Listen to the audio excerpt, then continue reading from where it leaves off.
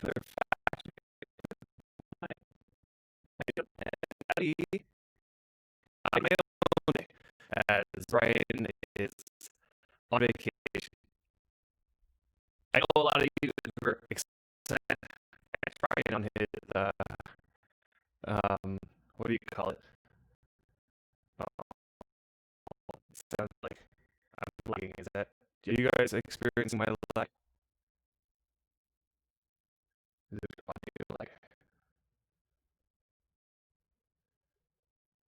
Well, anyway, everything worked out there. I'm just going to try to put it back on here.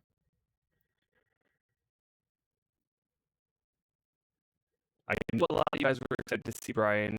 As last week we did our grand chess match. Yeah, it's probably me actually. Okay, give me a second.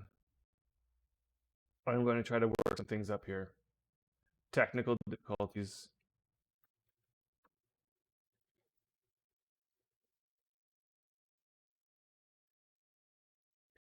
What I might have to do is change the settings on the game. So let me try that. Okay.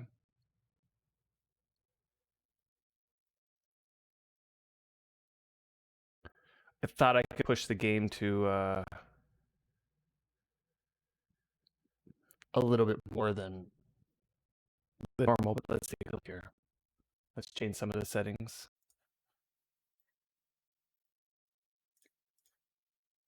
And this might clear up the sound. Let me know at what point does it get to the point where you can hear me nicely and clearly.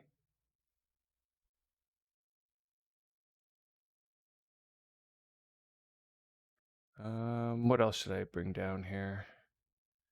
And maybe you can give me some advice. Let me just see here. Am I losing frames?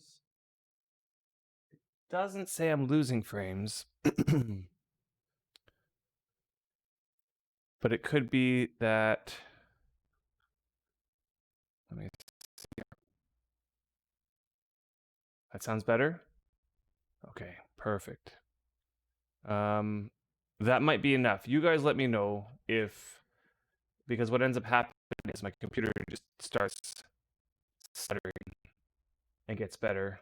Sorry, it gets worse as I decide to crank up the graphics of the game. See, normally I play Worm on low graphics settings, but when I'm streaming to you guys, I kind of want it to be a little bit nicer than the level at which I play at. So I just cranked it all up and hoped that my computer could handle it, but apparently it couldn't. Okay, so let's try that again. Welcome back to another factional fight. Plays Worm Online. And unfortunately today, as you can see, Brian is away.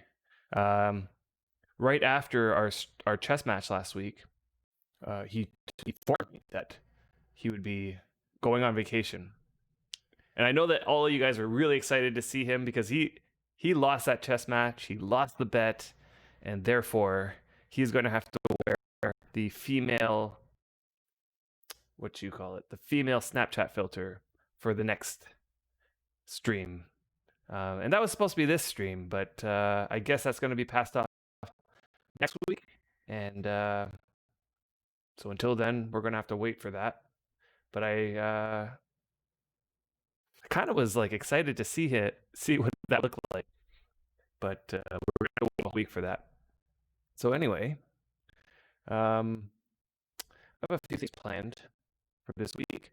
We'll see what we're going to do. But first, let's see. One thing you might notice is my food bar is a little bit rough. How was my aging going to be if I lost? Good question. Yeah. It was almost like he lost. He was going to get the punishment of having to wear the female Snapchat filter, and then he planned his vacation. He's out of here. It gets very choppy when moving game. Okay, you know what I'm gonna do? I'm gonna switch to a lower file. Okay, I'm gonna try this, and we'll see how it goes.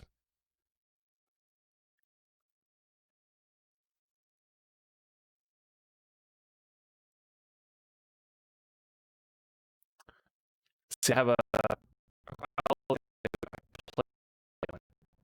that it's actually really, really low. And then so I created a medium,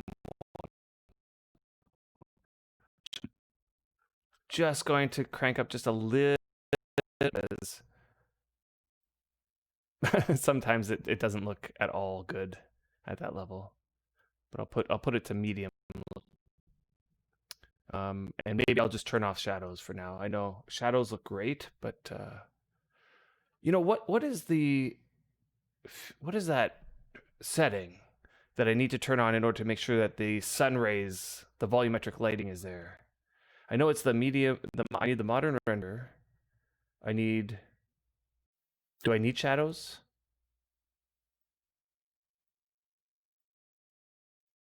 Do I need shadows on everything? I will have to check. I will have to. Okay, I'm going to put shadows to everything, but I'm going to keep the texture quality at medium. It might just be that I'm going to have to just bite the bullet and play on low settings. Okay, let's try that. Sorry about this, guys and girls. My computer is not necessarily the greatest. It is a laptop, and so it does have these problems.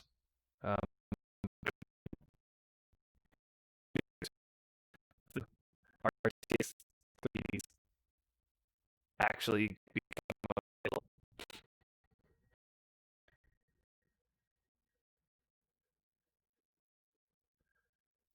Okay, it might be choppy just as it's in,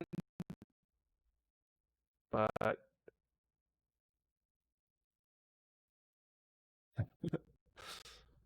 as I'm saying that, my frames is just. Did I cap my frames? I might have capped my frames. Yeah, I did. I capped my frames. Let's turn that up.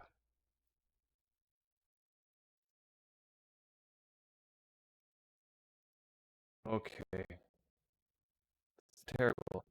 It's not terrible. But hopefully the stream doesn't get choppy. You guys, let me know again, Regan Nation, if the stream gets choppy. All right, let's start by saying hi to you guys. So who do we got here? We got Deathwind. How's it going, Deathwind? We got Regan Nation, Hingstree, Zed Cobra, Rippins, Trickle. I don't know if you can pronounce that. Trickle and Krintz. Drakeling, what's going on? The Suit Man. Zed Cobra, I think I said your name. Yep, Zed Cobra's there. How is everybody? How is everybody this Friday evening? I am so hyped to play some more online.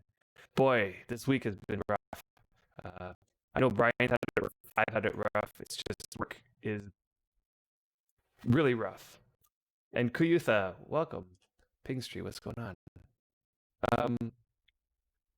Yeah, just finally get to settle in on in Worm Online. Yesterday was Rite of Springcast on Harmony, and I got home from work. I logged in and I realized I had like 4 hours of sleep bonus. So I spent last night just mining a little bit. Got a little bit on my mining. I increased it by 1, and then when I was all done, I might have had 2.5 hours, maybe just under 2.5 hours. But I had to just go. I had to get away after work this morning. So I sailed over, got the refill of sleep bonus. And so, yeah, I'm back up to full. Now, a couple things have been happening in the Alliance lately. We've been seeing a lot less people being logged in, which is to be understood. You know, this school year started, and I'm sure people are getting back to their life. Perry and Zetrin, what's going on? Yeah, I know you haven't seen a solo Adam stream in a while. I know. Brian dipped out of his. What do you call it? Like, it's not a punishment, really. It's like he lost a bet, and the bet was for he has to wear a female Snapchat filter for the entire stream the next time he's on. And so the next thing he books a vacation so he doesn't have to be on the stream. That's not true. He had a vacation in the works. and we completely had forgotten about it when we mentioned it. Uh, and so he'll be using the female Snapchat filter next week. It's a commitment. Yeah, it's like a yeah. He still has to do it. Totally, he still has to do it. Yeah. And Zetran, how your streams been lately? I know that you became a member of the Valerie Entertainment Network, which was a lot of excitement around that. Oh, it was like this was weird, and then you reloaded the page, and now it's fine. Okay, good, good. Yeah, I know. It's so weird with Twitch. There's always one thing or another. Um, and so one of the main alliance members here, who is taking a short hiatus, he was the alliance chef, and he did the cooking, and he set up this nice little shop over there. He called it the Alliance Grocer, and he put all his extra food in there, and he kept us fed. And now he's taking a hiatus, so the food pantry is getting a little bit bare. And I had done a little bit of hot food cooking so far. I think my skill is, let's see. I think I put it over here. Nope, put it over here. There it is. 27. So I have 27 hot food cooking, which is nothing really to go call home about, but at the same time, it's better than everybody, at least most people in our alliance. And so I thought, I'll just do a little bit of hot food cooking for us. But I haven't really been getting the materials prepared for it all. So today, what I'm going to do is I'm going to roam around some materials. Katz has been so kind to let me raid her pantry, so we're going to look into that. And I thought I'd go milking. try some milking, get some cheese making going. And the whole goal today is to see if I can figure out pizzas. We may not get there. So if we can't get pizzas, maybe we'll try something. I don't know. We'll try something. We'll make dumplings or something. Something that'll fill the belly. I might do a bunch of breakfast making just to get myself warmed up with that. And yeah, we'll see how it goes. We'll see how it goes.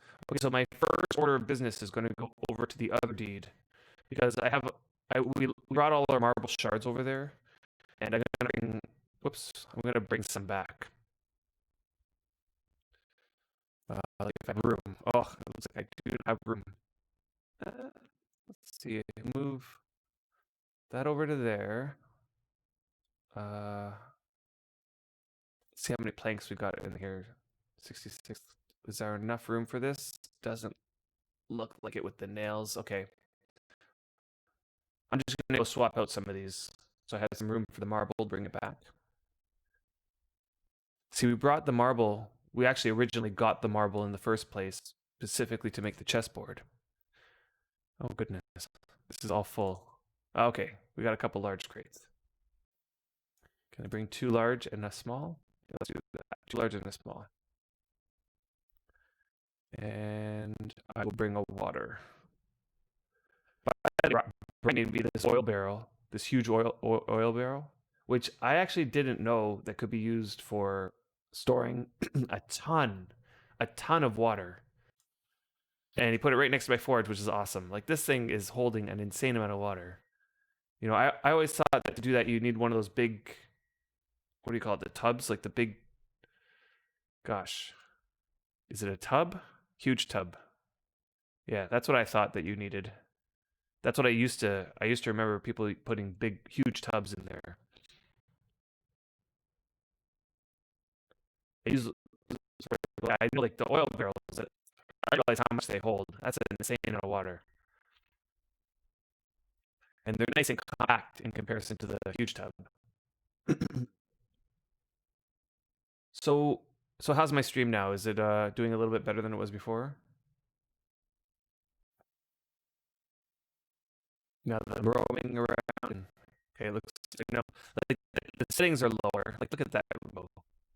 I know I said the rainbow is so nice, but here's a little bit cartoony, I suppose. A little bit tiny choppy voice.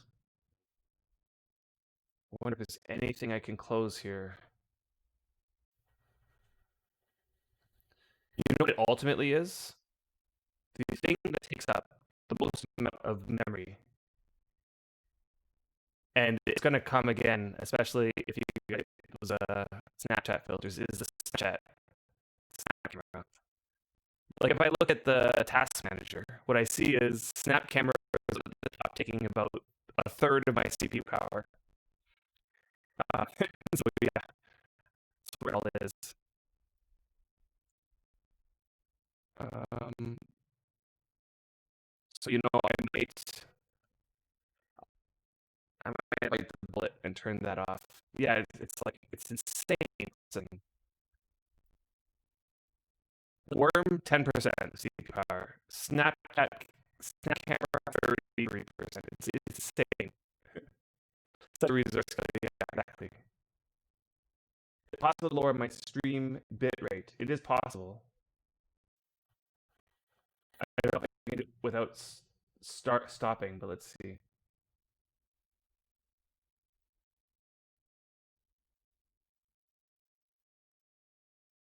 Oops, I got stopped there. Hold on.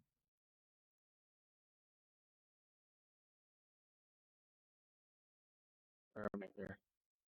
Okay, so I just lowered it. Oh, so, yeah, solid, yeah. I make it start. Yeah, it's true. I know. I kind of do want the voice to be good. Like, did want to have the snap camera stuff just to play around with it. It might come down to if I disable that, then it'll definitely fix everything. And if it needs to be, then that might be something I do. One thing I fear is that somebody, yeah, one thing I fear is that somebody pops the snap camera, and then all of a sudden everything goes to crap. So let's just double check here if I can close anything else. Close that. There's really nothing else running, honestly. I have a Chrome window open, but I think I need that for what I want to do. Oh, it will be a shame if I have to take away those snap. Yeah, it became clear because I probably stopped moving in the game. But the moment I start up again, and it's gonna, yeah, when I stand still. So don't move, just stay right here. The game is definitely using up some power, but it's definitely Snap camera. Hold on. Let me check something.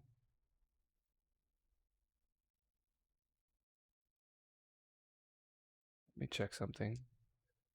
Ugh, I thought I could lower my resolution on the camera because the camera is like really tiny, right? Like my little window there is really tiny, so it doesn't need to be streaming it at 720p. But that's the lowest setting I can set it for. So yeah, I know we can live without snap filters, definitely. So let's see if I can. Yeah. The only issue is that people could still spend their points. It's just not going to do anything. Is the problem. Hmm. The other thing is, I have it set to grab it from the snap camera. So let me. Okay.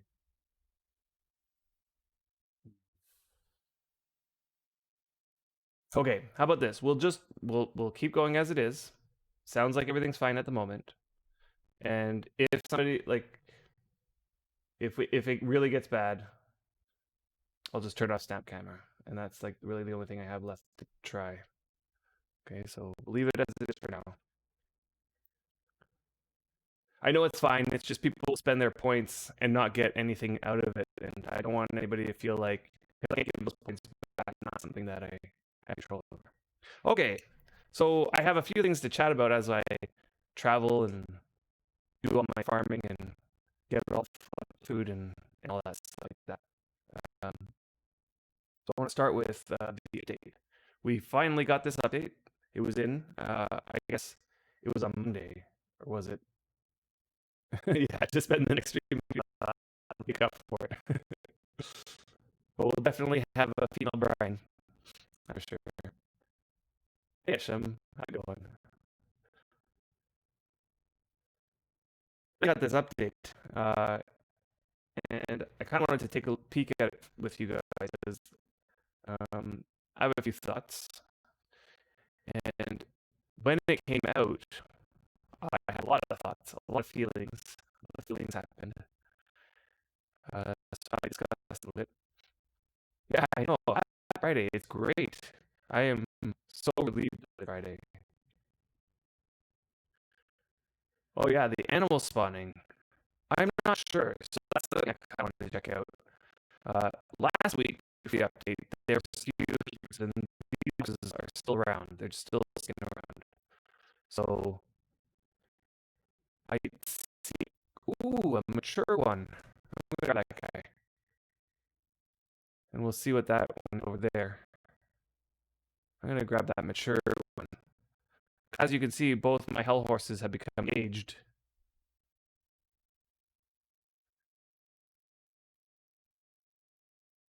I'm gonna have to get off and climb a little bit. Let's get the stamina.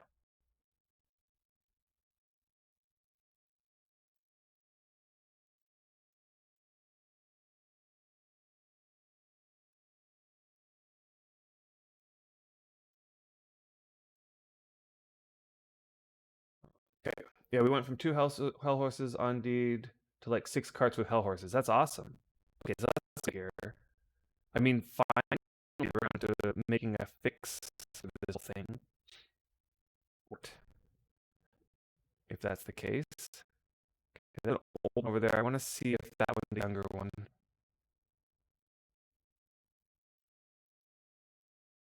Just gonna go peek over there. I do have horses. I have some AB foals that just came. My first bred foals. That one's venerable over there. Okay, so that was one item that was on the update that I think was more than needed.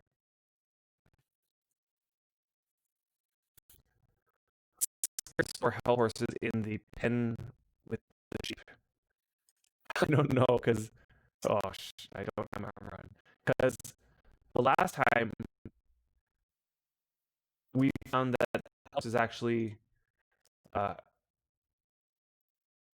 killed Britain's men. Oh, stop hitting me! Stop hitting me!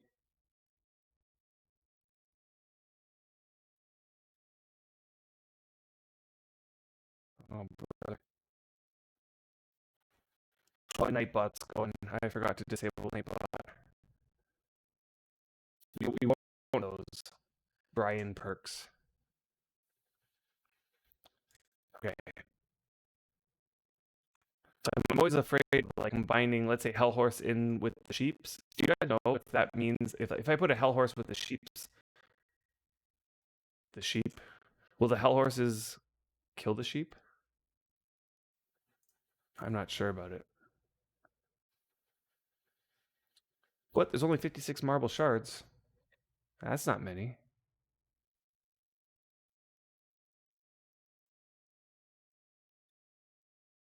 And I think that's it actually.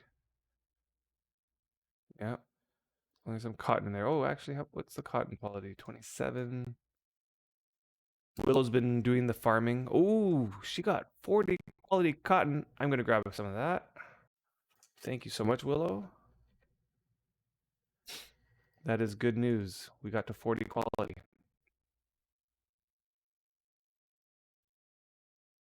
And look at all this field of cotton. That's awesome.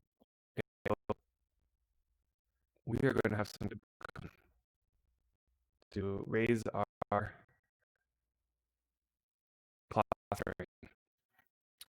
It's quite myself lately. Oh, one more thing I wanted to do while I was here. We've been spreading ourselves thin. At least I've been spreading myself thin. I started up a faux priest. and an alt, like a battery, so that I can start casting them life transfer at some point eventually.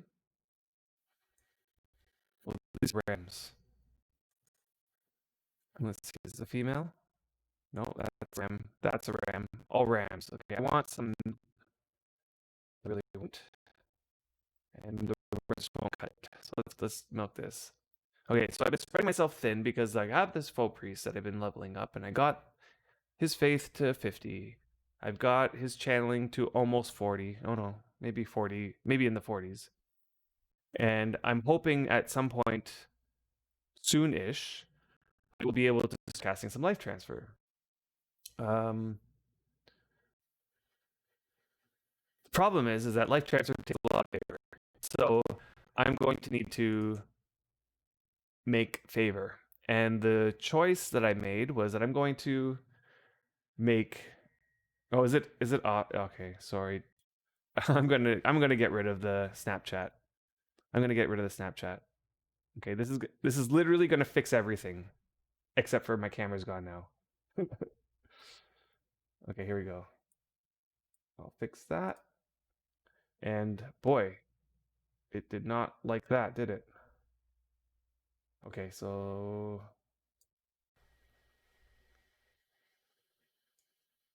at some point or another, I will get to the point where I can start chatting about this thing.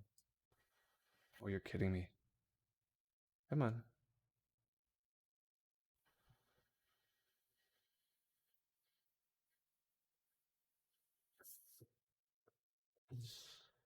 Oh, I'm struggling. I'm struggling. Stay in the middle. There we go. I wish I could lock it. Can I lock it? Lock. That's not right. Lock preview. Okay, anyway. Let's move this here. Let's make it.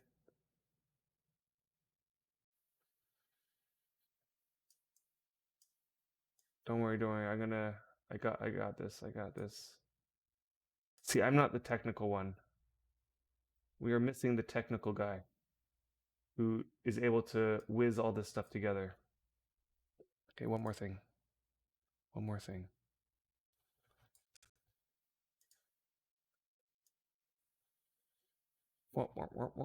There we go. All right. Whew. Yeah, I know. You need 120 faith between both accounts. I know. I know. So I'm going to have to get my faith up to 60 on both accounts. My highest account is currently at 50. I want to say 52 almost. And then one more thing. There we go. That looks better. And I'm just gonna just get me into the center here. And if I go this way, okay, yeah, I'm in there. I'm in there. Okay.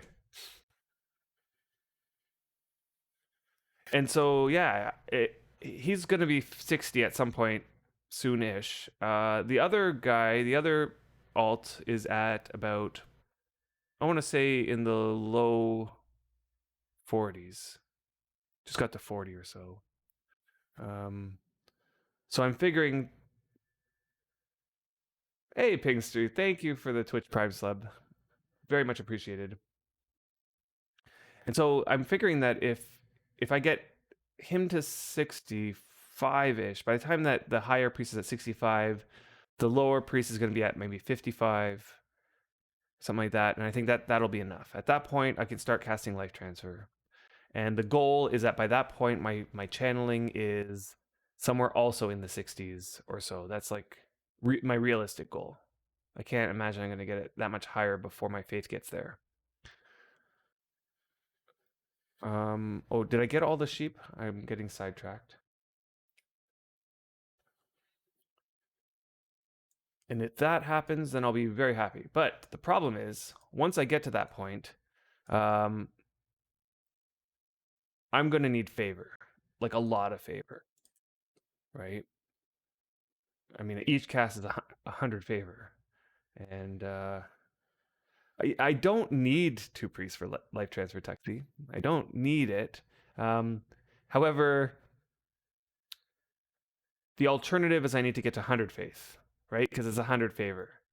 So I could get my priest up to 100 faith, and by the time I get to that point, I won't need two priests to cast it. But right now, my priests are like at 50. My main priest is at 50 faith, and I'm trying to see if I can get to cast life transfer as soon as I possibly can. And so that's going to be right when the sum of both faiths on both my priests are 120.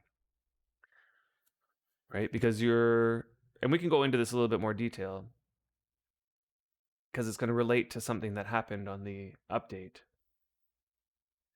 And before I get into the details of that, I wanted to address something that I realized. We've been streaming this game for a long time, right? We've been streaming for, it's probably coming up to 8 years now. Priest details, yeah. And I realized that over the years our show has changed a lot. Like that's not what I realized, but and because it changed a lot, and because we've grown so much as a player in this game, we tend to discuss things that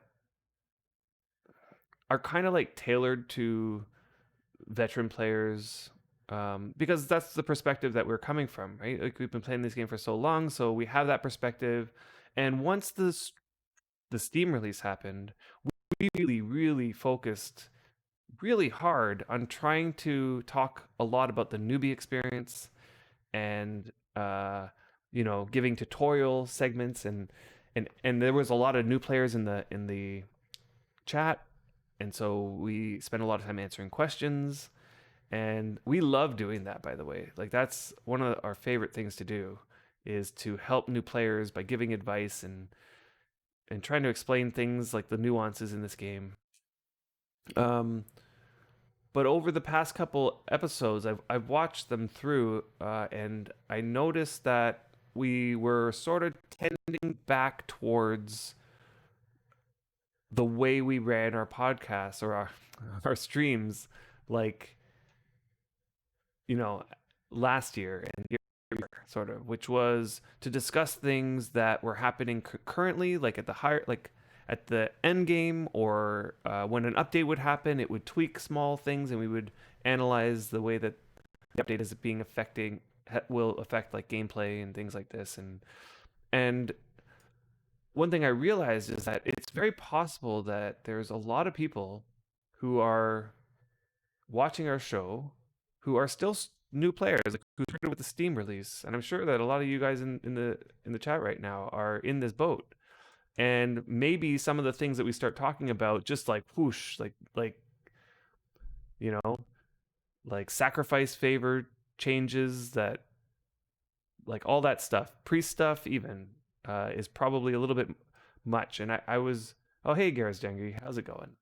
Welcome tonight. Welcome to the stream. As you can see, I'm by myself, so Brian dipped out from his obligatory female Snapchat filter. So I was thinking about how that might come off, like how it might appear when we're delving deep into things like sacrifice favor and end game content and this sort of stuff. What it might appear to be like, what it would look like to a new player. And I think I'm going to consciously try to not go too far, not go too deep into things. Maybe like if I do go deep into them, I like explain, like start from first principles. That's probably a better way of putting it. I'm going to start from first principles and explain things a little bit more completely before going off on a rant about things, which I have a feeling might happen today. Okay, so now that I got that out of the way, if ever I get to that point where I'm going too far one direction, just let me know and ask questions along the way, and I'll be glad to clarify it. It's more likely that I'm not aware that I've gone too far in my rant. Okay, so let's take a look at the update together. That's one thing that I have set up here, I think. Again, Brian's the techie, and so my rants are fun. Yeah. Hopefully you're seeing a web browser there. Let's see. So the big one is this top one here, and I'm gonna come back to that, but it's changes to item sacrificing. No beer tonight. Yes, I know. Here's the thing. Work started again at the beginning of September, and I drank my last beer that was in my fridge right at the end of August. And I made the decision that I'm going to try this time around to just not drink, just get rid of alcohol, and see how it goes. You know, like I was finding that I was overtired, and I'd wake up the next day and I'd not be fresh, relaxed, or whatever. And so I decided to get rid of alcohol just to see. There's no controlling me anyway. Yeah, it's not me. I'm not the problem. It's Brian's the problem, and he'll readily admit that. And hey Willow, how's it going? Okay. How? Actually, maybe I shouldn't ask. I was about to ask how the Pomona stuff is going. But then I'll get you starting to rant, I'm sure. Okay, let's get this marble in here. I noticed, Willow, that you got some 40 quality cotton over there, and that made me very happy. So I'm moving it back over to here, just so that I can work on my cloth tailoring a little bit. Thank you so much for that. Okay, so let's look at this update here. Okay, so we have changes to item sacrificing. I'll come back to that one. Okay, let's take a look at the smaller ones. So you can now portal to Defiance directly from the portal on the tutorial server, which is a great, like, I mean, why wasn't that there at the beginning? I don't know. That's something that had to be there. But it's there now, so we're all good. Creature spawning should now be again more distributed around the map. And, you know, who was it that was saying that things are better? Was it Pinkstree? Anyway. Yes, it was Pinkstree. So that's good to hear. Yes. Okay. We will get more bins going for sure. I think a bunch of these are empty over here. Whoops. A bunch of these are empty on the D, so I can move those over. Okay. So if the creature spawning is fixed, I will be very happy. I really hope to see, you know, a good distribution of aggressive mobs, particularly for hunting purposes. In the first couple weeks, we were working on our skills and we got our fighting into the 20s. But since then, it's been super hard to level up our fighting because there was literally nothing to kill. So I'm really hoping that this will fix it. Okay, Garaz, you're saying that you've definitely seen stuff around. That's good. And I'm going to explain the new favorite system. I totally will. So especially for all of you who are newer to the game and who don't really understand the priest stuff, I'm going to start from first principles and really try hard to make it all make sense to you. Okay, so that's coming. Okay, and Willow, you see more today? Awesome. Okay, awesome. Even wildcats, wolves, bear. Okay, that's music to my ears. Like those are the types of mobs I want to see. The little easy ones to kill, like wolves, wildcats, even bears. Like I can kill a bear. Spiders are good. You know, trolls are like, I mean, I like the fact that trolls are around because they add the element of getting your heart racing and having to run away and stuff. I really wish things would run just a tad bit faster. I feel like lately, anyway, I feel like getting away from mobs is too easy. But maybe that, I don't even know actually. Maybe, how are you guys finding it? Like if you're walking around without a cart or something like that, you're walking in the wilderness and then something attacks you, are you guys feeling like you're able to get away from them easily enough? Because I sure feel like it's too easy to get away from things. Um, you have a beer spawner next to your D that spawn 1 to 2 a week.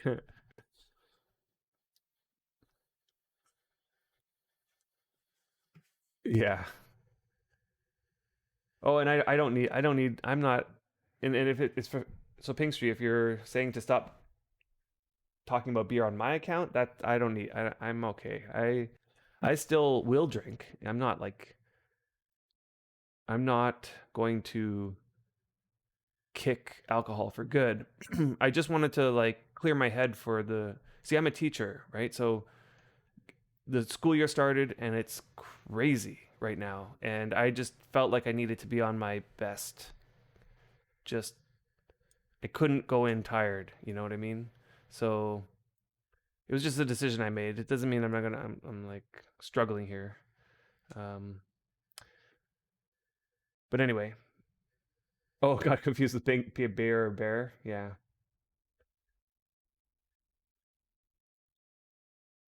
And you don't, Drogos, you don't play this game for combat. You think it's nice not to die. Yeah, yeah, I know.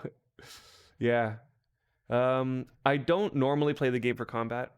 Um, I remember when we first started playing this game, we didn't work on fight skill probably until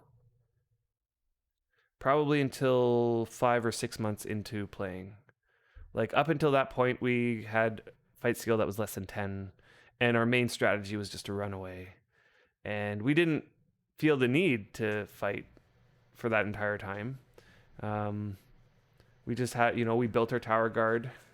We never relied on spirit templars unless they were on somebody else's deed. We never had a spirit templar ourselves. We just relied on our tower guards, and that was good enough.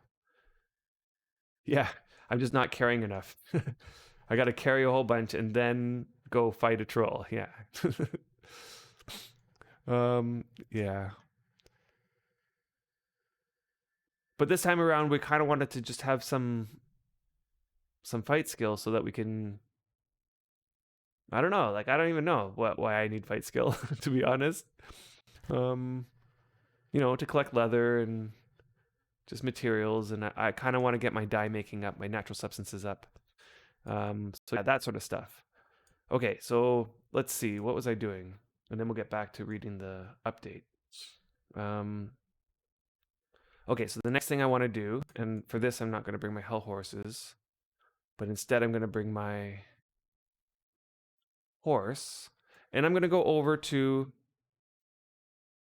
Hmm, I got to think this through.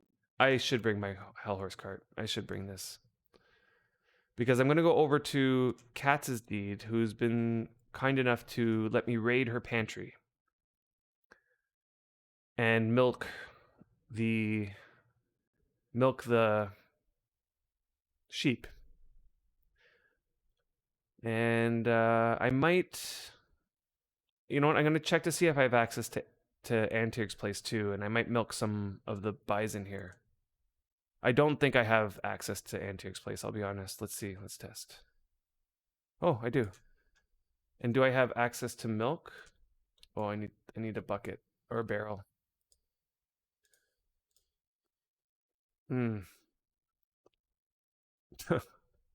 Okay.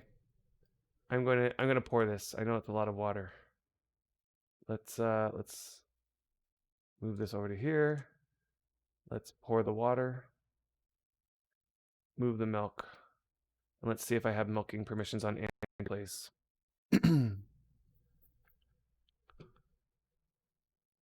Chunk. I have a feeling that's a male. Yep.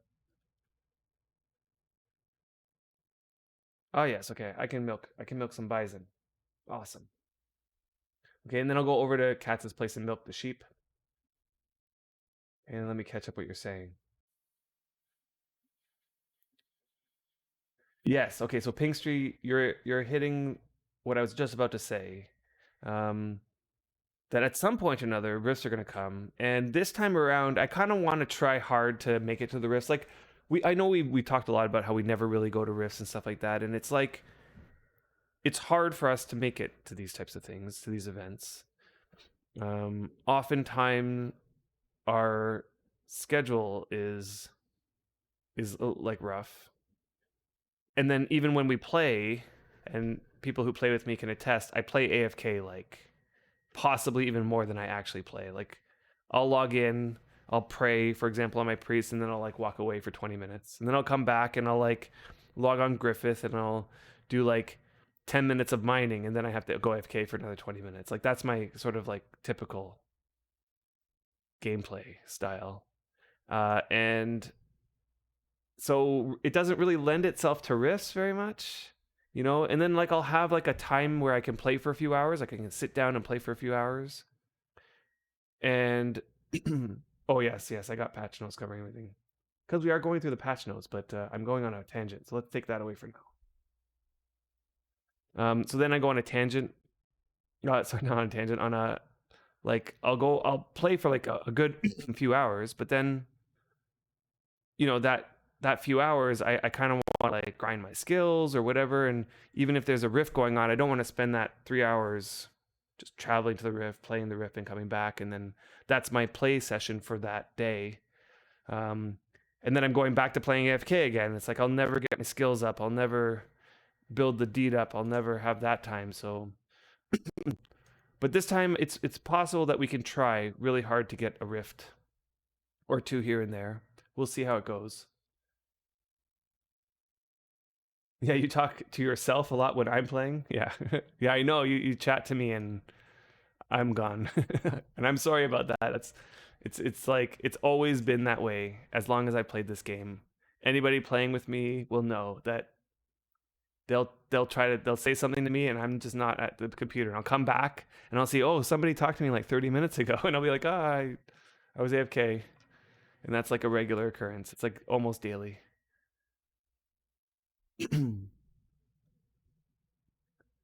Yeah. Okay, so now that I'm doing something, we're gonna go back to the and we're gonna go back to this update because I want to see if there's a couple more things that like there's a bunch of stuff that doesn't really apply to PVE, like Defiance creature caps have been increased, killing and bred zombie creatures no longer increase bloodthirst power. Like none of this stuff really matters for PVE. Bloodthirst is a spell that you put on your weapon to make it something. I don't even know, hit harder or something like that. I've never really played around with Bloodthirst. It does definitely feel like a PvP sort of thing. And this one right here, enabled back fatigue on Northern Freedom Isles. And since that one has been mentioned, and you go onto the forums and there's a forum thread about fatigue, it's definitely piqued a lot of new players' interest because I don't think new players knew what fatigue was. Okay, so I'm going to go through that in just a second. Let's see what else is there. King's coffers on the Northern Freedom Isles should again function properly. Okay, that's a big change that probably needs a little bit of talking about, and I'm very happy to see that change. And fix Valray mission items spawning in predictable places in certain cases. Okay, so they want them to be more random, I guess.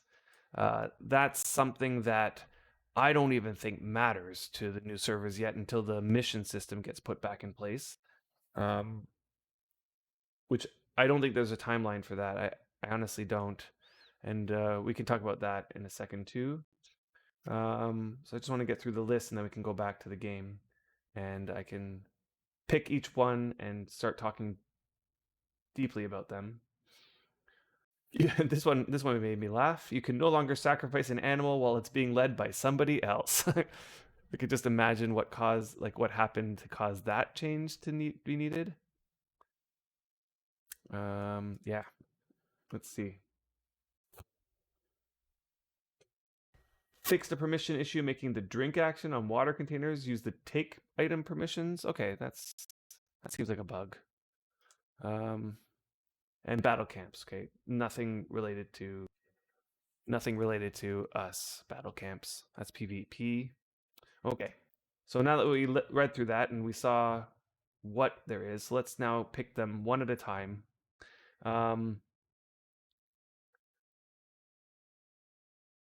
What should I start with? Let's save the priest stuff till later because I have a long rant about that. And let's start with fatigue. I'm curious to know, like, how many people, even the old players, how many people does fatigue affect? And I'd venture to say it affects such a small proportion of people. So let's start with what it is. Fatigue is a system, very ancient system, that was originally intended to prevent macroing or deter macroing, I might say. And potentially it was also intended to like reduce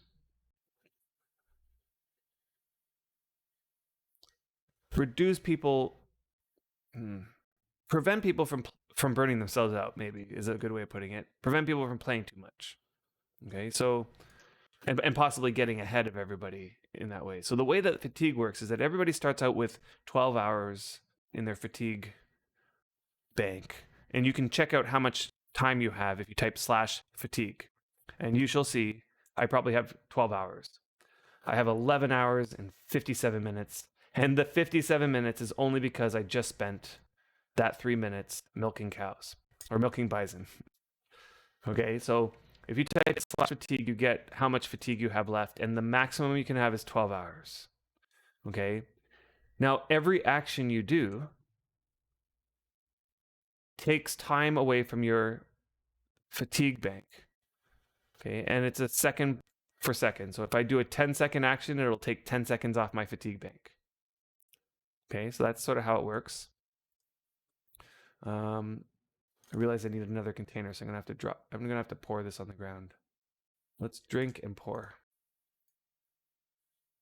So I can put the sheep milk in here, the bison milk in here, and now I can milk some more sheep. Okay. So when that timer gets down to 0, so if you use all your fatigue, then what happens is your stamina. Actually, you know what? I'm not actually 100% sure what happens because I've never been there before. I've never got this down to 0. But something happens to prevent you from doing anything. It might just be that you can't perform any action. So I'll try to right click and milk the sheep, and it'll say you are too fatigued or something like that. Okay, so fatigue regens almost as fast as you can use it, Garrez. Okay, that's quite impressive. That's quite impressive. Okay, so now the rate at which it regens, it will regenerate 1 hour every 3 hours that pass in real life. Okay, so every 3 hours that pass in real life, you'll get 1 hour of fatigue back. There's a little message that you get. It's in green in the event window that says something like you feel rested or something like that. Okay, so when you get that little message that says you feel rested, that means the fatigue timer just ticked and you got a 1 hour added to your fatigue. Okay, so as I go along here and milk these sheep, right, I'm going to be spending 10 seconds each milk towards this fatigue. It's going to take 10 seconds off, and at the 3 hour mark of playing, it's going to pop 1 hour back. Okay, so most normal players will just keep regenerating at a rate that they play. And the other thing to know about it is that it regenerates while you're sleeping. Okay, so while you're offline, it'll keep regenerating. So, all you need to do is turn the game off, you sleep for 9 hours, you get back on, you turn the game back on, and you will have gotten 3 hours of fatigue back. Okay, and like even like you see the time that I'm standing here, I'm walking over to this other sheep. This time that I'm doing that, my fatigue's not going down. Okay, so fatigue only goes down when you carry out an action. So as the action goes, I'm just going to lose 10 seconds there on my fatigue bar. Okay, so yes, it is very hard to get your fatigue that low. Now, the way people do it is you have to do an action where you don't have to really move around very much, like mining, for example. You can just stand in front of a vein and you mine. Okay, so let's count this out, right? So let's say you start with a full fatigue bar, right? And you mine for quite literally 3 hours straight. Like you're on it every time you finish an action, you start another one, and you do this for 3 hours straight. Okay, so now your timer is at 9 hours. And because you waited 3 hours, it ticks back. So you get an extra hour. So now you're at 10 hours. Okay, so you've gone for 3 hours. Your fatigue bar is now at 10 hours. And let's say you decide, I don't want to stop. 3 hours is like child's play. I'm going to go for another 3 hours. Okay, so you now have been mining for 6 hours. And the fatigue timer is now down to 7 hours. But because you've done it for another 3 hours, it ticks back to 8 hours. Okay, so you see how this is going? So now your fatigue bar is at 8 hours. You've just been mining for 6 hours straight. Like you haven't stopped.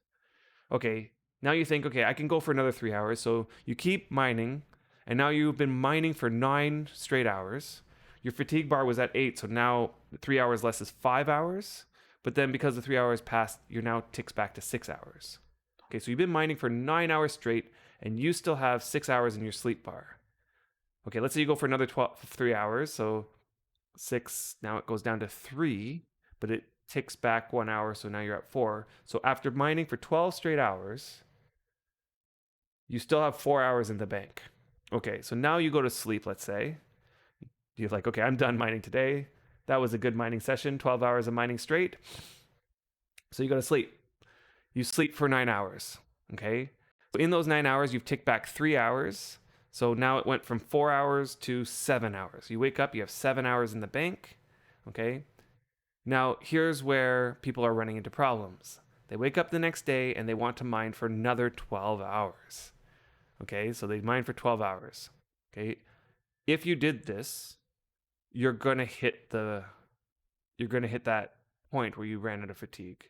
Okay, because you only have 7 hours in the bank, and in 12 hours you're only gonna regenerate 4 more hours of like 12 hours. There's 4 times 3 is 12, so you have 4 regen ticks. So you had 7 hours. You're going to regen 4 more, so now you have 11 hours. So if you tried to mine for 12 more hours that day, you're going to hit that point where you ran out of fatigue. Okay?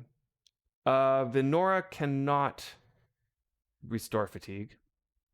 Venora has a spell called Wisdom of Venora, and the way that spell works is that it'll give you sleep bonus at the expense of fatigue. Right? So it actually lowers your fatigue, but it gives you sleep bonus. Okay, so that's how that spell works.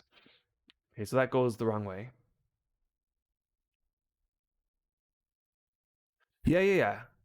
I know. I counted okay, so let's go back to the moment you woke up. Right? The moment you woke up, you had 7 hours of sleep bonus, right? Not 7 hours of sleep bonus, 7 hours of fatigue, right?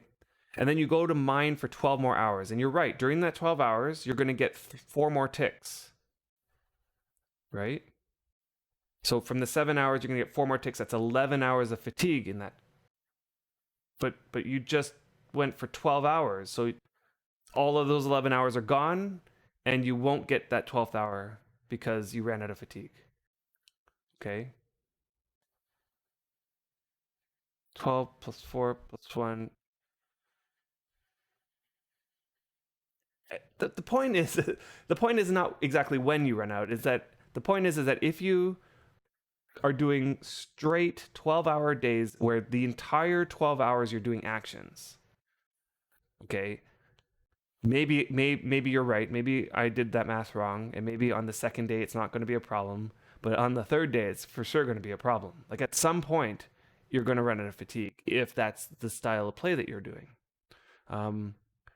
Now, in general, the way that if you want to ride the max, like you want to just push as far as the fatigue limit will go without running out of fatigue, then the way you do this is you use no more than 8 hours of fatigue a day. Right? 8 hours. If you sometimes you can go over 8 hours. and sometimes you'd have to go under 8 hours. But on average, if you on average stick with 8 hours of fatigue a day, which is honestly a lot. Like, we're not talking about 8 hours of play. We're talking 8 hours where the action bar is going up. So this whole time that I'm sitting here, like you go AFK for a bathroom break, you anytime you stop, you're not wasting fatigue, right? So I'm literally talking about 8 hours of action timer a day. You will never run out of fatigue. Okay, ever. Okay, so yeah, and it's not, yeah, you can play for 12 hours just as long as only 8 of those 12 hours action timers are going. So, like, spend some of that time getting in a cart and riding around. Like, you know, some actions that don't take fatigue. For example, fighting. Fighting does not reduce fatigue at all because there's no action timers, right? Yet you can still get skill that way. Um, Okay, so 8 hours of constant action wouldn't be very productive either. You'd be at 0 stamina the whole time. I know, I know. Like, you have to wait for your stamina to come back. You know, there's all this pausing that's happening that, you know, in the people who hit the fatigue cap are the people who are literally playing 16-hour days. Like, that's really what would happen. They play for 16 hours, then they go to sleep for 8 hours, then they play for 16 more hours, and then they go to sleep for. And the other thing is that they have to be playing only on one character. Like, they're only playing one character because if you're flipping, I mean, or they're very good at multitasking because they'd have to flip and make sure they don't stop action timers. Every time an action timer is done, they have to start the next one. Um, yeah, it's to me, in my mind, I don't see how that's maintained. Do you know what I mean? Like, how long can you keep that up? Like, you're not even stopping for a day. You have to keep going every day. Because the moment you stop for a day, if you don't play for a 24-hour period, you're going to collect 8 hours of fatigue back. All these are young, so they're not giving me anything. Yeah, you also hate mining now. Okay, so let's see what you guys have. Yeah, you pull nighters. Totally. Like, oh, I see. You're saying it's not even possible. Yeah. Okay, let me go back because here, let's see what you guys have been saying. Yeah. Okay. So Grinning Hound, you have 3 hours and 52 minutes. So yeah, that's crazy that you have 3 hours and 52 minutes. I think in all the years that I played this game, I don't think I've gone lower than 10 hours. Like, I'll be honest. I do play in a very peculiar way though. I'm AFK for most of it, and I do not have the time to play Worm every day because my days are mostly taken up by work and then family. Those are my two priorities. And Worm is definitely not on that like, not up there. Um yeah, so like, if you're one of those meta gamers, all you need to do is maintain an 8 hour of action time. Like, use 8 hours of fatigue a day, and you'll regenerate those 8 hours in the 24-hour period. And that's a lot of playing. And if you want to go past that, you want to play more, I recommend playing like an alt character, right? Like, if you love this game that much, I think it's worth the investment of playing a second character. Um, yeah, so Tuxie that it was like 16-hour days, super unhealthy. Yeah, like, you can do that. It's just, how long can you keep that up for? Right? Burnout is a real thing in this game. I forgot something. Yeah, burnout is a real thing. You if you're playing 16-hour days and you do that for a month straight, um, I don't think you're gonna be playing for all that much longer. And at that point, fatigue doesn't matter anymore, right? Because you're just done with the game.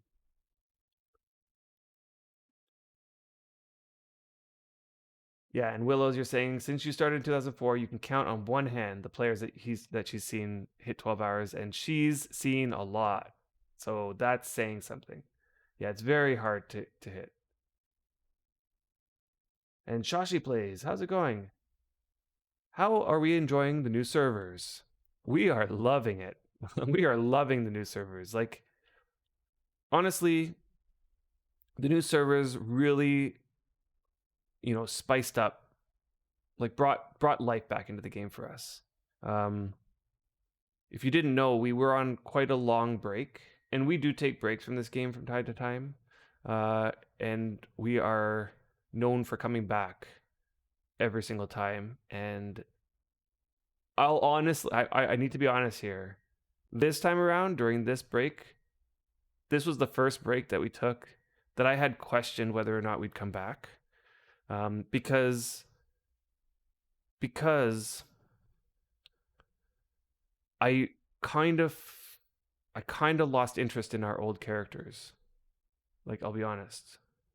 Like, our old characters, I don't know if I can ever go back and play those again. I honestly don't know. They are super powerful. They're super high level. And they can do lots of stuff. Like, I have a priest with 95 channeling, and a priest deed and a whole setup with 50,000 favors sitting in a bin right there, just ready for casting. And I have my blacksmith has 99.8 blacksmithing.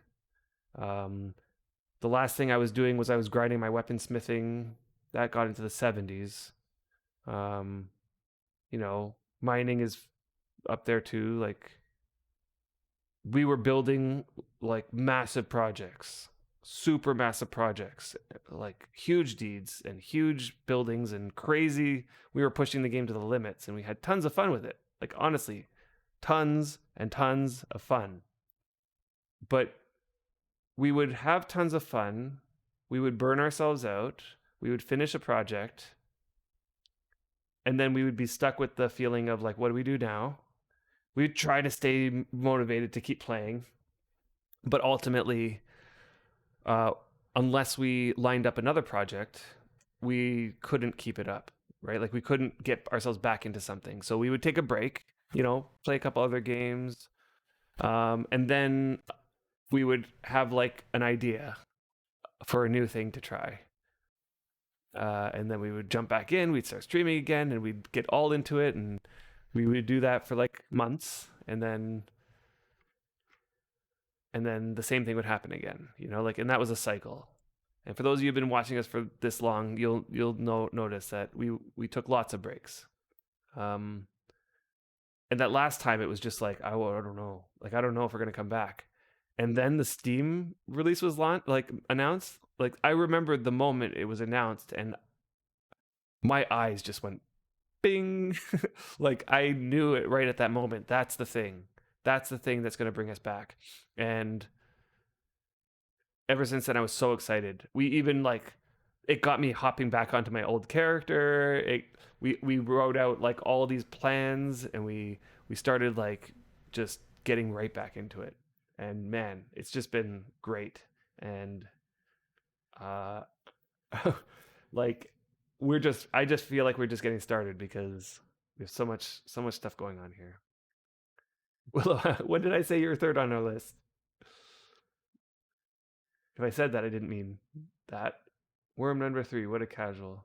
Oh, I see what you're saying. Work, like, I guess my priority is family, work, and then Worm. Friends are probably above Worm too. Like, you guys are my friends.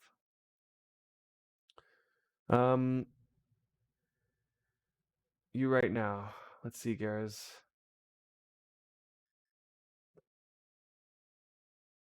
So this is Garaz right now.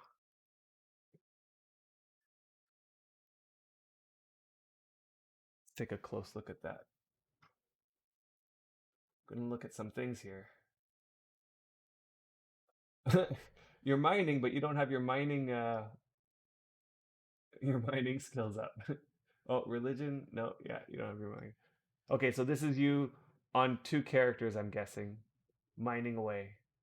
And I can't tell if that's like a vein. Nope, that's a cave wall. Yeah, mining away. I love mining in this game, by the way. That's one of my favorite things to do, is mine. I'm one of those crazy people who, and I know there's a few others who are like me, who just, it's like you're mining away and you bump into a vein and you're like, yes, I have another vein to to mine out.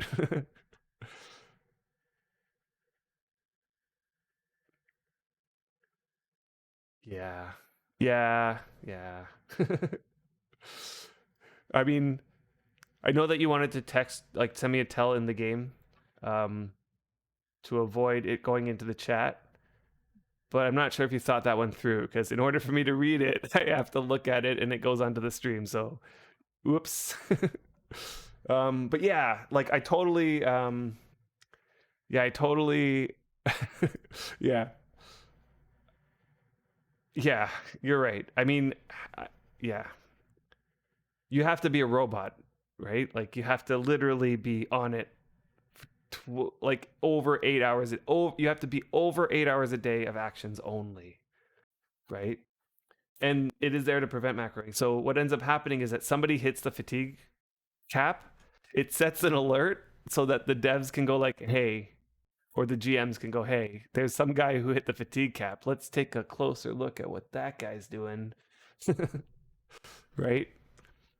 I think that's the whole purpose of it, so that it draws attention to the people who are potentially macroing, right? And that was why it was put in place in the first place. But also, man, like I feel like it's unhealthy to keep that up. And so if you're really not macroing, like the fatigue timer is there to say go to bed, like get some sleep, man. Like put like I don't know. Take a break. Take a break. Okay, let's see. Did I get everything I want? Um, hmm. Cats, I want to, like, she did say take what you want, but I do want to leave her some stuff. But at the same time, I do want to make food for everybody, and I feel like I need more. So let's see. Let's see what I can take. Oh, and I want some bread. But she does not have very much grains here. Let's see, just low quality grains. Wait, those aren't low quality. Where's the low quality bin? There's the low quality bin. Let's see, any grains in here? Pumpkin seeds, sugar beets. No. Mm, mm, Am I missing it?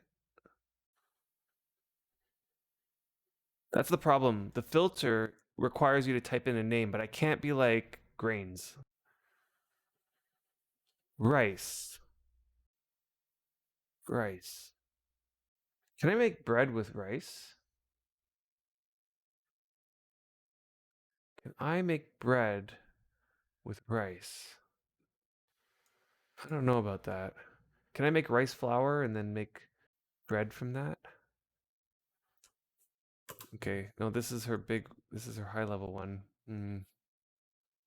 See, I did want to try some bread. I just don't want to deplete all of the. Yeah, you can't. No, rice won't work. Okay. Like she has some barley and rye here, but and like 8 more here.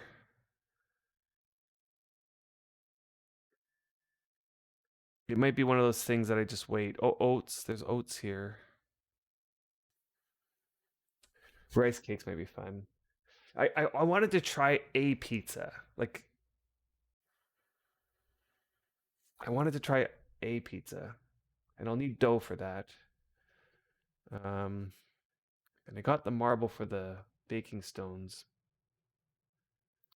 So maybe I'll just take a little bit of the barley for now. Give you 8 minutes. Yeah, they should reward you for putting so much time into, like, you know, there is the rewards for um premium, for staying premium for a while. If you keep premium up for 12 months, once you've been in the game for 12 months, unless they've changed it, you will receive a spyglass, which is a great reward. Okay, so I'm gonna take 5 of each just for now. And I'll take, let's see, there's barley here.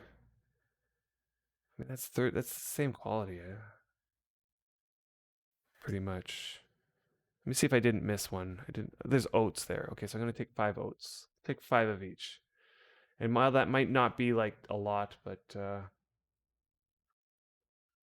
yeah,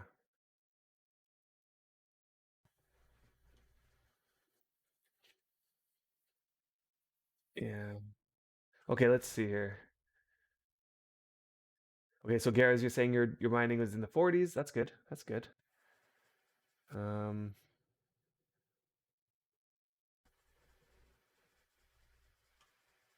yeah.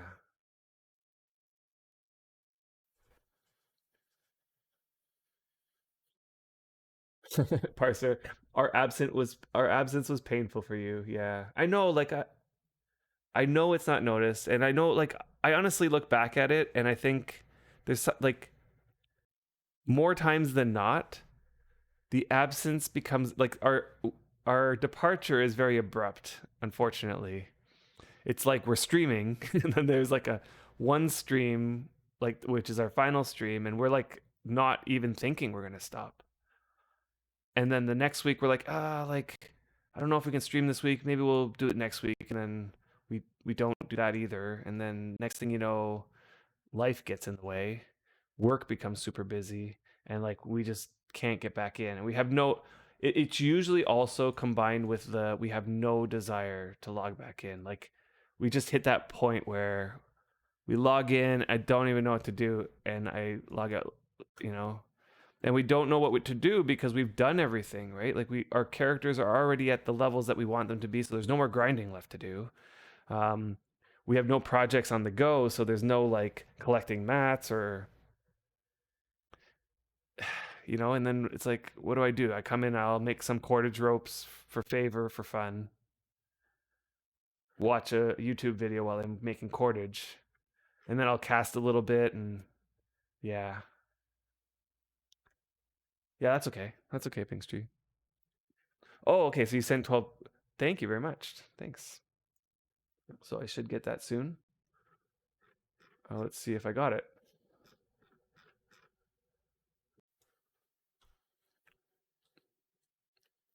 Okay. Should be soon. Okay. So what I'm going to do is I'm going to first warm myself up with some grinding. I'll grind out some hot food cooking. And I don't have a good setup here really uh, for it. I'll have to work on that setup. I was thinking, maybe I should work on that setup instead. We have some time, right? And how long is it going to take me to make some pizza? Like probably not the whole stream. So maybe I'll spend some time first getting a better setup. Okay, so currently the setup is this. We have an oven with 16 frying pans, 15 pottery bowls, a measuring jug, a few cauldrons. I have my knife here. What I want is some baking stones, a mortar and pestle, and potentially another oven, so that in the future, what I'm going to do is make more either frying pans or pottery bowls. I haven't quite decided yet. Get another oven that is filled with them so that I can do some more serious grinding. At some point later, I'm hoping to use a different building, potentially this one over here, and make a room that's particularly for hot food cooking grinding. Because this room is definitely not ideal for that. There's too much stuff going on here, and I want just oven, oven, oven, oven, oven, oven, oven kind of thing. So for now, we'll just make another oven. Let's start there. We'll make another oven, and hopefully that extra wheat is going to come in from Pinkstree. Thank you very much for that. You just bought 1,000 grain off of auction? Wow. How much did that cost? I wouldn't worry. Don't worry about it because over time, like I don't need that much.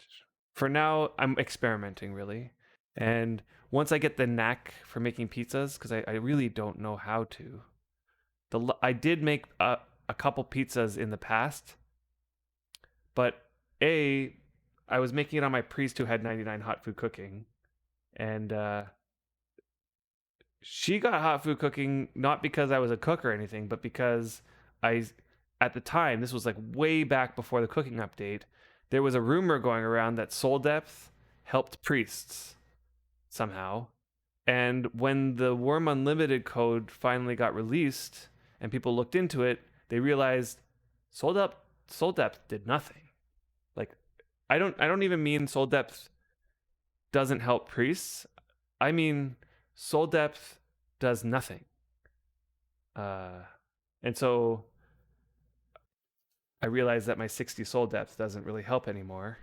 And so I stopped hot food cook grinding, but I was already at 99.9 or something like that. So then the new cooking update came out, and I thought, I'll give it a shot. I bought a whole bunch of veggies, like 1,000 of each type of veggie or something like that.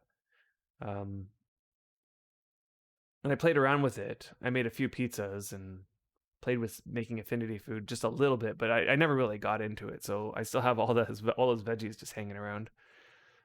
Okay, let's see. I'll start. Can't carry very much of that. Let's make sure. Do I even have clay? Do we have clay? There's 3 clay there. That's not enough. There's the clay. Okay, so not very high clay. Oh, I don't need that much. I wanted just 11. Let's try that again. 11. Okay. And let's make it right here. I'll just push it over once it's done. Okay. 4 silver, yeah. 4 silver for 1,000 is actually better than I thought. That's good. Prices are coming down. I understand the reason why the economy has been the way it has. I know a lot of people have been really upset with particularly older players, right? Who have come from the old servers, and they're particularly upset about the fact that they have to pay a ton of silver for stuff that they would normally on the old servers not have to pay that much. And I understand that feeling, but at the same time, I've thought a lot about it, and there's two things that are impacting it. Okay, I know a lot of people will claim it's supply and demand, right? Supply and demand, and for sure, supply and demand is definitely something. And yes, I've seen the affinity calculator. That's what I used. Again, I'm not like that well versed in it in the sense that I haven't used it that much. But we'll see. Okay, so supply and demand has caused the economy to be the way it is. Everybody wanted cotton right off the bat. People want veggies. People want meat. People want bulk materials. People want dirt. Dirt is a big one. And the problem is that there's not that much supply of that stuff because everybody has low skills and it takes a long time to collect the thousands and thousands and thousands of dirt that people want, and so on and so forth. And so that's definitely, hey Zek9, what's going on?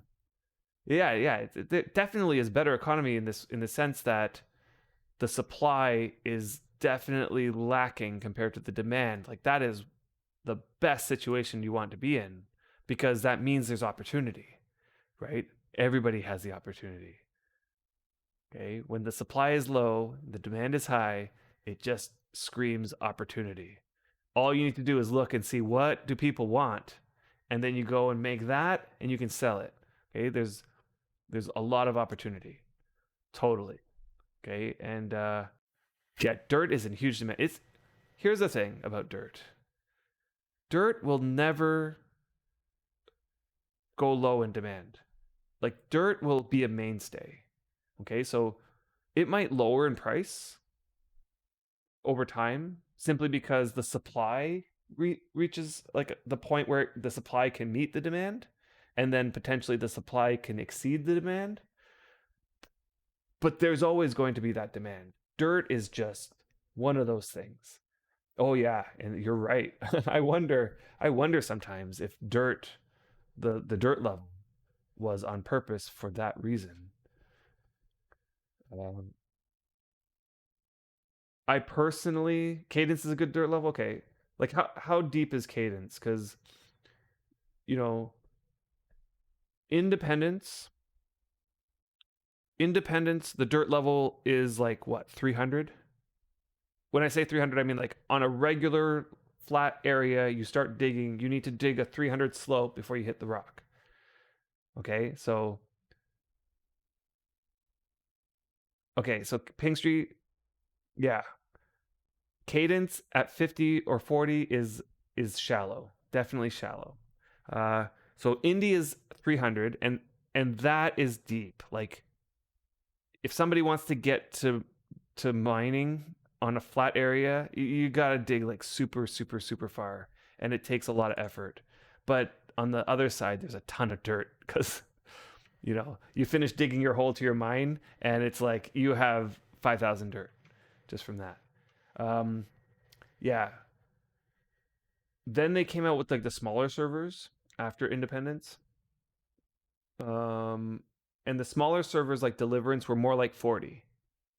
And that was good for the people who wanted to get to rock.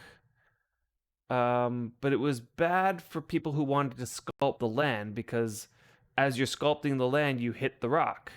And then you're like, oh crap, I gotta uncover everything, expose the rock, surface mine the rock down, and then re-put the dirt back. Okay, and if you go way, way, way, way, way back to one of our very first videos, I think it might have been our third video or something like that. This happened to us as we were trying to terraform this new deed of ours. Um, and we kind of knew it was going to happen, but we played it up like, in the show, we were kind of like playing up a lot of stuff back then. And then they came out with Xanadu. And Xanadu, I think, personally, my opinion, Xanadu had the perfect dirt level. It was more like 100. It was 80 in some places, and it might have been just over 100 in other places. But like it had a depth to it that allowed you to like sculpt the land how you wanted. But to make it to rock wasn't like Independence where it was just like forever. It was deep, but it was a trade-off. It was like if you wanted to sculpt the land, you wouldn't hit the rock, most likely. And if you wanted to make it to rock, it didn't take all that long. It took a little bit longer, but you would end up with a lot of dirt that you would have to use for other things, which was good.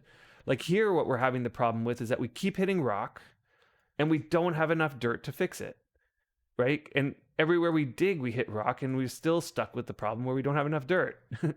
And yeah, that's been a struggle.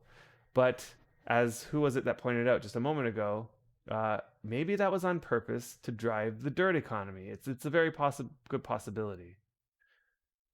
Okay. Wow, you guys are talking a lot. Okay, so let's see. We're talking about the economy. Oh yeah, there was the other thing about the economy, and then I'll catch up on chat. So I thought about this and I realized there's one more factor to the economy, and that's because the economy is based off of real money purchases. Okay? And what happened right at the beginning was a whole bunch of people came to the game and dropped a lot of money on this game. There were some people who dropped a lot of money. And from what I understand, like you can go and check graphs to see how much money is on each server in the banks. Like it'll tally up all the money in all of the banks. And I heard somebody, I didn't actually go check it out myself, but I heard somebody had mentioned that on Harmony, there's like 700 gold or something like that, or over 700 gold, which is a lot of money. Like each gold is €100. So what's 700 gold? Like a lot, right? And so when you have the situation where there's a lot of money in people's banks, they're willing to spend the money on things for luxury, or to be the first to get that gnar, or to be the first to get that rare or supreme bone, or and they will just drop money. And what this does is it spreads money around, right? As people collect these rare and amazing things, and then there's these other people who are whales, and they buy those rare and interesting things. They transfer them money, and then that person who just sold that rare and interesting thing is going to buy a bunch of enchanted tools or buy a whole bunch of dirt, and the money just starts spreading, right? And when there's an excess of money in people's pockets, they're willing to spend 4 silver on 1,000, on 1,000 wheat, right? So there's the aspect of when there's excess money, prices go up, and honestly, I don't know what better word to use other than it's kind of like an inflation. It's not an inflation in the sense that the value of the coin goes down, but in a sense it kind of is, because like that person is willing to give up 4 silver for 1,000 wheat, even though there's other people who really look at that 1,000 wheat and think, that 1,000 wheat 1 month from now is not going to be worth 4 silver anymore. Sorry to say if you that I know that somebody here spent the 4 silver on it, but it's going to happen where eventually things are going to level out. Farmers are going to get their skills up really high. They're going to expand their crop fields to be 1,000-tile crop fields. And as their skill goes up, each tile is yielding that much more. And it won't be long before somebody does, every time that they harvest, they're harvesting 10,000 crops. And next thing you know, they're going to be struggling to try to sell those crops because everybody will have bought more crops than they possibly could use. And it gets to this point where the demand starts going down, the supply is going up, and the prices start dropping. And people aren't willing to spend as much on things anymore. The other part of it, as the supply and the demand starts flipping, there's less whales that are going to keep dropping money on the game. Therefore, the amount of money that is in the game is going to start going down, right? As the sinks in the game eat the money up, right? They go into deed-up cape. Where else does it go? Trader purchases. Where else does silver go? I don't know. But, the game has a mechanic where as money goes out of the game through these sinks, a portion of that money comes back in the form of rare coins. Which brings me to another point, and I'll talk about rare coins in a second, but let's catch up with chat because you guys are talking. Let's see. Yeah, I mean, I think people understand the basics of supply and demand, Pingstree, but there's a lot of detail. There's a lot of nuance there that has to be thought of. And I honestly, I feel like I gave just a basic rundown of it. There's a lot more nuance there. But stick around for a while. Play the economy game, and you'll get a good sense of the economy. Okay, so Deathwing, you spent a solid month on cooking after the update. That's awesome. You are definitely more well versed than I am, for sure. Then, okay, let's see here. Serotonin likes to dig for money. Yeah. Okay.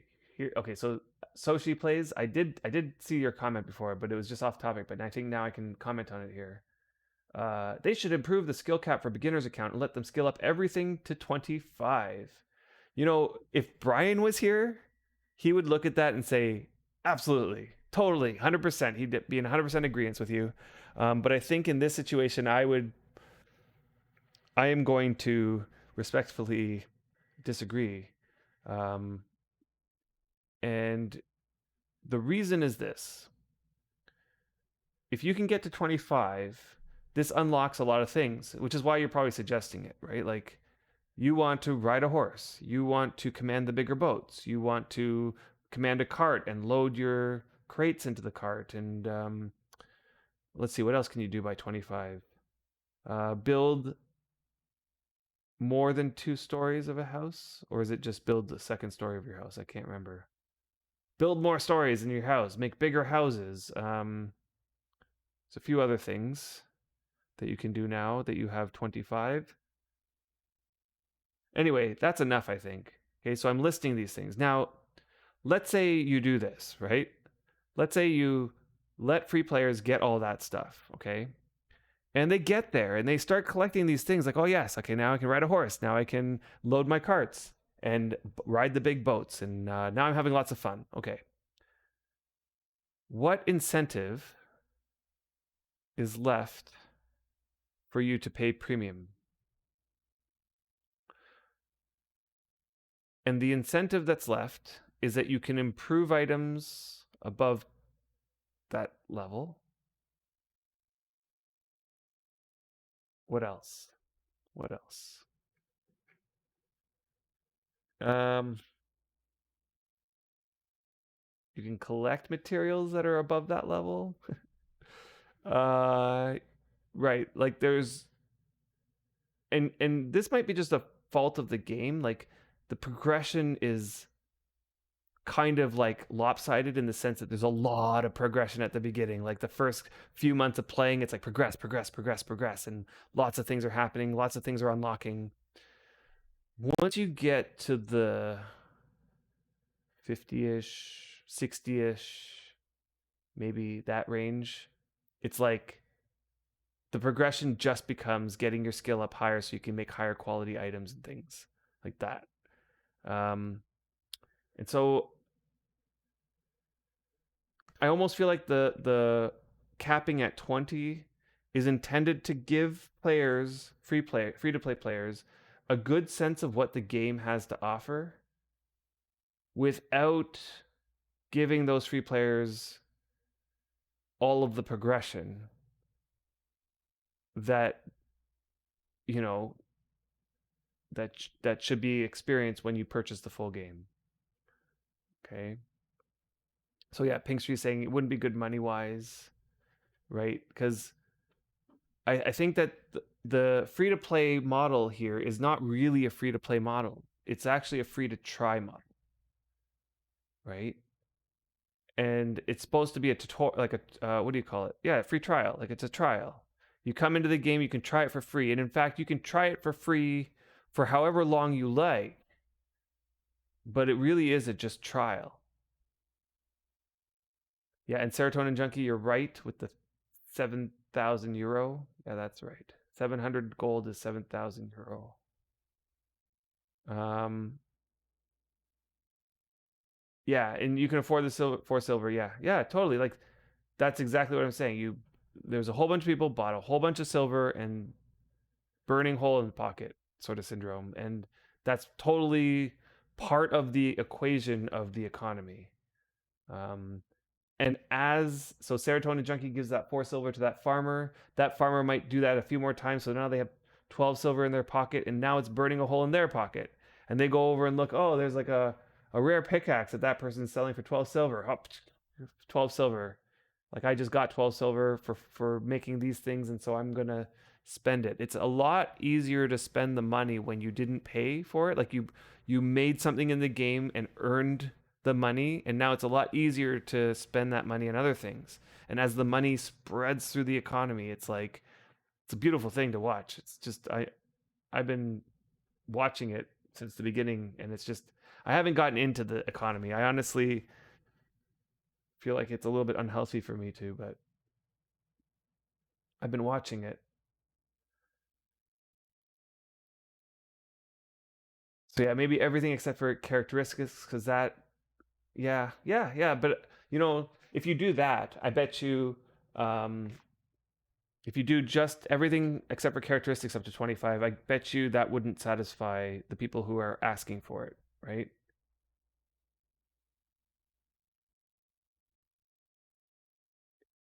Yeah, and you think 25 would encourage a lot of people that leave to actually stay uh, for a little bit longer, right? For a little bit longer. Um, right, but I think overall the game would lose money if they did that change, and here's why: because you have the people who get to 20 and who are like, I'm paying right now, just because they want to see their skills keep going up, right? So those people aren't going to pay at 20 anymore because they're going to still see their skills go up to 25, right? And on the way, they're going to unlock all these things. They can now ride a horse, they can ride a cart, they can do all these things that they wanted to do because they were waiting for 25. And 25 takes a while, especially for the characteristics. Um, and then what's going to happen is they'll get to that 25 and they're going to feel like they already did everything in the game. Like they're going to have that syndrome of like, I already made my deed, I already made my house, I already can ride my cart and horse and boat, and now what's next? Like, what am I going to pay for now? Right. And I know that there is a lot that this game has to offer, but the thing is, the new player doesn't see those things. They don't have like the list of things that they will get when they unlock. Right. The list of things that they're looking for at the beginning is to ride a horse and to ride a cart and to load their stuff. Like these are the things that new players are looking at. And it isn't until a few months in before you start seeing those other things that you're looking for, like the ability to build a wagon and to build to get your hands dirty with the building system so you can build those massive houses and structures and bridges and uh you know. So it's hard to say whether or not it'll be good for the game, but right, and the game does say it's free to play. I think that's because Steam doesn't have an option that says free to try. And it is kind of free to play. It's just with a premium feature. So it's you're right, semantics, and maybe it's a little bit misleading. I will agree with that. Um, how far behind am I? Am I really far behind with the chat? Why would you want people who won't pay? Yeah. um, yeah, paywalls. And honestly, the paywalls aren't terrible in this game compared to some other games. Like, have you seen these mobile games where the paywalls are just like, if you want to keep going, you have to pay $100. And not only do you have to pay $100 this month, you're going to pay $100 next month too. And oh, here's the shiny thing for another $100. It's like, what? And in Canada, on these mobile apps where like they have pay to win type games, it's like that $100 US is 140 Canadian. So yeah. Yeah, and it is kind of like a free trial. Yeah. 21 would at least give them the taste of riding a horse and using a large cart. You're right. You're right. It would give them those things. And again, as I said, if Brian was here, he'd be on your side on this argument, and we would be having a debate right now about it. My position on that side of the debate is I think it should stay a free trial model where you get a taste for the game, but it shouldn't be encouraging you to stay free to play. Okay, that feels loud in my ears. I don't know about you guys. I'm going to turn Worm down a little bit.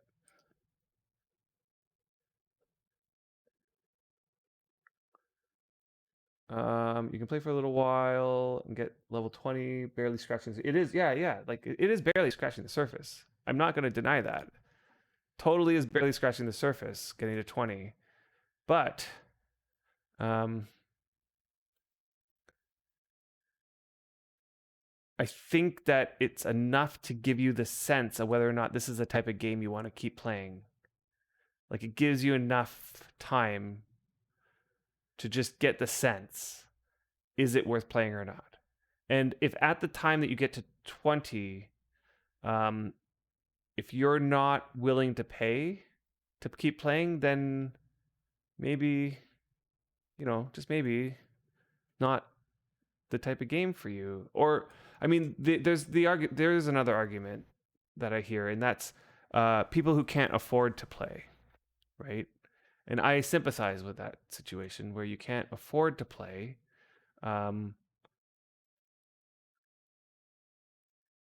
But in that situation, if this game is truly for you and you've fallen in love with it, like, and you just can't wait to get premium, then Pigstry has your answer here. It's not the best answer. It's not the most ideal answer, but it's an answer. And that is to sell stuff in the game. Okay, like he's suggesting dig dirt, but maybe dirt's not for you. Maybe farming is for you, and you're going to sell your crops for 4K, 4 silver per 1,000.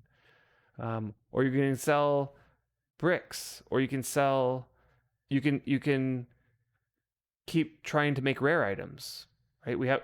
I have a whole video we just made recently on how to make rare items. It's not the most engaging part of the game, but some people like it, right? Some people, I know some guy who loves making rares. Like that's all he does. He logs in and he makes rares all day. Like it's like his passion. Um, and you can do that as a new character. I mean, it's maybe not as efficient, but you can do it. And if you make a few things that can sell, you can get to the point where you can buy premium with in-game money.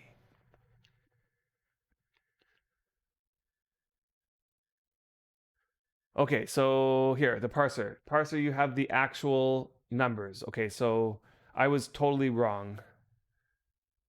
And as I said when I was saying it, that I only heard it from a secondhand source. But you're saying the max money on Harmony is 113 Myrons. And a Myron is a million irons, which is 1 gold. So that's 113 gold. And so we're talking 11,000 euro. And you're right, it's not an insane amount. But when it comes to that much gold in circulation on a server, it's a lot of money when it comes to spreading through the it makes it so there might be like, people who have a gold sitting in their pockets, like there's several people with a gold or more in their bank. And that means that that person would be willing to pay 4 silver for some crops, for 1,000 crops, What does free to play really mean? Let's say there's 50 levels and you can play 1 level and have any more fun. Yeah. I agree with you that the wording is misleading. I've heard the devs talk about it in terms of it's actually an unlimited free trial. I wish they just used that phrasing. It might just be that Steam doesn't have that phrasing available. I mean, and then it's down to a choice. Do we call it free to play or do we call it subscription based? And knowing that subscription based is going to make a lot of people not even look at the game. When really it's subscription based, but you can actually download the whole game and play the whole game for free, just like a regular player, all the way up to level 20. And I know that just means that you're scratching the surface, but really while you're playing it, it's not like a free to play player and a paying player. If they both come in at the exact same time into the game, they will both experience the same thing. They have no limitations compared to each other at the beginning. And the only limitation that you're going to hit is when one of your skills hits to 20, which for a brand new player who's never played Worm actually takes longer than you might think. If you've been playing for a while, you might think, but you can get to 20 in like a couple hours. And yeah, you can, but a new player is not going to get to 20 in a couple hours. A new player is going to get to 20 probably in a week or something like that. Unless they play like 10-hour days. But the average player doesn't play 10-hour days. So let's see. Okay, so it's similar to Eve's. Eve Online has a similar, and I'm pretty sure that this game based a lot of its stuff off of Eve Online's models. Okay, while I'm reading through more, I'm going to just set up so that I am making more kindling. This is another thing on my list. I ran out of kindling. So I need more. Let's just grab as much as I can carry, combine. You see how I did that? I don't know if you guys saw how I did that. I'll do it again. Oh, good night, Willow. Yeah, I know it's really late for you over there. Yeah. Give the ability for free-to-play players to ride a horse, but then make them all one speeds. Well, right now everybody's riding blank horses. Yeah, yeah. We we played for free for a long time at the beginning when we were first brand new. I think we paid for premium at the beginning. We paid one time premium, and in the 2 months that that gave us, we made enough silver to buy the next 5 months each. And then we just continued that way. We built up, like that was when we were, like I was so deep into the economy. Like I was so deep in the economy back then. And if you get interested in the economy, like there's opportunity, especially right now. There's so much opportunity, and you can play for free that way. And maybe Rippins, this might help settle this conversation about what does it mean to be free to play. Like technically, you could not pay a single cent and get full premium and play all the way to the end, right? By paying in-game silver. Yeah, and you can still do them at 20 skill. Yeah, it's just your skill doesn't go up, that's all. So that might be a deterrent, but yeah, what do you think about the economy of the new servers? I Right, but Grinning Hound, we and you might have missed the beginning of our conversation. Uh but right now the new economy is great for everybody. Everybody's loving it. Like sure, you might pay a premium for stuff because it's higher price, but then you go and turn around and sell. Like you right? Like the only people that are suffering really are the people who only want to buy and don't want to get themselves into the economy. But anybody who wants to work on, the opportunities available to them, there is so much opportunity right now. It's just kind of insane. So the game totally is open to like if I want to make like if I want to be a leather worker, let's say, like you can sell tons of stuff. Everybody wants tool belts. Everybody wants saddles. Everybody wants gear for their horses and studded leather armor and all this stuff. And you can sell good amount, and you're getting a good amount of money. And then because you have a lot of money, you are now looking over at what can I buy with this money, and you go and buy enchants from priests who are making enchanted stuff, and you're gonna buy, um, you know, grains and veggies from the farmers and whatever else that you're going to buy, horses from horse breeders. And now the horse breeder, if you like horse breeding, you can make tons of money by horse breeding because everybody wants those special colored horses. And if you're the first, it's gonna come soon. It's actually, I anticipate within 2 weeks, maybe a little bit more, but within 2 weeks or so, we're going to see somebody claim they have the first 5 speed. It's going to go right onto the auction, and it's going to be a lot of money. And people are paying for 3 speeds or 2 speeds even. If you can get lightning and faster, lightning and fleeter. If you can get those two traits on a horse, probably sell that horse for 6 or 7 silver, maybe even more. And yeah, and the only people it's going to hurt are the people who only want to buy, and maybe there are those people who only want to buy, but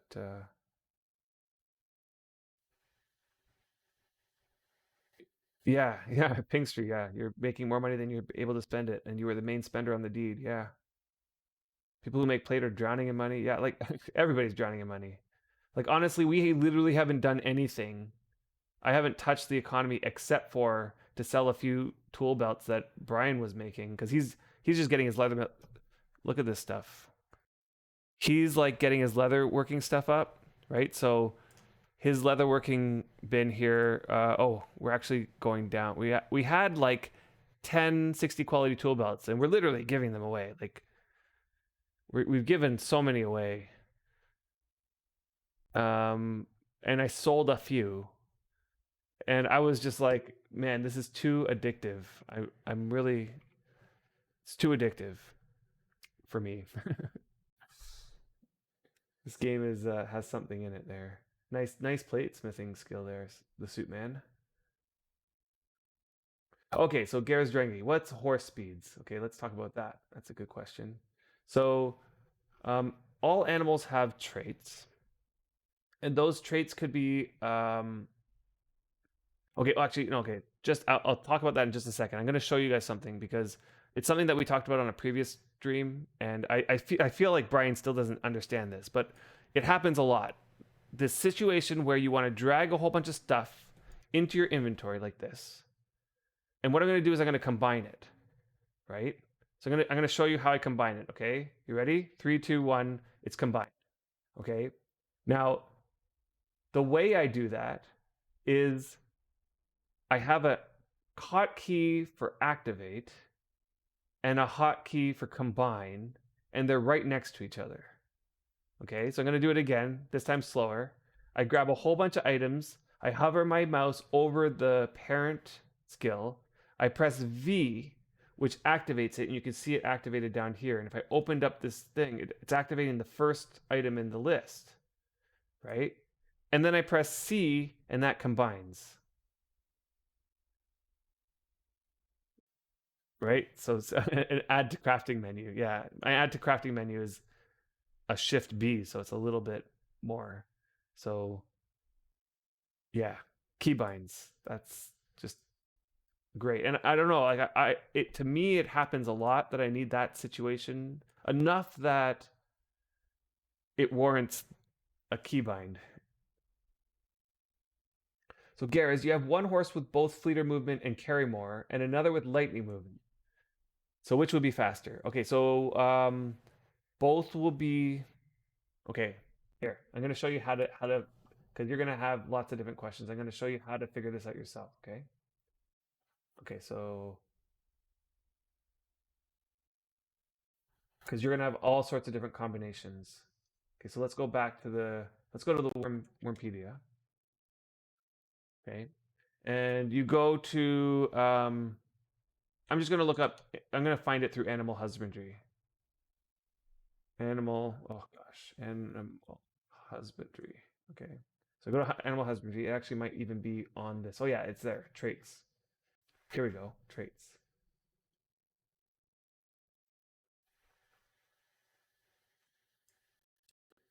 Um. Okay, and what you're gonna notice is where is it? Okay. Anyway, I kind of have this memory of another source that told you some more precise information here. But let's see, maybe you guys know. On the horses page, you have all the speed traits with the effect. Okay, on the horses page. Horses. Go to traits. Okay, perfect. There it is. I knew I saw one with numbers. And the other one was it just said like major speed improvement, minor speed improvement. It's like here we get the actual numbers. Okay. So it has lightning movement, I think is the best. I think. Let me just see. Fleeter is only 10, right? So lightning is the best. Okay. It gives you a 20% speed boost. Okay. So that's the one that you're looking for. If you combine that with also having fleeter, which gives another 10%, that's a total of 30%. Okay. Other ones, it has very strong leg muscles, which also gives a 10% plus 10%, a 10 kilogram weight limit increase. Strong body, also 10 kilogram weight limit. So honestly, I think people categorize strong body as a speed trait because it allows you to carry more while maintaining faster speed. Okay, and the same with the carry more than average. Okay, so that's why these are under the traits that increase speed. Um, the ebony black horses or the molten hell horses have a 2.5 speed bonus in addition to that. Okay, so most people would consider a horse that has all 5 of these traits a 5 speed. Okay, so that's what are referring to as a 5-speed. A 3-speed would mean they'd have 3 of these speeds. Although, as you can see, not all traits are equal, right? Like for example, it would be kind of not a good 3-speed if it had only these bottom 3. Let's say if it only had the bottom 3, it wouldn't be that great of a speed horse, right? You really want lightning and fleeter and strong, very strong leg muscles. Like those 3 are like kind of like you got to have those if you want to go the fastest. And then the other 2 will just make you able to maintain the fastest speed with more weight on you. So yeah. And of course there's the negative speed traits. There is one more trait though that I really like having on my horses. This is definitely something more advanced. Like when we get to the point where, you know, we have breeders who can put 6, 7, or 8 traits on a horse. Let me see if I can find what it's called again. I kind of remember it as Spark. Yeah, certain Spark. Yeah, that's it. Spark. Let me see what it says exactly. It's this one. It has a certain spark in its eyes. It lives 50% longer than normal. Okay? That is great on a horse that you don't have the ability to care for. So if you're a breeder, okay, so here's the situation. You're a breeder. You have like tons of horses. And you're going to start noticing like over time your horses are going to die just because of old age, right? And you can't care for them all. Like you have too many horses to care for. And so having this trait on all your horses just means that you can breed them for longer. And yeah, they're good. It's good. Yeah, I think it's just live longer. And 50% longer is a good amount of time. Like that's a lot. Because as it is, the horses last a good amount of time, right? Months and months and months. 50% longer just means more months. It's a lot of extra time. Yeah. Okay, so that's horses. I've done the horse breeding thing before. Let's get rid of the web now. I've done the horse breeding on the old servers. I had a Najo priest. Najo is the old gods, the player gods, and she was a animal like a horse trainers that had like 50 some odd, maybe 60 animal husbandry. So I did that whole thing with the getting 5-speed plus sparks. Did that for a while.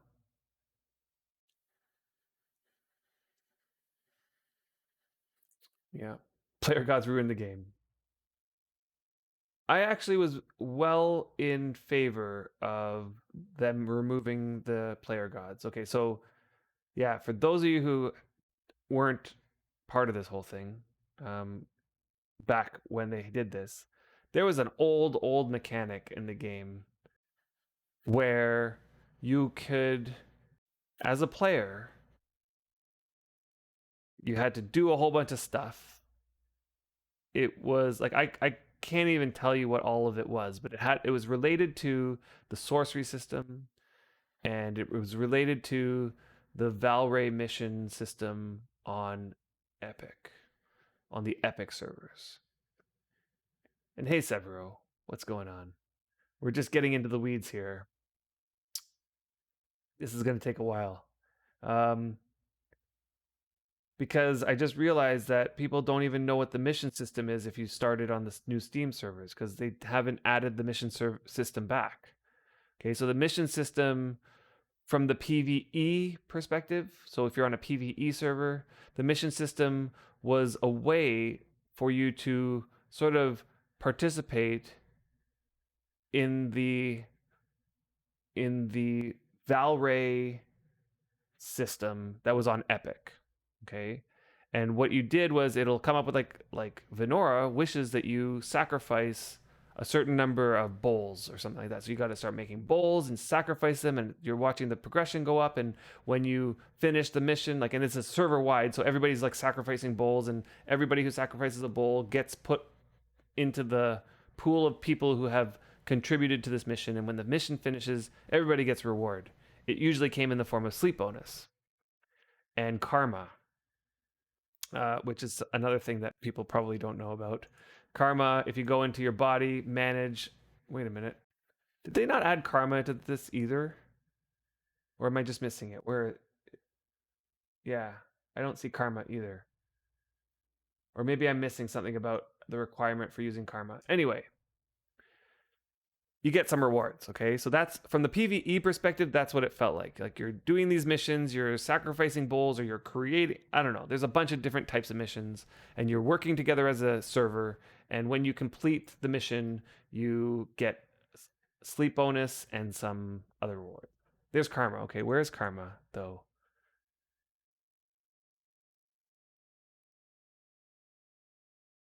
I always thought karma was like right here. Like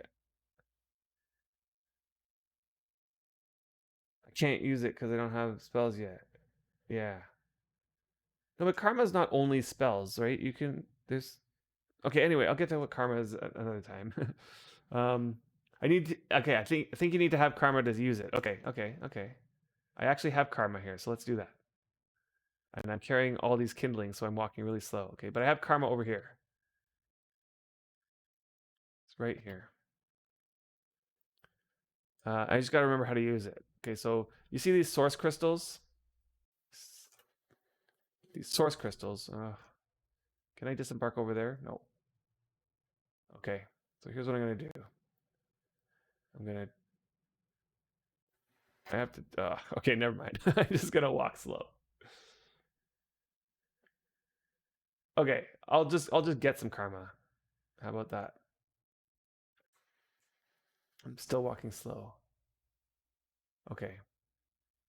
Do I need a hammer for this? This has been a while since I've done this. I think it's activate hammer, crush. No, that's not what I'm supposed to do. Right click. Oh, okay, yeah, source salt. Right click, eat. Okay. Karma. Okay, there it is. So you crush your source crystals, you eat them, and it gives you karma. Okay. When you click on the karma, it gives you the things that you can do with it. Okay. Yeah, mining cocaine. Pretty much. Okay. And then the one that you kind of want to work towards is the summon corpse one. So you kind of want to have this 3,000 karma in your bank at some point. It looks like one source crystal gave me 30 karma. So I would need 300 source crystals for 3,000 karma. You collect it over time. When the missions come, you finish the mission, you get more karma, right? Like there's other ways of getting karma besides source crystals. And they also mentioned that they're going to bring back source wells. What do they call it? Source fountains, which is another way of getting karma. Like, so there's a bunch of different ways of getting karma.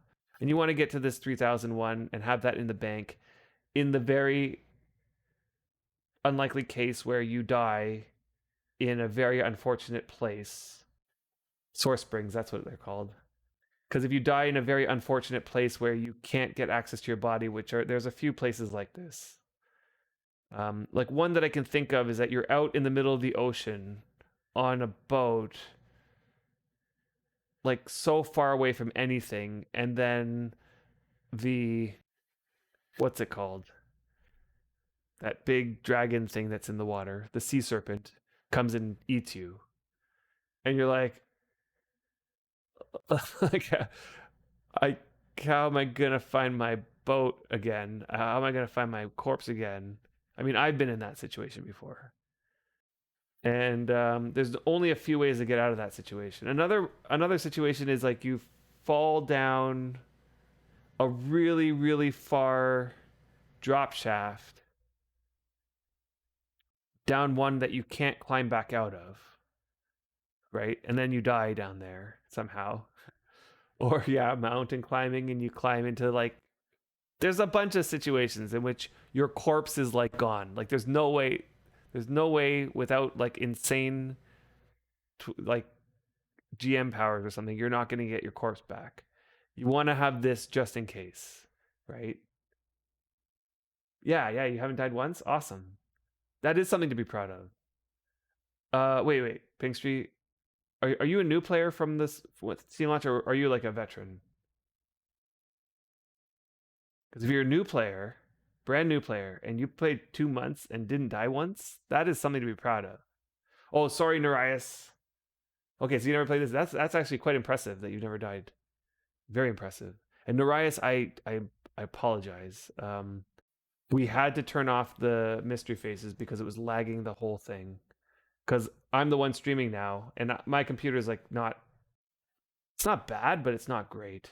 And I was running into the issue where the stream was lagging, and the one thing on my computer that is eating up a third of my CPU power was, yeah, I sounded like a robot. Like, it was just horrible. It was stuttering, and the one thing that was really eating up all my CPU power was the snap camera.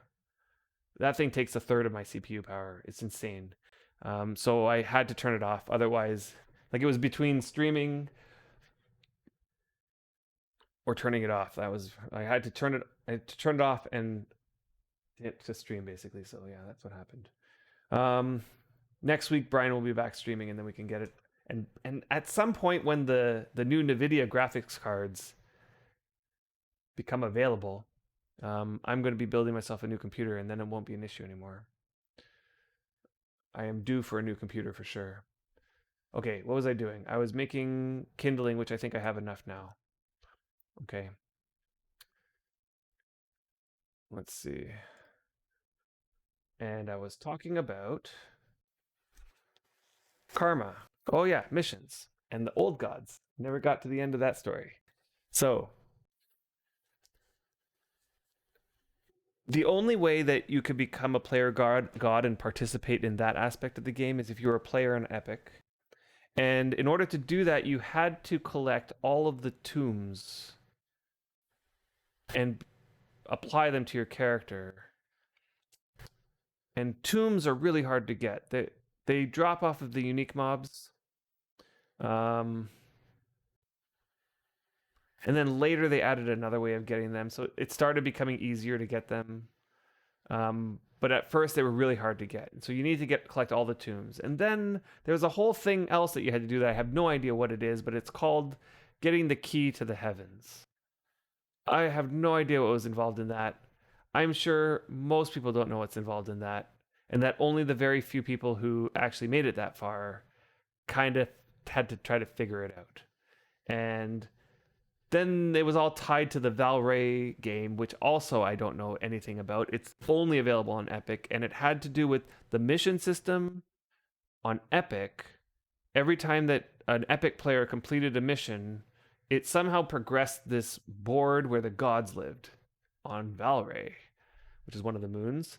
And you can watch the progress of these gods on some third-party thing. You can see where all the gods are, and as the missions progress, the gods move along the board. I didn't learn about this system at all because I never played on Epic. And eventually some event had to happen that allowed a player to become a demigod. And when that happens, a whole new religion is born named after that player. So, like, if you could believe it, one of the player gods was named Nathan because the character Nathan became a god. And so you could follow Nathan and you get all the spells that Nathan grants you. And the way that the spells were distributed was it was literally a hodgepodge of all the available spells in the game randomly given to this god. It was like they randomly rolled like of all the spells from all the gods that were currently in the game, like the Libela, they didn't make new spells at all. They just used the old spells, and they just said, Nathan, you get these 40 spells, and Najo, you get these 40 spells. And it was like, it felt random, like what spells they got. Maybe it was random and that they like tweaked it a little bit or something like that. But yeah, Brianna. I do Brianna. Yeah, tomes are so annoying to get. Please post the rig that I intend to build. Yeah, I might. Yeah, I might do that. Yeah, red cherries was definitely one of the tomes, although not all the tomes were called tomes. They were like red cherries, green cherry, these things. I think my character had a green cherry on it. Um, oh, open the top menu bar and tools and Valray map. There it is. Ah, they brought it into the game at some point.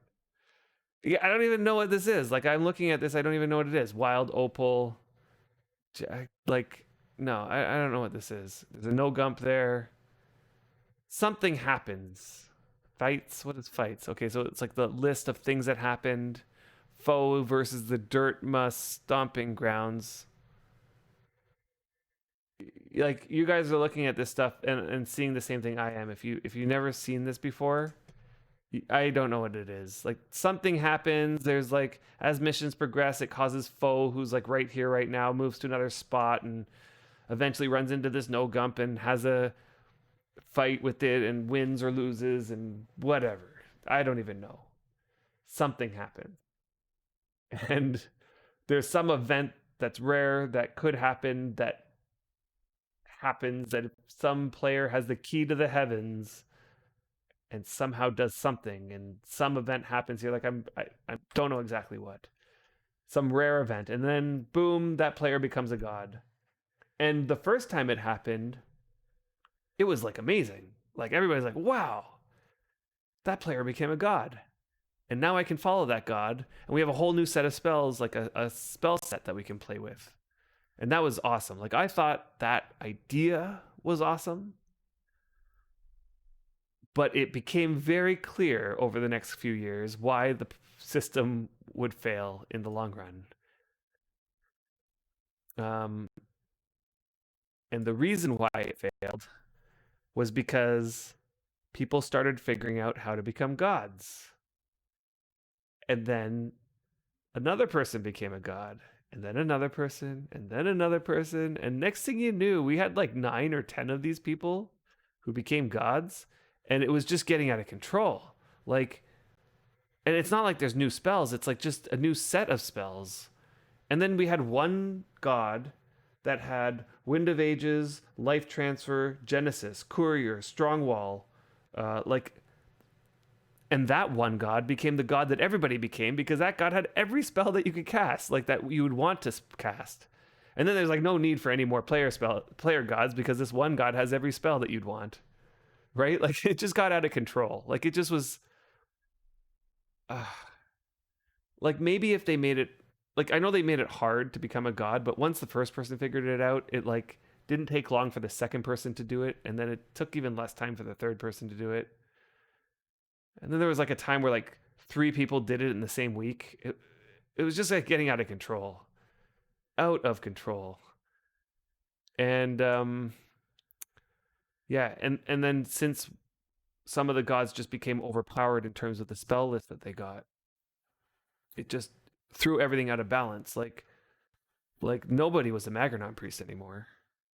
And how it affected chaos, like the PvP side of things, I don't even, because the gods there are like, there's something tied directly to the gods. Like the way it used to be and the way it is now again is that if you're a blacklight kingdom, then you can be a Libela follower or a Libela priest, but you can't be any of the others. Like you're tied to Libela, right? And so, and if you're the white light gods, you can be one of the other 3, but not Libela. And Libela was supposed to be balanced to be stronger than each individual other gods, because the white light side, like the white side, would have Venora, Foe, and Magredon to choose from, and so you'd have those 3 types of priests on the white side, and you'd only have Libela on the other side, right?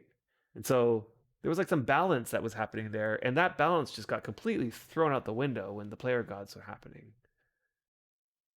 Right, they spent, yeah, totally. Like I totally felt that it took a long time for them to get to the point where they became gods. Like it was really hard and a lot of work. But it was like the first person made it to the finish line, and there was like 9 people behind that person. And it was just like, and next thing you know, we had like And they didn't. I almost feel like they didn't really think through that process of how to balance it all at the end. Right. So anyway, they decided before the Steam launch, but I'm pretty sure it was like in relation to the Steam launch. Like, we're going to release this to Steam. We need to look at our game and make sure it's all ready for the launch. Maybe Player Gods is something we want to like back out on it now before it gets out of hand again. Um, and so they got rid of them and brought it back to just the 4 main gods, which I think is a good thing. Like, I really think it was good for the game. Most people agreed, I would say. Like, most people were in the situation where they're like, thank goodness they are going back. I'm sure there was a few people who weren't as happy, but I think it was good for the game in the end. Okay. Let's light this stuff up, heat up the forge, and we'll get to another topic. Unless you guys have questions about that stuff.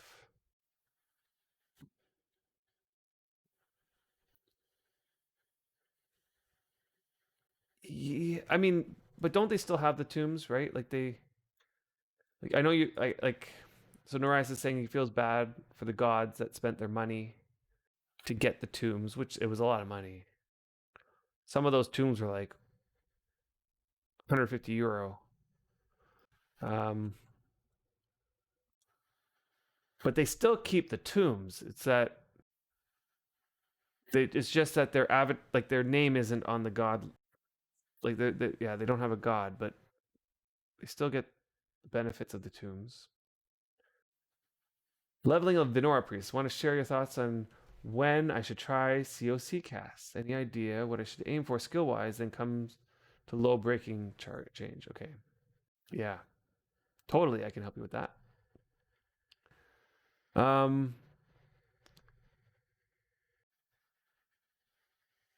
so as a priest that you're gaining skill on, like, you're still in the like grinding stage, your channeling's like decent, but it's not in the 90s. You're gonna shatter stuff. Like, there's no way around it. The shatter rate is high. And we can talk about why that is and how that works. And I'll lead you to I'll direct you to the Wormpedia. And if you look at, I wonder if it's channeling. Look under channeling. Whoops, did I spell that wrong with two? Is it only one L? Yeah, I think it's under channeling.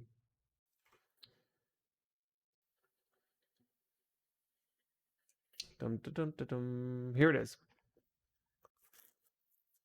So when you cast, it says there's several outcomes, okay? But the way that it works is that, okay, so channeling 27, yeah, very low. At this point in time, my recommendation is you're casting Opulence over and over and over again until you get to mid 30s or so. Okay. And then after that, you pick another spell that will get you higher than that. And at this point, you're not really looking for casting for purpose, because if your channeling's below 50, you shouldn't expect to get great cast. So what's your faith at? What's your faith at? Because you're at 27 channeling. But I'm guessing you might be at 50 faith or something like this if you're thinking about casting COC. Okay, so the way that it works is that whenever you cast a roll, because you're 50-50, yeah, so one level to COC. So you roll, you try to cast and you get a roll. And that roll is based on your channeling skill, it's based on your alignment, the few other things that I'm drawing a blank right now. But there's a couple things that it is, okay? And that roll can take a number between, I think it's negative 100 and positive 100 or something like this. Okay. And that roll will dictate what power the cast is. Okay, but if the roll is less than 0, okay, if the roll is less than 0, you're going to fail the cast. And at 27, you're going to fail more often than you succeed. Okay, so you're normally going to be rolling less than 0. Now, if you fail, then what happens depends on the quality of the item. So here it's saying a 30 quality item will shatter if the power of the cast is worse than negative 30. Okay, so the quality will determine that.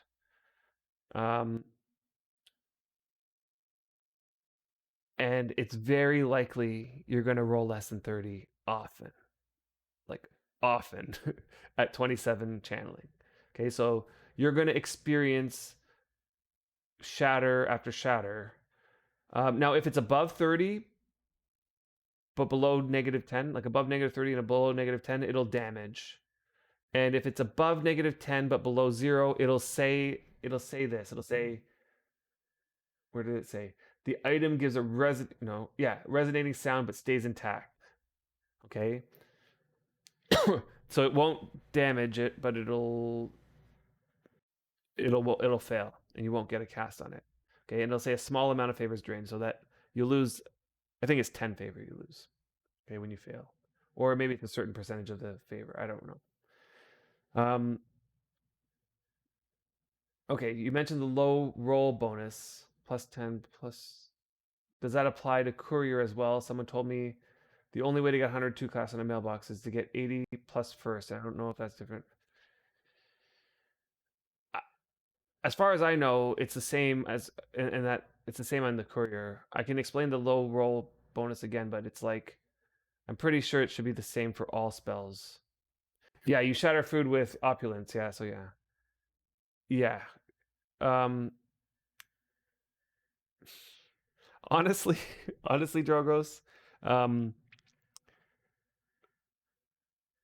it never gets better. Like, it never gets to the point where you think, yeah, I'm there. Until you're somewhere in the high 90s, when even then you're like struggling. Like, casting is harsh in this game. It is harsh. And so no matter where you are on the level on your channeling, you're always going to feel like you're shattering so often, it's not going well. Like, I'm landing 1 in every 5 casts, and even that cast ends up being like in the 20s. Like, this is just the life of a priest. Okay, you're going to feel this way. And I make it I make the analogy to priesting and casting and enchanting is like the slot machine. It literally feels like a slot machine, right? Where you're like, you pull the slot and you lose your money. You put more money in, you pull the slot, you lose your money again. You put it in, you like, and you're doing this, and then like the 100th time you do it, it's like, yes, I got $10 back, right? And then all that $10 goes back into this slot machine, and you didn't get anything back, and you're like, crap. Like, that's what it's going to feel like for a long time. And I mean, I would say that I always felt like I just wanted to get to casting COC, so I would just cast it, and I would just experience that. Like, I would experience that, and 1 in 100 you hit a decent like roll, like you'll get a 70 plus COC on something, and like you'll be happy about it, right? And that's like hitting the jackpot or something. I probably wouldn't start like really seriously trying to cast on stuff until your channeling is more like in the 40s or 50s, right? Because before that, it's just going to feel very you're going to just fail over and over again, right? Okay, I know what I'm going to do next. I'm going to dice some meat. That's what I can do while I'm chatting. We have a ton of meat in here. Let's grab some lamb. I'm going to put that in a backpack. Let's grab more in a backpack. And can I dice meat using the crafting window? Yes, yes, good. Okay. So yeah, I'm I think I'm personally I'm about to start casting Life Transfer. Not about to, but it might be within the next month. I'm going to start casting Life Transfer, and my goal for starting to cast that is to have my channeling at 60. Currently at 40. Um, Now, in order to get myself there, I need to start working on creating favor because I can't get my channeling to 60 without just continually casting. And in order to continually cast, I need favor. And so, thanks for the offer, Pinkstree. I might take you up on that. I do have an alt priest that I'm linking to currently, and I know that you can't link more than 2 without getting a channeling gain hit now with the new change. Um, so really, like, I'll need more than just links. I'll need favor. So I'm a foe. Yeah, I'm a foe. Oh, okay, cool. So that you're quite a bit higher than me. You're 60. I only just hit 51 or something like that today. I started my priest really late. I didn't start making the priest until maybe it was a month and a half after the server started. No, it couldn't have been. It might have been a month though after the server started. And at the time, the character, because it was started by my son and he stopped playing, so I took over the character and he was Venora to begin with, so I switched him to foe and that brought my faith down to the bottom. So I had to regrind up to 30 again, made him a priest. Now he's at 50. I had a few sermons, so that helped. And I just ground once I hit priest, I just was grinding my channeling. Got it to 40, low 40s. I need to put some more time into that. And I'm planning to start casting Life Transfer if I can get my channeling to 60. And I know even at that point, it's going to be tough. Okay, so I'm going to show you how to tell. Okay, here's the numbers. Okay, I did not realize this. It says the absolute range of power generated is not actually known, but from observation, it seemed to range from at least negative 250 to 103. Okay, so that puts the bottom end really far down, which makes it so that if it's worse than 30, and there's a lot of room for it to be worse than 30, it will shatter. So I'm going to show you another thing that's going to help with judging whether or not, and it's this table of spells, the table of spells. Okay, because the table of spells has a lot of information about each individual spell. And I'm going to look at Circle of Cunning for a second here. Okay, so Circle of Cunning at 51 faith will cost you 50 favor to cast. And, do I have it up still? No, I do not. Okay. So it's on the table of spells. Circle of Cunning, 51 favor, right? I think this is, so faith, that's the faith that you need. 50 favor, and the difficulty, look at the difficulty, is 60. Okay? That difficulty makes the biggest difference in how easy it is or how hard it is to land a good cast. They say that if you're grinding your channeling, you want to be casting spells that are like 10 difficulty below your level. Okay? Because if you're in that range, what's going to happen is that you're going to be in a place where you'll probably be rolling 1 to 40 often. Okay, so think about that. If your channeling is 70, if your channeling is 70 and you're casting a lot, then the majority of your casts are going to land between 1 and 40. That's like the sweet spot for grinding channeling. Because if you get a 1 to 40, you'll get a skill tick in channeling. If it lands higher than 40, you don't get a skill tick. You don't get a skill tick. Okay? So for Circle of Cunning, your best bet is to like you know you want your channeling to be as high as possible, right? But if you're going to be below 60 channeling, you should expect to be failing a lot. And that's sort of like the reality. Whereas a spell like Courier, right? Courier has a difficulty of 20, right? That's a low difficulty spell.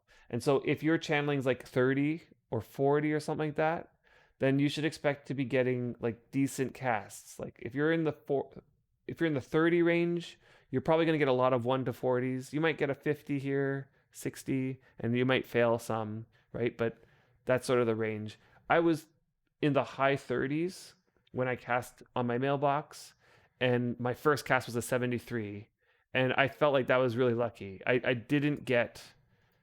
I've casted several times more on this thing, and I haven't gotten higher than 73. That was like a lucky first thing. Okay, so Rippins, you're saying um, you're feeling a bit curious. What is the benefit of priest religion? Did I miss something at the beginning of the game? Why was everyone praying? Yes. I did say at the beginning of the stream that I would be talking about this from first principles, and I forgot that I was supposed to do that. Okay, so Rippins. In this game, there are religions, and at the starting town of every starting town, they play in the new servers. They placed an NPC that you talk to, and you can choose a religion. Okay, there's many benefits to being a part of a religion, even if you're not going to become a priest. Okay, so the first thing that happens is you become a follower, and you follow that religion, and this will once you follow religion, it will allow you to create an altar. This over here is our altar of Venora. It's a stone altar. You can also make a wooden altar or a gold altar or a silver altar. They all function the same way. And you pray at the altar. So I can right click. I'm not close enough. Let me get closer. I'm holding a lot of stuff. And pray. Okay, so I can right click and pray. And when I pray, I get a 30-second timer. And at the end of that 30-second timer, I will get, if my faith wasn't maxed out, so my faith right now is maxed out at 30. That's how high you can go if you're a follower. If I wasn't maxed out, it would give me a faith gain. Okay. And you can get up to 30. If your faith is above 20, then you get a bunch of benefits. So one of the benefits as Venora is I will have a boost to my skill gain so long as I'm in the vicinity of an altar of Venora. So we put this altar in this workshop so that we would be in the vicinity of that altar. That way, any action we do in this vicinity will get a little bit extra skill gain because of it.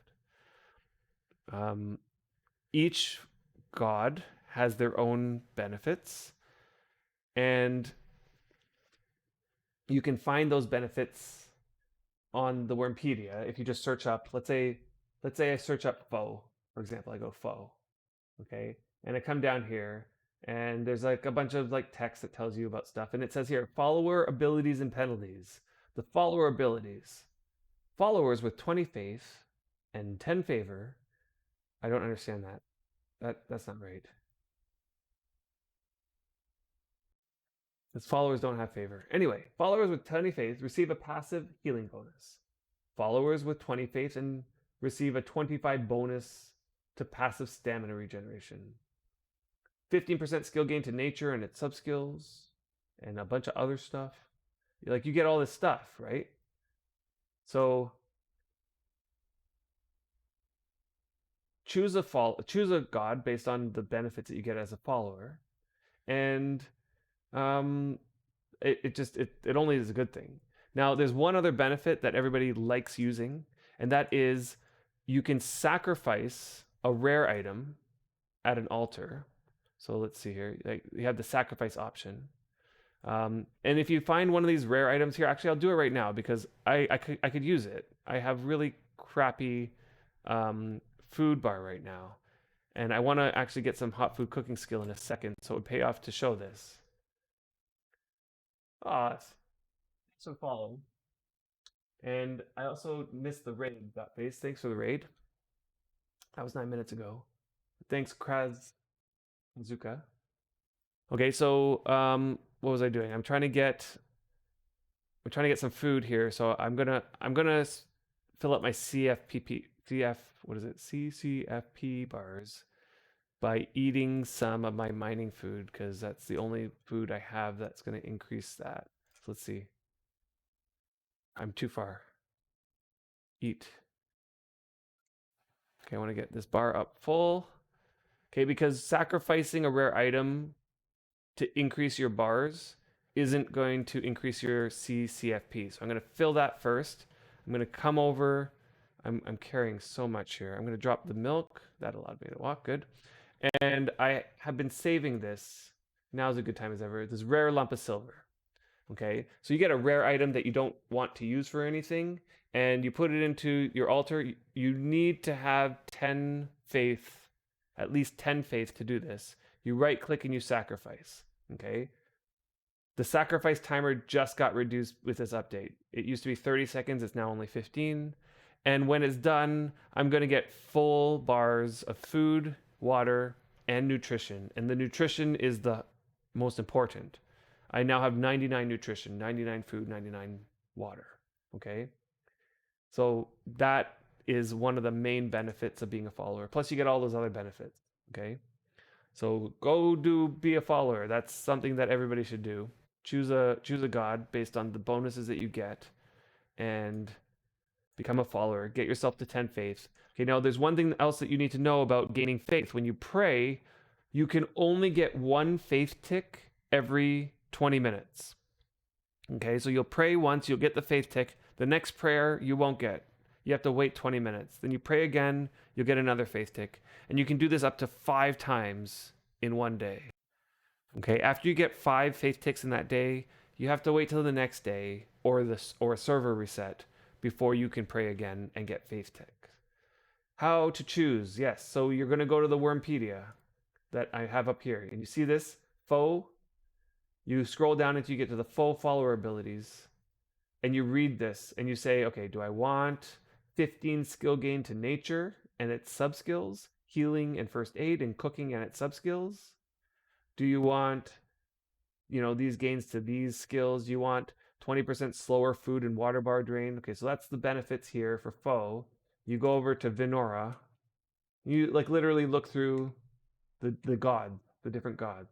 And if you don't know the names of the gods, you just type in gods, god, or something like that, and you have the list of all the gods here. Okay, so Venora. Currently, I am Venora. And these are the abilities that I get. 10% skill gain to all skills except fighting and characteristics that are not listed below, because the characteristics that are mind logic, mind speed, you'll get depending on your alignment, you'll get this much skill gain.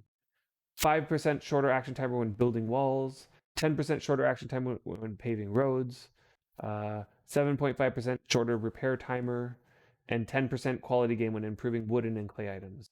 I'll be honest with you, the reason why I went Venora was for this one alone. 10% skill gain to all skills. I don't know how you can beat that. Okay. Now, at some point or another, I plan to switch to Magranon. And the reason I'm planning to switch to Magranon is because once my skills are decent, in a decent place, and I don't want that 10% anymore, I want this one right here. 10% quality gain when improving metallic items. That is, anytime you're smithing and you improve something, it'll improve it 10% better. Okay, so I'm looking for that one at some point or another. And there's also other ones, right? You got better fighter. You're a better fighter if you're a Magranon. Okay, so yeah, pick a god, go to a starter town, switch to that god, start praying at an altar. You can make your own altar, and start praying. Okay, let's get rid of this window here. So where was I? Yeah, the benefits are amazing. Yeah. About the follower benefits, the wiki says on the follower page that no special items or actions are required for the faith bonus. But I see a lot of people saying that you have to be within range of an altar to get these benefits. Yeah. Honestly, Tuxie, I agree with you. It's very confusing. I honestly don't know the answer. Um, it is like a combination of rumor and people looking through the code and not quite understanding it. Like it's hard to tell exactly what's true and what's not true. Like let me just show you one thing that I noticed just now. Right under the Magrodon skills, the wording is just 15% skill gain. Right, no criteria, nothing that you need to do or be. Then you go over to foe and look at the description. It's like you need to have 20 faiths. Now I know this 20 faith is a restriction. Like you actually have to have 20 faith to get the bonuses, but I'm pretty certain for Venora, you actually also have to have 20 faith to get this one. You need to have 20 faith to get the bonus. But it doesn't say it on the wiki. And the reason is because the wiki is player made.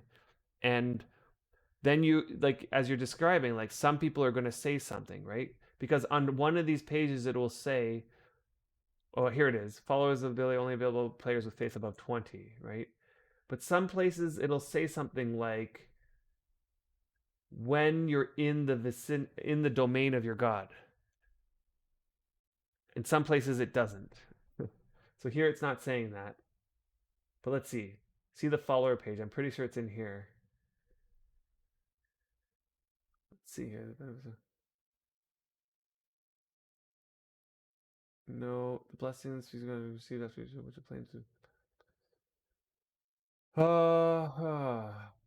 Maybe it doesn't say it here. Anyway, I'm sure somewhere it says it, right? And yeah, it would be nice if the spell effects had more information. It would be nice if this game had more information in the game about stuff. Totally. Um, I totally agree. It's kind of confusing. So it's very possible that you get the abilities. Yeah, maybe it's on the altar page. Maybe. But I don't know. I agree with you that there's right here. When standing on a tile in the domain of your deity, any follower, priest, or champion will receive a small bonus to some of their skills, such as fighting skills. These bonuses vary between the gods. The strength of the bonuses affects many variables, such as the follower's faith and alignment, the distance from the altar and the altar's quality, the material. Okay. Right. So there it says something, but it's very vague, right? It doesn't say specifically that it's like. Okay, so your priest can read a bunch of info at the altar saying what kind of benefits she gets, like learning animal skills more quickly, but as a follower, I don't see anything like that. Yeah, I know, you don't. You don't. I totally agree. And I'm not sure the answer 100%. I've always gone with the better be safe than sorry sort of thing. Like whether or not I need to be in the altar range, I'll just put an altar there and just hope that it's working. Because there's nothing in the game that's going to indicate it's working, really.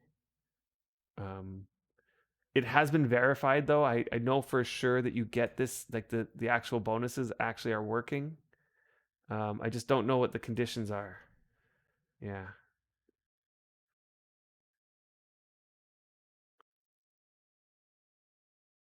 And Rippins, are you like?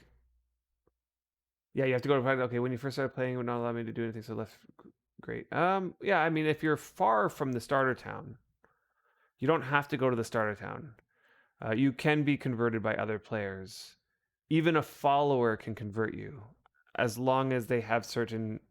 I think there might be some minimum requirement that they can convert you. Um, yeah. In fact, that's how it was on the old servers. The only way to get converted was by getting somebody else to convert you. There was no starter town players. Yeah, like, well, Rippins, were you playing like a long while ago? Like, were you playing like a long time ago? And because the gods and the religion stuff has been around since the beginning, like all of that. It's just back then there was no starter town mod. The only way would be to you have to talk to another player and get them to convert you. Um, all this talk about priests, I want to get to I want to get to stuff, but I want to make sure that we've covered our bases. I want to come back to this topic here, but let's get rid of that for now. Um, so once you get to 30 faith and you get converted to a priest, you can also do that at the starter towns now on the new servers. Um, really every every priest has like a spell that's like geared towards leveling up your channeling. And channeling is the skill that increases your chance of landing a good cast. Okay, so like what I was talking to Drogos, it's like you kind of want, before you're actually doing any serious kind of casting, you kind of want your channeling to be up to decent levels. Because even if it's 60 channeling, it's like you're still going to be struggling. But when I was on my priest, like my Vin priest, my very first one, I was so excited, and I just started casting at 40 channeling, and it's painful, but you're just excited to have your priest, and you're getting some decent cast. Like you might, at this point, you're happy with any cast. Like if it lands as a 30 power, you're like happy. And 30 Circle of Cunning, by the way, increases skill gain by 30%. It's like not nothing. It's still worth it, right? So like a low Circle of Cunning cast is still worth it to use. And there's also luck, right? Yeah, you did a 99 cast at 35 channel. Well, mailbox casting is way easier, right? As we just discovered, Circle of Cunning has a difficulty of 60, whereas Courier has a difficulty of 20. And that's a big difference, 20 to 60. And it is pure random. It is pure random. There's a very small but real chance that you can have 30 channeling and cast a Circle of Cunning that's in the 90s. It's very possible, but it would be like the equivalent of winning the jackpot on a slot machine, right? So it's possible, but and mailboxes don't chatter. Yeah, exactly. That's a good point. So my advice is if you have lowest channeling and you're predicting that you're going to shatter stuff, what you do is you create a ton of items that you want to cast on. Let's say I want a skiller pickaxe. Like that's my goal. I'm going to create a skiller pickaxe. So what I would do is I would just make creation quality pickaxes. So I just like make the head, put it together with the shaft and make a boatload of those, like 30 of them or something like that. And then just go one at a time and cast on each one individually, right? And any time that a cast stuck, like 20 cast or 30 cast, I'd just keep it. Like just keep it there and just cast on the next one. Just keep casting until it either shatters or a cast lands. Okay. And you just go through the list of them all. And this is like I'm not giving like the ultimate strategy. I'm giving like what I would probably do at the beginning when I first was able to start casting stuff. And I'm really excited to start casting Circle of Cunning, and my channeling is only 40 or something like this. And while you're casting, you're going to get some skill. It's going to be slow because you're going to fail a lot, and you don't get any skill when you fail. You're only going to get skill when you land a cast between 1 and 40. So you keep casting, you're getting some skill or whatever, and you'll have fun with that, and you'll create tools that you are going to use because a 40 cast means 40% skill gain, which is awesome.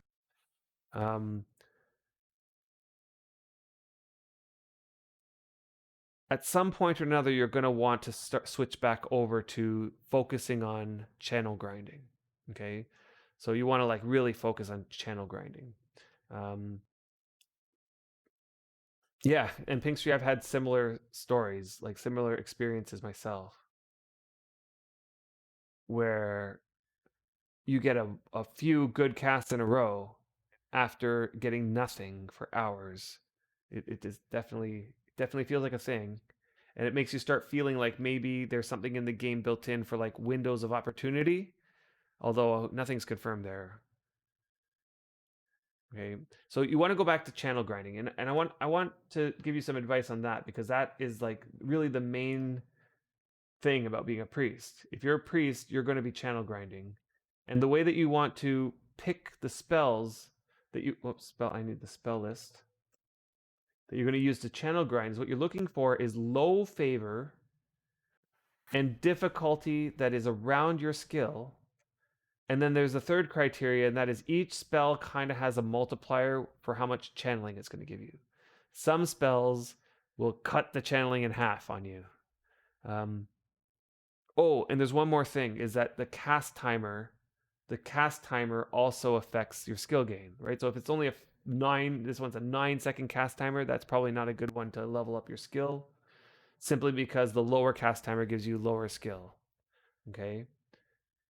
And then there's some that are just, for some odd reason, they just put a multiplier on the amount of skill.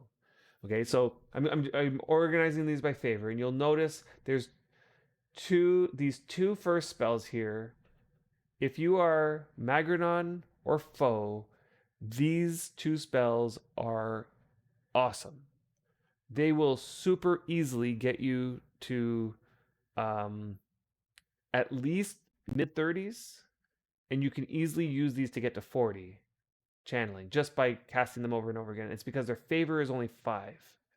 And I don't know if you've noticed, I definitely noticed, the rate at which that you gain favor is so much faster now than it was before. Like, they buffed this and then buffed it again or something. Like, and then people are crying out that they nerfed it. It's like, it needs nerfing because it got buffed and then it got buffed again and then it got buffed again. So it needed to be nerfed at least once. Because, man, it was just insane. Like, a person could just sit there and cast light token, and then on the next tick, cast light token again, and on the next tick, and it's almost still like that. It's like so close to that. They kind of tweaked it so that it's so close to not that. Like, it's on the borderline. Like, sometimes you can get it and sometimes you can't. Right? Oh, yeah. Libela gets the 10% regen. Yep. Totally. And the ticks that you get are happening in about 5 seconds. Like, every 5 seconds you get a favor tick, and that tick is way bigger than it used to be before. And so now you can just, like, one tick and you're above 5, and you cast light token, you're going to get another tick while the cast is happening because it's a 10-second cast timer or a 9-second cast timer. And within that, the 5 seconds is going to be up, you're going to get another tick. And then right after it casts, you get another tick, and you're back to 5 favor again. So you cast it again, and you just do this over and over again, right? Turn on your sleep bonus, cast light token over and over again. Your channeling is going up, and you do that to 35 or something like that. If you are a Venora priest, which I think most people are, you're going to be using, where is it? I don't know. I see it. Opulence. There it is. Opulence. Okay, because it's 10 favor. Okay. You might want to start with Bless, but Bless doesn't take you that far. I'm not sure why, but Bless is like one of those ones that has that multiplier that reduces the amount of channeling gain you get or something like that. Okay, so Opulence will give you a good channel gain up until about 35 as well, and also maybe into 40. But because it's 10 channeling, you kind of got to wait a little bit longer. So Vin priests, what they'll do is they'll sacrifice favor. Okay, so they'll put some favor item into an altar and sacrifice it, and some items will give you like a really big boost in favor. So they'll fill their favor bar and cast opulence, then they'll fill their favor bar, opulence, like that. Okay. Now, there's a recent change that happened, very recent, in the most recent update, that made this process better so long as you have favor. Okay. And I'm going to talk about favor as well, but I'll just say for now, favor is just items. I'm not sure how they selected these items, but certain items in this game have a high, what they call get price. Every item you can right click, and there's this prices option here. Set price and get price. Okay, so if you click get price, it'll tell you, you think Venora will not provide much favor for sacrificing this. Okay, so this is not a good favor item. Okay, and so you can go searching for good favor items, but if you find one, let me see if I have one that might give me something that's not 0. Let's try this. This isn't even a full priest, a full thing. It's not even a full piece of cloth. Okay, so that didn't work. I don't have anything that I think is a good favor. But some examples are square pieces of cloth, like I was trying there, but that wasn't a full piece, so it didn't give me any. Cordage ropes. I think mooring ropes are not bad. Door locks are not bad. Few others. Okay, you put them in the and it's basically dependent on quality, and it scales quadratically, so it scales as an x squared. So whatever the quality is, if you square it, then that's sort of like the proportion. So if it's only one quality, it's not going to give you much. But if it's 20 quality, then you'll get a lot more. And if it's 50 quality, you get even more. And then that gets like proportioned. So cut by some amount, but I think they changed it now so that you can right click and get price, and it will tell you exactly how much favor it's going to give you. Like this will give you 1 favor, or this will give you 5 favor, as long as you have an item that would give you that. So you would create these items, you would sacrifice them, and now they added this new change. Okay, so now's where we're at the point where I can actually talk about this thing. Bring this back up. Changes to item sacrificing. Okay, so the first thing is that they changed it so that the timer to sacrifice is less. And the second thing is that if you sacrifice items that would fill your bar and then some, the extra amount of favor gets put into a little favor pool. So let's say you have 50 favor, 50 faith, right? Like that's your max favor. And then you sacrifice 60 favor worth of items. Then it's going to fill your bar up to 50, and then the extra 10 is going to sit in a pool. Okay, and it's going to sit there. I'll talk about this one in a second. Okay, but let's just say for a second that it sits there. And then you go to cast. So you cast, and your 50 favor goes back down.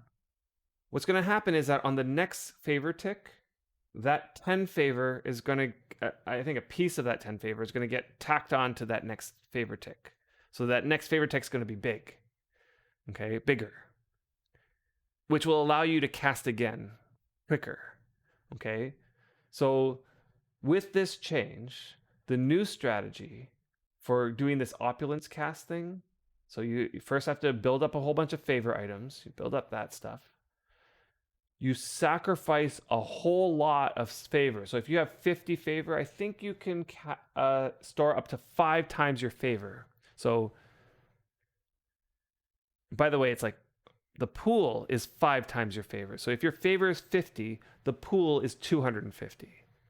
So now if you have 0 favor right now, you can sacrifice 300 favor worth of items, and then you start casting. When you cast opulence, that'll bring it down by 10, but then the next tick you're going to get refilled because a bunch of that stuff from your favor pool is going to bring you back up. And so you just cast again and cast again and cast again, and as you're casting, the favor from the pool is going to fill back into your main favor that will allow you to just keep casting over and over again. Okay, so that's what they meant when they said that it's going to help channel grinding, because it will now allow you, if you can put in the time to get the favor, it'll allow you to literally cast indefinitely, so long with one favor, one sort of sacrifice. You can sacrifice a whole lot and then just cast like a ton of times over before you have to sacrifice again. Okay, let's hear what you're saying. Yeah, pre-priest overhaul regen was close to non-existent. Totally. Okay, so I actually didn't know that it came in with the priest overhaul. I had no idea when it came in. But that was like what I was used to. Like I actually don't agree that they should have increased the rate at which favor regens. I know everybody's going to not agree with me about that, but I think it actually made things worse.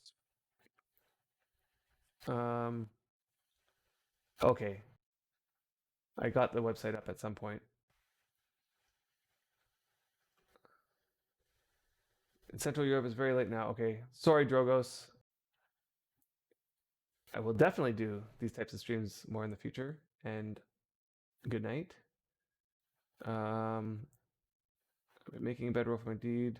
Last 2 hours, I thought at 50 tailoring I'd have a better chance. I know bedrolls are kind of weird. Like, they're not as good as beds.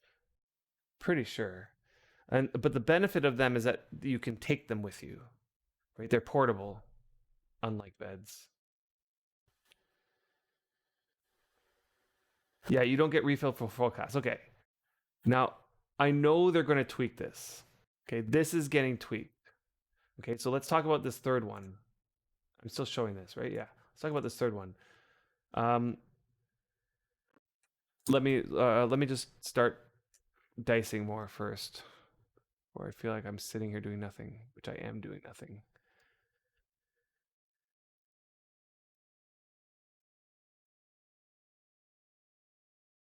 Okay, and dice away. Okay. So this third or second tick point here says pending favor will still drain when your favor bar is full, but at a much slower rate. Where did it say that it would drain? It doesn't even say drain. But then it says it'll drain at a much slower rate if your favor bar is full. Okay, but what they're saying here is that if your favor bar is not full, what's going to end up happening is that that pool of favor that you have stocked up is just going to start draining. Like you're going to lose that favor. And there's a lot of criticism around this. And I'm 100% certain they are changing this as we speak.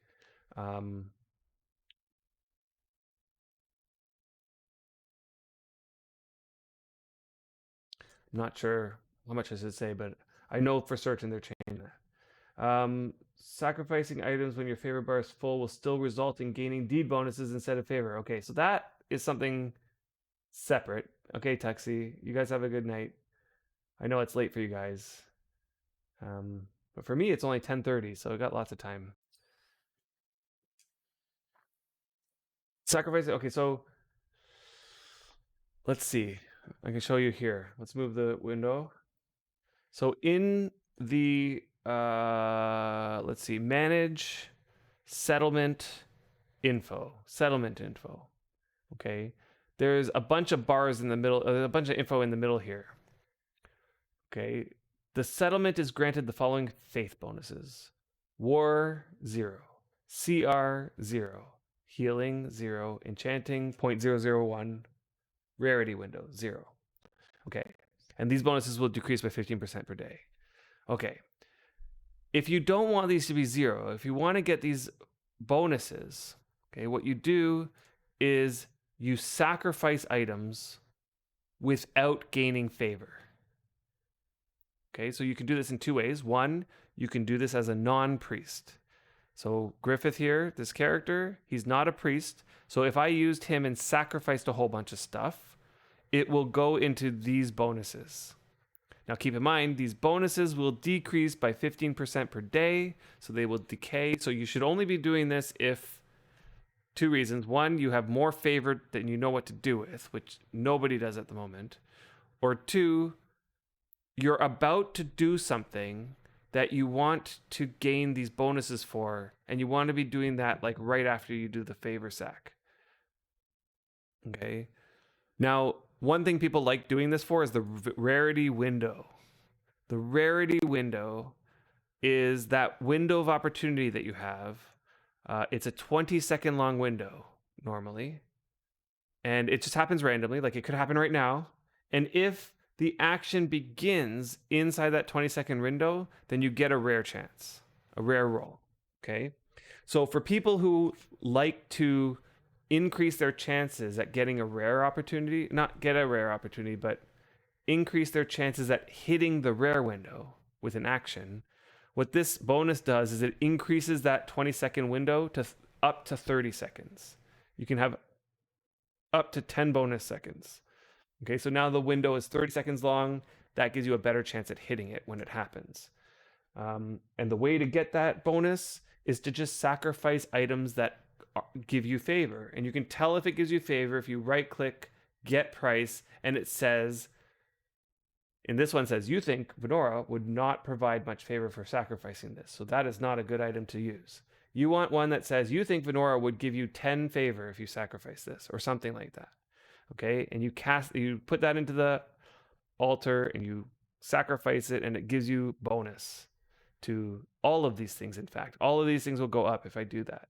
Gives you more healing, gives you CR is combat rating, which makes you a better fighter. I don't know what war is. I don't know what war is. Damage, war damage. That might just be siege damage. So like if you want to bash a wall or something, I don't know. But what most priests want is this enchanting bonus, the enchanting bonus. Okay.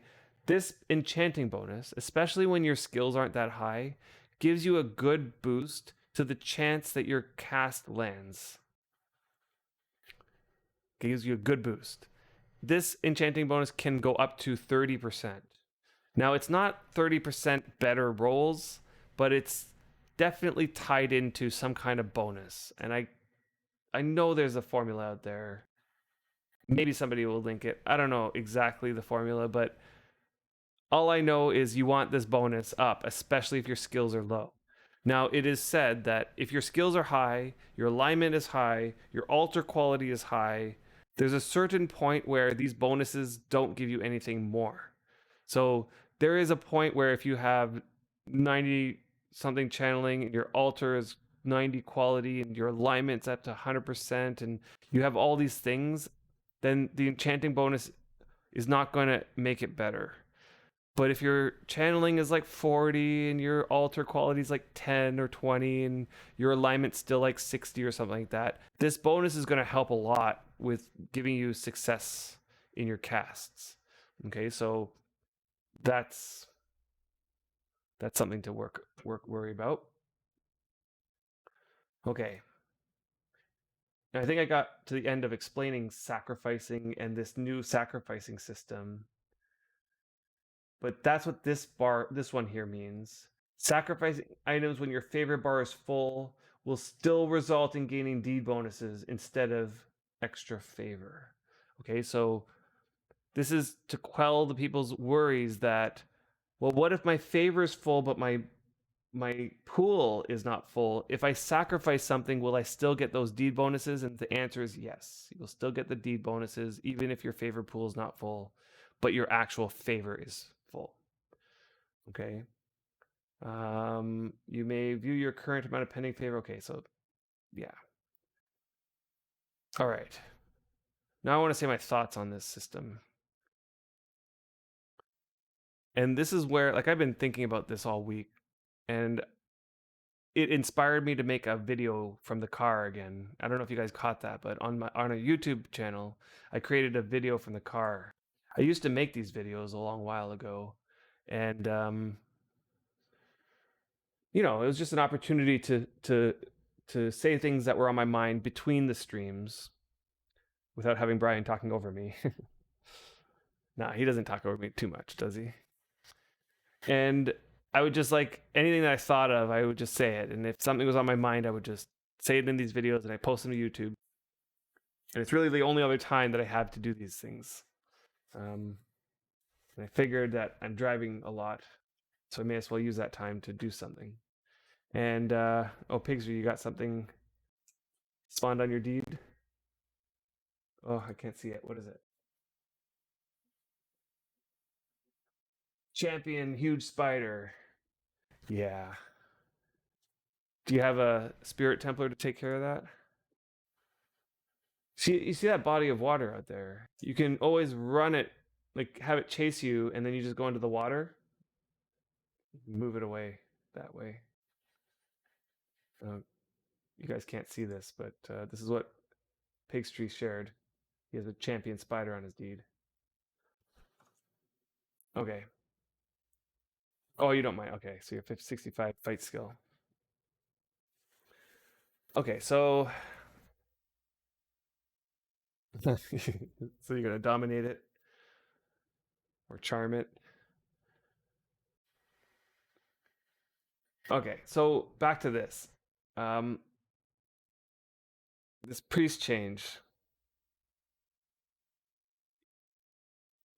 At first, I was really kind of like disappointed with the fact that the devs were spending their time on this thing.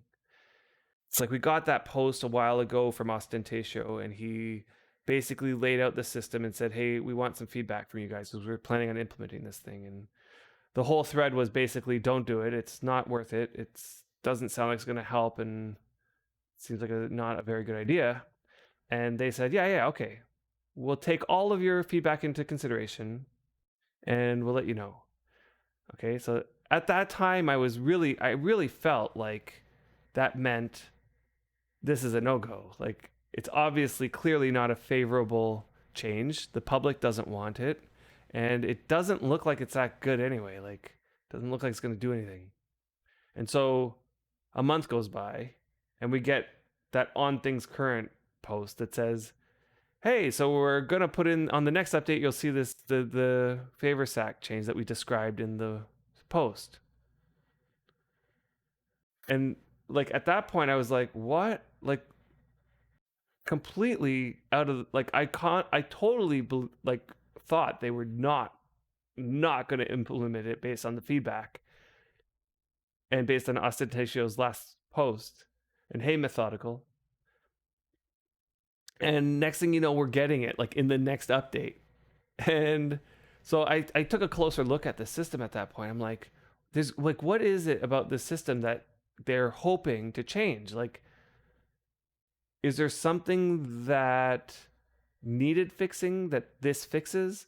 Is there something that this system helps or benefits? Or,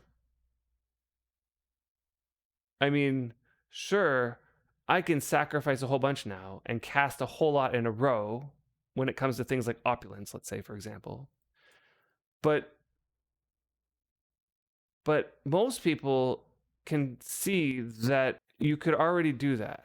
Okay? And the way that you would do this is if you have a second priest or a second player to help you.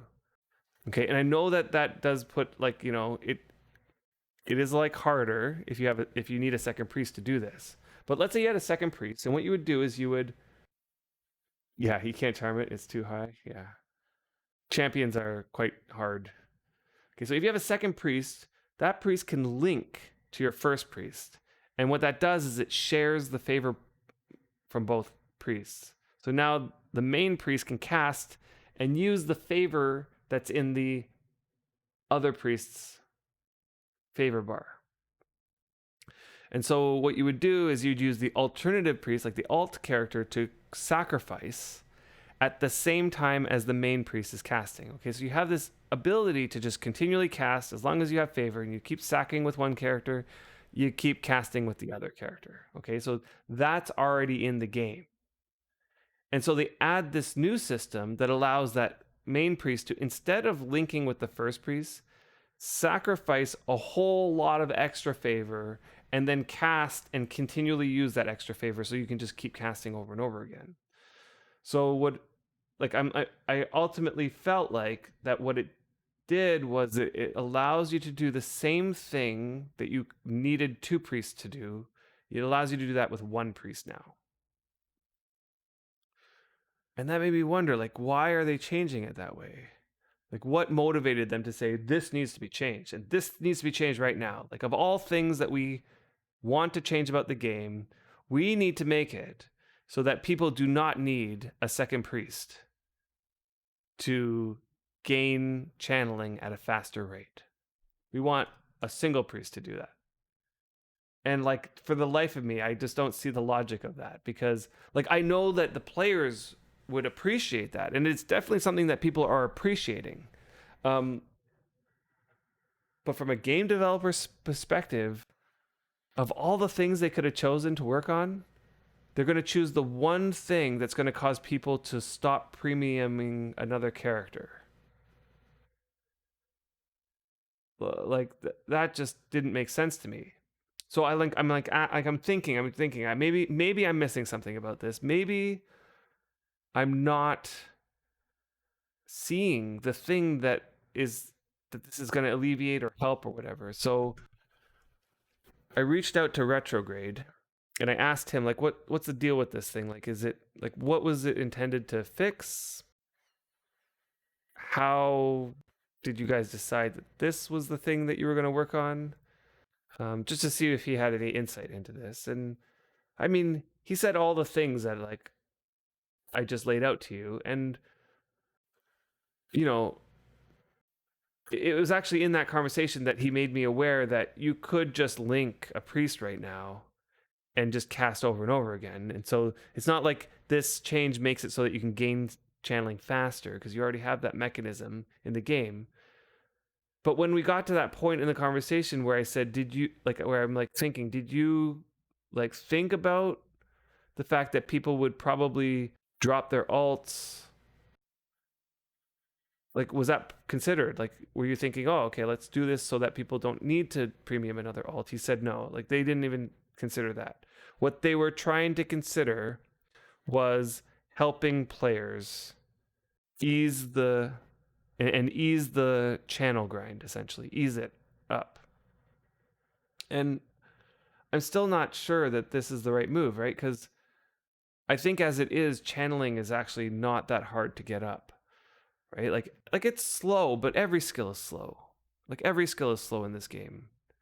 But then there's some skills that are slower than others, right? Like you have weaponsmithing, which is arguably the slowest skill in the game, or things like metallurgy or lock making. These are particularly slow skills, and you compare that to channeling, and channeling is more like leatherworking now. Like it's at the same level as leatherworking. The only difference is that for channeling you need a supply of favor, right? Whereas with leatherworking you need a supply of leather. And I would argue it's a lot harder to get a supply of favor than it is to get a supply of leather. Yeah, Shield Bash, there's another one. Shield Bash is really slow. Although Shield Bash is slow at the start, but there's a hump that if you once you get over that hump, it starts going a bit faster. Like it picks up. And that is around 10 or 15 or something like that. Once you get past 10 or 15, it starts actually going up. Like I don't know, like the shield, like to get that very first tick, that like you're a brand new character and you're trying to do shield bash, to get the very first tick is got to be the most frustrating thing in this entire game of shield bashing. It's like you can shield bash 100 times and not get that first tick, and it's just like why am I not? Why is it going up? But once you get past that about 10 or 15, it starts going up more consistently. It's slow still. It's just, is this game worth getting back into from the start? I haven't played in 3 years. If you haven't played in 3 years, then absolutely, totally, absolutely worth it to get back into it from the start. This game completely got revitalized during the Steam launch, and it's not just that it's like from the start, but it's like there's lots of people playing and the economy is thriving. And by that I mean things cost a lot of money. Like and people are spending, right? Like somebody earlier was saying they bought 1,000 wheat for 4 silver. So that's like the going rate, 1,000 wheat for 4 silver. So you can become a farmer and sell your stuff for 4 silver for 1k items. And it's like the opportunity is open and there's tons of people playing. Everybody's at the same rate, like at the same place where they're just starting out and building up their deeds, and like it's just great right now. This is what Worm is all about. It's back in the heyday right now. And so if you want to get in on it, now's the time. Because at some point or another, all of us who know what servers look like when they matured, that's going to happen. And then the devs are going to have to be faced with that same question again, which is what are we going to do to revitalize the game? Now, I have faith that the devs are going to figure something out at that point because they've always come through. This game is still around and is still kicking, and they've always come up with something that's going to revitalize things over the years.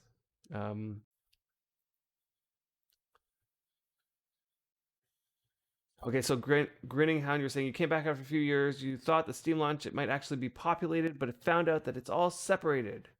So now there aren't even players coming to the old servers. Okay.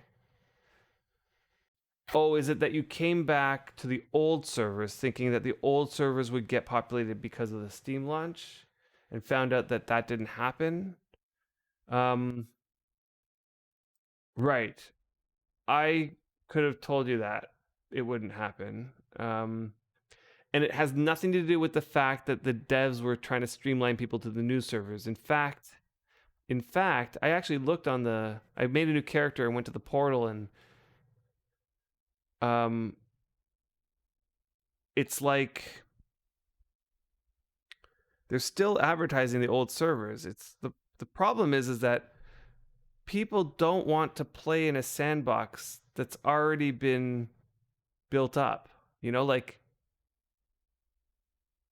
I don't know how to say it exactly in a short way, but we've talked a lot about this on our streams over time, and there's definitely something about new lands, new opportunities, playing fresh, and also playing with players who are starting out fresh with you, especially as new players. There's definitely something to be said about that. And so, yeah, I could have predicted that the old servers aren't gonna get populated, which is a shame. I really think there's a lot of history in the old players, in the old servers, and yeah, and all that, but that's just the way it is. Yeah, you want to leave your own mark. I mean, you could still leave your own mark on the old world. It's just that so many other people have left their mark there. It's like you're just putting another mark in the massive amount of marks that have been there. Whereas here, it's like there's opportunity. There's opportunity here to be the one, right? To be the first, or to be the guy who builds that massive castle, and it's the only massive castle around, and then there's also a lot of people to go look at that. I mean, right now it's 10:50 10:50 in Eastern Standard Time, so Europe is sleeping right now. And there's over 1,000 people playing Worm right now. Okay, in the middle of the night in European time, there's 1,000 people playing right now. In the daytime, there's upwards of like 1,800 people or something like that. Okay, and it's just like when you see that number, like it doesn't sound like a lot compared to a lot of other games, but before the Steam launch rather, this total number, it would be lucky if it was like, I want to say it was hovering in the 300s. 300 people would be playing during prime time. Like that's kind of where Worm was before, right? So there's a good number of players playing on the new servers right now, and yeah, you're not going to give up your character you spent all those years on and all the money. Yeah, I understand that. I do. Um, I don't know. I don't really know this, like, cause I felt that when Pristine and Release opened up, because I was still playing like at that time, like really like I was like deep into my characters, and then Pristine opened up, and I was like, wow, like Pristine, fresh new servers, completely disconnected, just like the Steam launch. They did this in 2015 or 16 or something like that, and I'd started a new character over there just to muck around, but I never got that far. Came back to the old servers again. And again, I felt that same way. Like I had invested so much. I still had lots that I wanted to do. And it took to the point where so many years went by, and I got to the point where I actually couldn't play on the old servers anymore. Like I logged in, I didn't want to do anything because I had done everything, and I couldn't think of another thing to do that I wanted to. My character was progressed. I was discussing this earlier.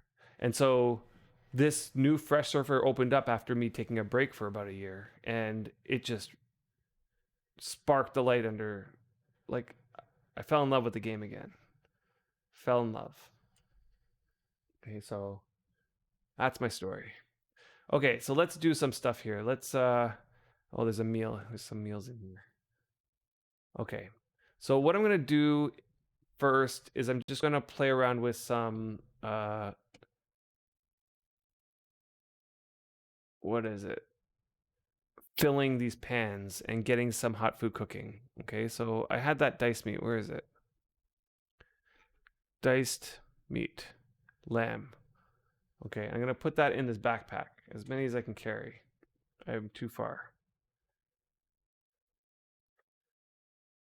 And what server should you play on? Oh, let's look at this picture. This church is noteworthy on a new server, not so much of an on old.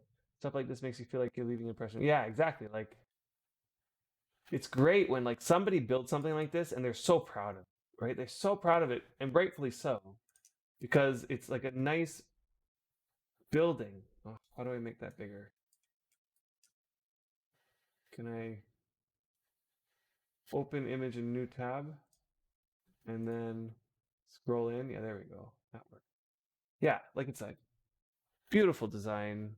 It's very like on the old servers that you would like wouldn't even bat an eye at that building because there's 100 more like it right next to it. But on the new servers, when the first one goes up that looks like this, and you're like, you put time into that, you put effort into that, like getting that slate for the roof, you know, like on a new server is challenging. And so it's respectable, you know. They even went through the time and effort to build the chain fences leading up to it. Like, yeah. And I was actually not even showing it, was I? Let's show it. Yeah, looks like that. Yeah, it looks nice. I like it. Huh. Harmony has everything you need except for factional. Yeah, we're on Melody. Um, Brian really liked the idea of a smaller server. He really likes the idea of a smaller server. I wasn't as big of a fan of a smaller server, but what can you do? Okay, so let's see what I'm doing here. I'm going to take this meat. I'm going to load it into the pans. Now, one thing I've learned over the years is that loading towards the left is harder than loading towards the right.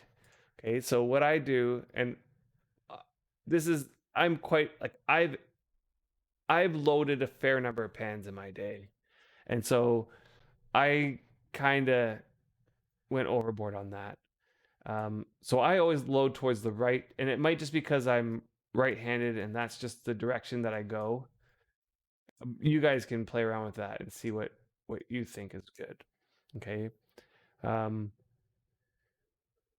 I need to build up my setup so that I'm not dealing with just 16 pans, but I need to get get on the making my setup. I need lots more pans, which is why I made that second forge, because I'm definitely going to fill that with pans. Pans or bowls, I'm not sure.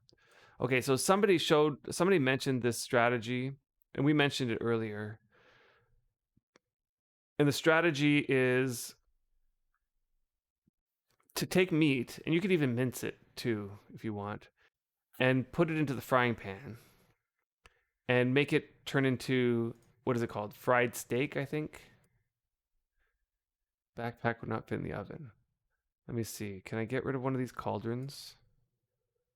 Water, pour, and put these in the cauldron. There we go. Okay. Oh, it's already turning. I gotta turn my sleep bonus on for the turning. Okay, so I have a full bar of sleep bonus. I feel like I got it for free. Okay, so what I'm gonna do here, I put this meat into the cauldron simply to get it warm, so that way things go faster.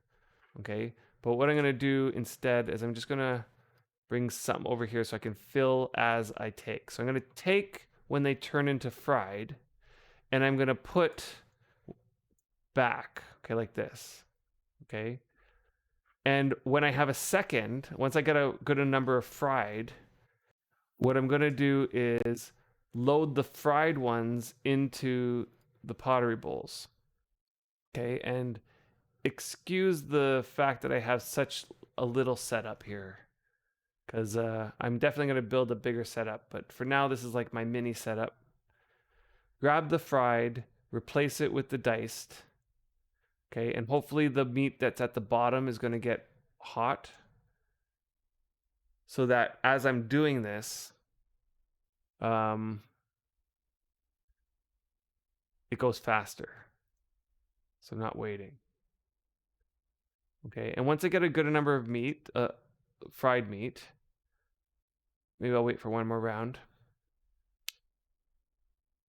And let's actually move this over so I can see my hot food cooking as it goes up.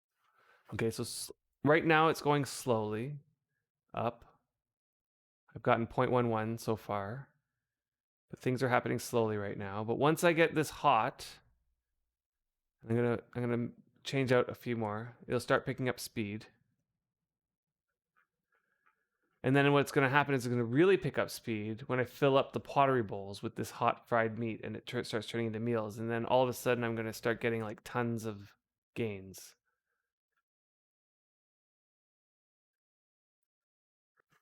Okay, and you can imagine doing this with 2 ovens, one full of frying pans, and one full of pottery bowls.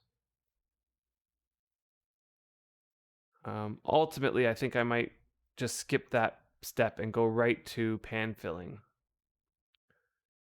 But that's for another day. Okay, let's start filling this.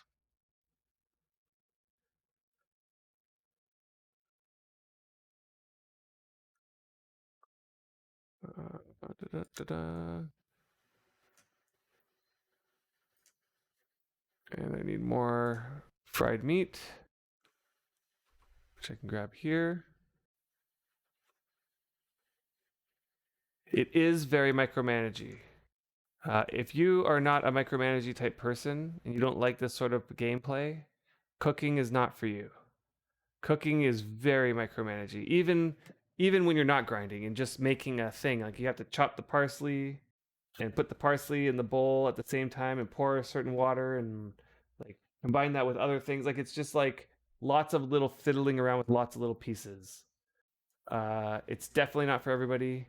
It's definitely for some people though. Some people love it.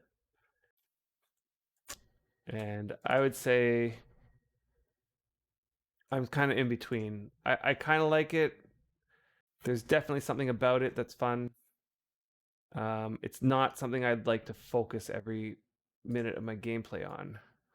But right now, what's happening in our alliance is that we had somebody who was, like right into cooking, and he was like totally fell in love with it, and then he had to take a break from the game, and so our alliance is now without food. And so I thought I'd just grind up. Maybe I can get myself to 30 today. Maybe. I want to expand those pottery bowls because I'm going to just put them into this shelf here. Once things are hot, they cook so quick. And every time one thing pops, you have a chance at getting a skill tick. Like look, I'm already at 0.5. And honestly, 0.5 with this tiny little setup, like this is a mini setup.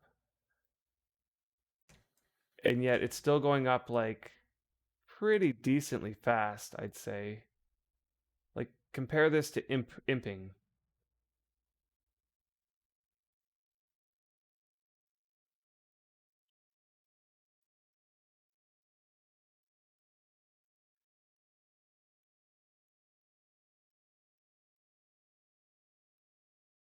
And yeah, once I'm focusing on this, it's really hard to focus on chat. So I'll take a break from this in a second. It won't take too long to get through all this meat, I don't think. Let's grab a bit more. And then I'm going to show you something else. Look, we took 2 hours to wrap back around to change the sacrificing. Yeah. How's the pizza coming? We're getting there. Yeah, so serotonin, you like the hot food cooking, yeah. Yeah, you like the appeal of easy 70 skill dumping by dumping 50 forges. Yeah. Yeah. Um it is fun. There was this one time I paid for pan filling service and I didn't fill the pans. I arrive and they already have filled the pans. This was like a great service. It cost quite a bit of money though, right? Like I paid maybe 40, 50 silver or something like this. And I think it was something like it was something like I want to say so each forge has 100 pans and there might have been 30 or 40 forges or something. There's a big room full of forges. I can't exactly remember. That doesn't sound right. But anyway, it was something like that. So I arrive, the pans are already all filled. All I need to do is walk to each forge, take out every pan and put them back in so that I'm the one who gets the skill. And yeah, it was great. It was great skill. I was doing it for the soul depth though back then. So back then, this is when before we knew that soul depth didn't do anything. So I mean my hot food cooking went right through the roof.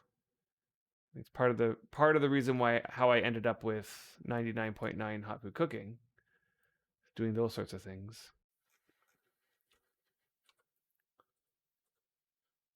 Let's see what's my skill at. I got 1.1 skill already. Like I don't know, like this there's something about the ease at which this skill is going up when I'm not even really doing all that much. Right? And all that preparation I was doing, I honestly wasn't really doing all that much preparation. I was just sort of wasting time to talk to you guys. I could have done this right away because I already had this set up. But now I have a second forge, which is something oven, I mean, which is something that I really wanted. I needed to do that before I made another batch of frying pans or pottery bowls or something. Okay, I'm gonna wait for a bunch of these breakfasts to finish. I should check the oven. It does say it'll burn for a long time. I'll keep this open just in case I need to grab wood scraps quick. And then I'll peek over to what you guys are saying. Ugh, this is one thing where you mess up by picking up a frying pan, which is why I put a butchering knife right here. I put a butchering knife here so that I can put the frying pan back quickly, because otherwise it'll say you cannot put a frying pan inside of another frying pan. So I did it again. See, so I have the butchering knife so I can drag it back and just drop it on the butchering knife and it puts it right in here.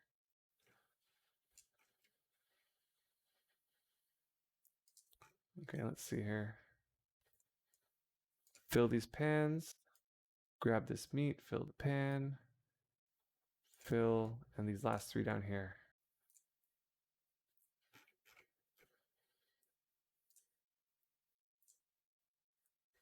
Get rid of these and then just fill with more meat.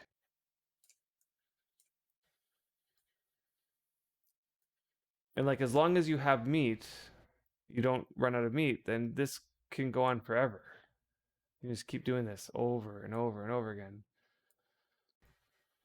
And there's a better way even. There's a way that goes way faster than this. I'm going to show you something about it. I won't do the whole thing, but I'll show you a trick that I learned. What am I doing? I'm doing the wrong thing.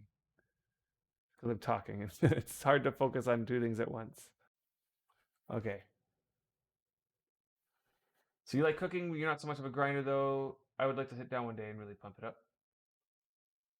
Yeah, you heard this is happening on Epic. Wait. Go. Oh yeah, you may. Okay, yeah. I'm gonna get to that.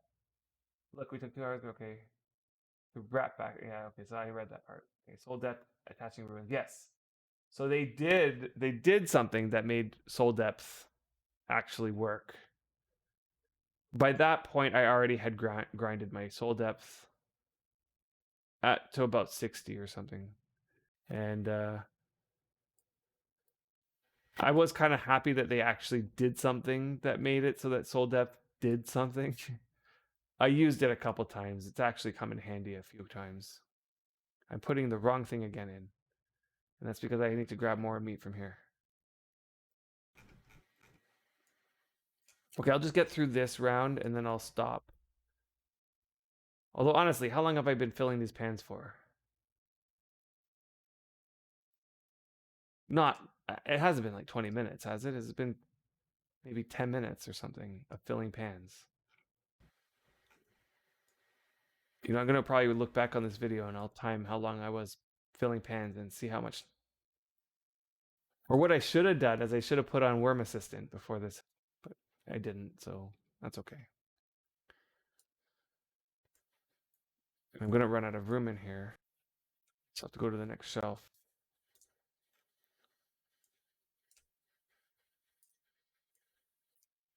I should bring this closer a little bit.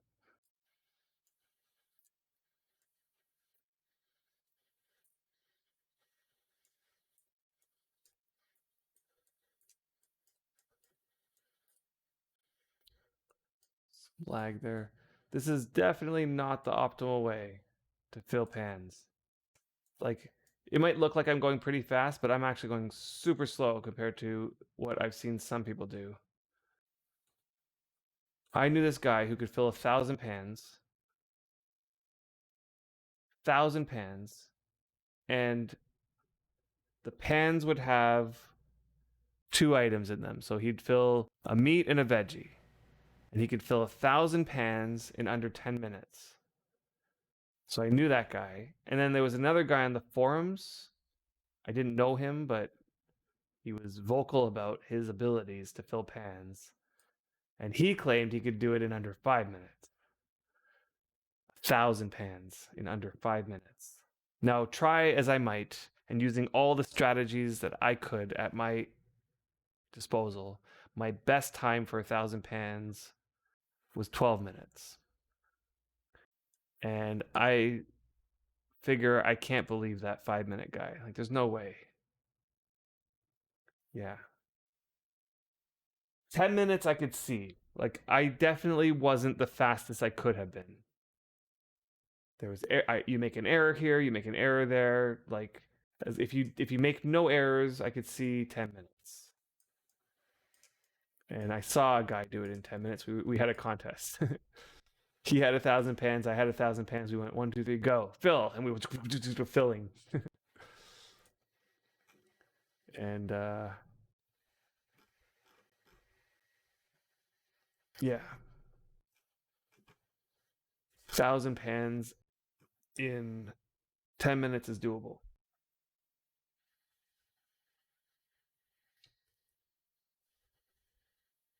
Right. Uh, that guy who said he had 80 mind logic was on the old server, though. Yeah. Yeah, that was on the old server. And I know that guy. And I believe him. Because on the old server, and I don't think it was 80, I think it was 70. I think he said he got 70. This was on a couple streams ago. And I know people who have 70 or 80. Like that's something on the old server, it's normal. I think I'm on the verge of 70. Anyway. And I don't play nearly as much as these people.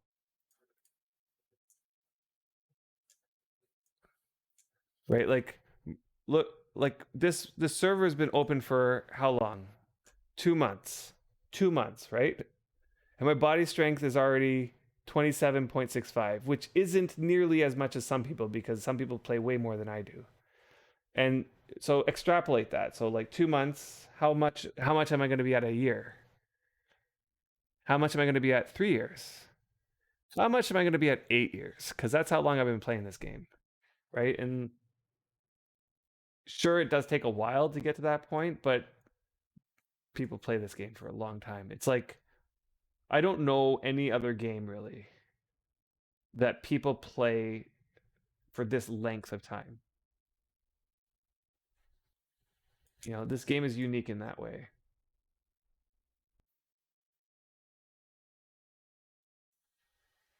Oh, I'm sorry, Ulfron. Yeah, I'm sorry. I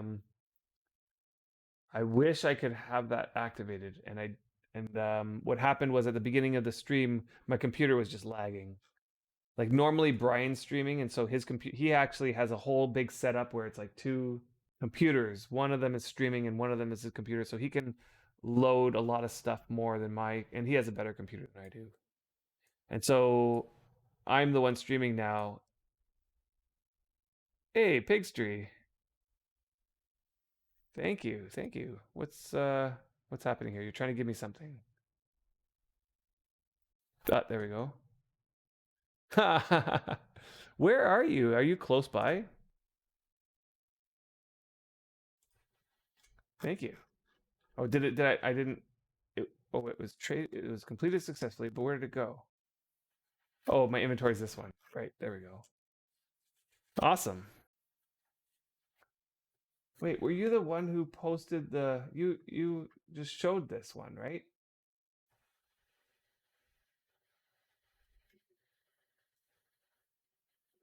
Who was the one who linked it? Yeah, it was you.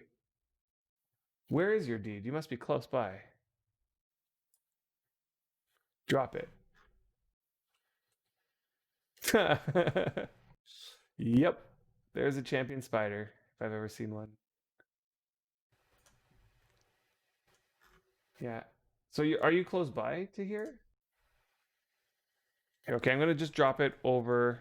Let's try this one more time. This way. So that I can stand over here and talk to. No, the problem is Brian's on vacation right now, and so he won't probably see it for. He's back on Monday. Oops, I'm pulling the whole pottery bowl. Okay, anyway. This last little bit, I'm going to get less gains. But let's see, I'm already at 2.7. That's kind of crazy. Like, and I just think of like how much more optimal I can get. I could probably have doubled that or tripled that skill gain in this time if I had a more optimal setup. Definitely not doing things optimally.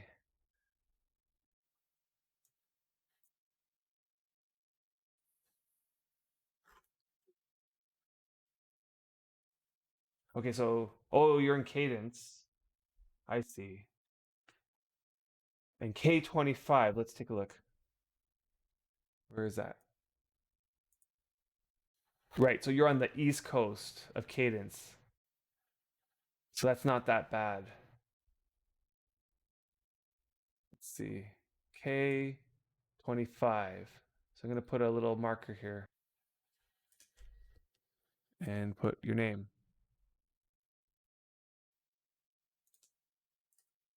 There you go. So we know where you are.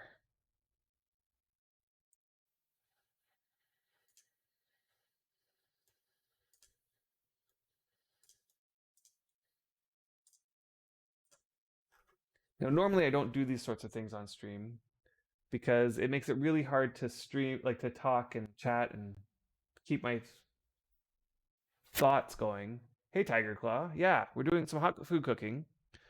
Um, story goes that we're in an alliance where the member of the alliance who was focusing on hot food cooking and was like, he was loving it. He made all the food for the alliance. He put a alliance grocer, and everybody can go and just grab that, grab food from there. He went on a hiatus, so he's taking a break.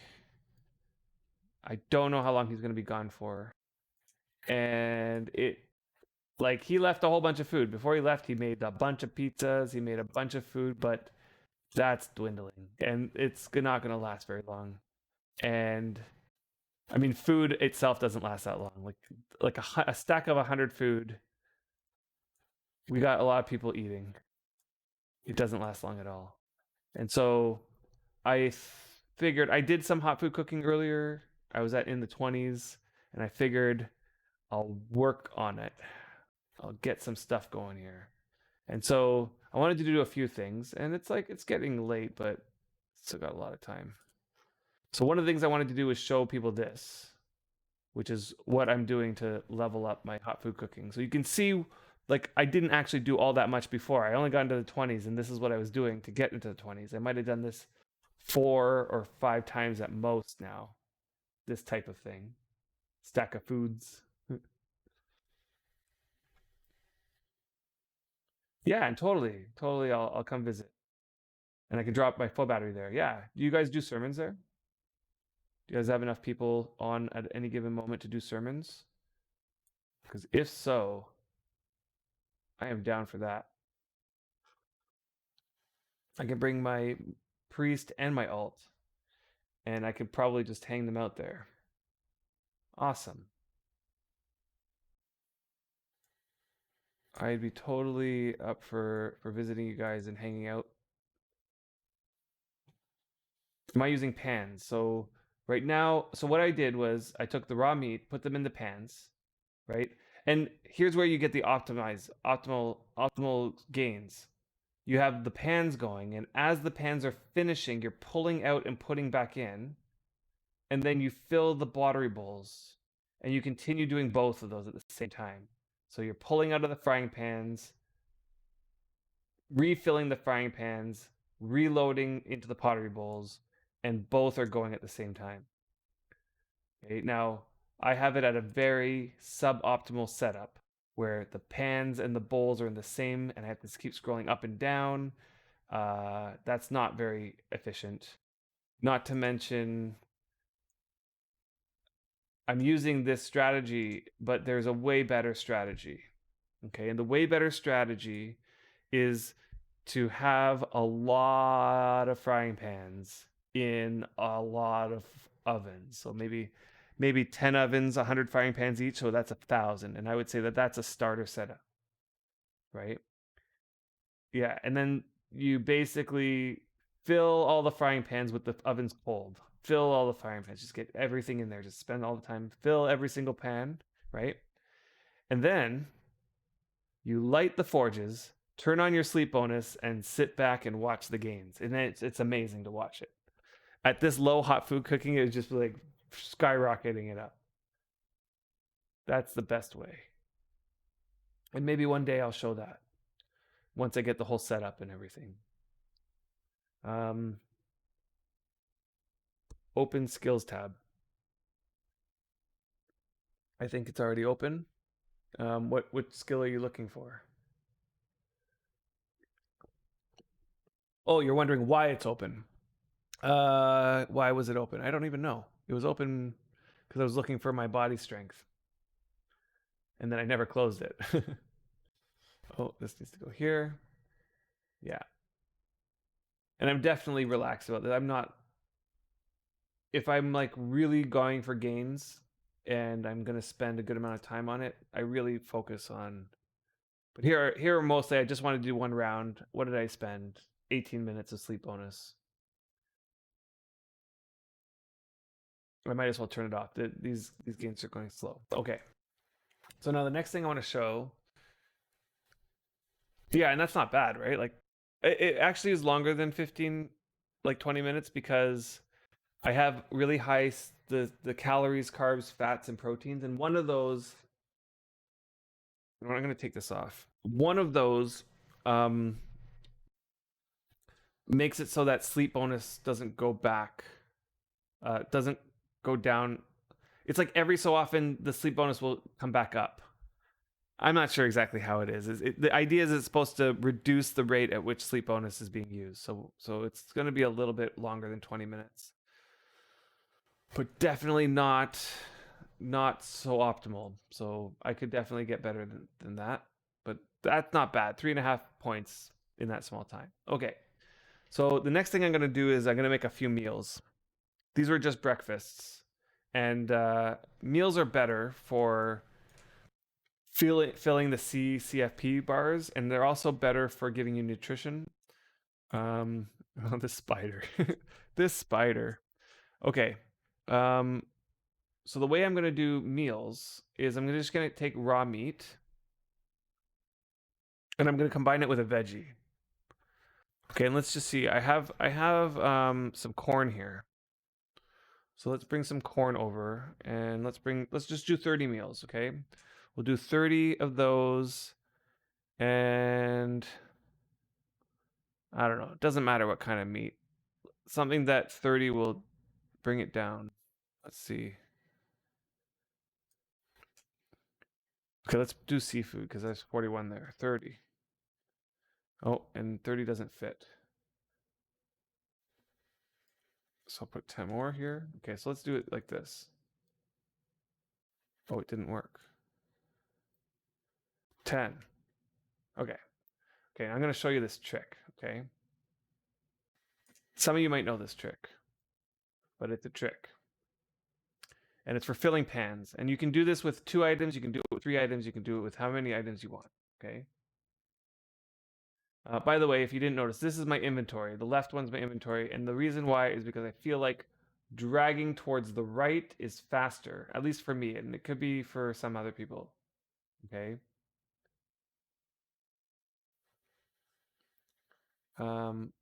Okay. So the first thing you need to know about this trick is that you have to change the setting because by default it's not set this way. It's under the Games tab, and it's down, down, down, right here. Enable shift drag in GUI. That needs to be enabled. And default shift drag value, I think by default it's 10. You need to bring that down to 1. Okay? So with those 2 set, then this should work. Okay? So I'm going to have to tell you what I'm holding here on the keyboard. Okay, so what I'm going to hold is control. And I'm using the right control because I also want to be really close to enter because I'm going to have to also hold enter. Okay, so I'm going to start by holding control. And what control allows you to do is select the items that you want to grab. Okay, so you can select as many items. I can select this string cloth. I can select this knife. Notice how I'm selecting. I can just click and select, right? But all I want to select is the corn and the meat. Okay, and if you want to load 3 items into the pan, you click the 3rd item. Okay, and sometimes you like if you're doing this on a mass scale, what you'll do is have 3 backpacks or 3 satchels, and each one has 100. Okay, and then you'll have 100 pans in your oven, and so a full set of backpacks can fill a full forge, and then you can repeat after the first forge is done. Okay, and for this I'm going to use frying pans because frying pans will make meals. I'm going to refuel the forge because it's going to go out right in the middle of this, so that's not the forge, but the oven. I spend too much time in front of a forge. Okay. And let's also get rid of these breakfasts.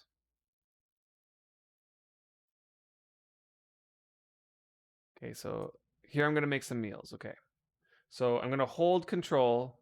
I select these 2. I'm gonna keep holding control. I'm now going to hold shift as well. Okay.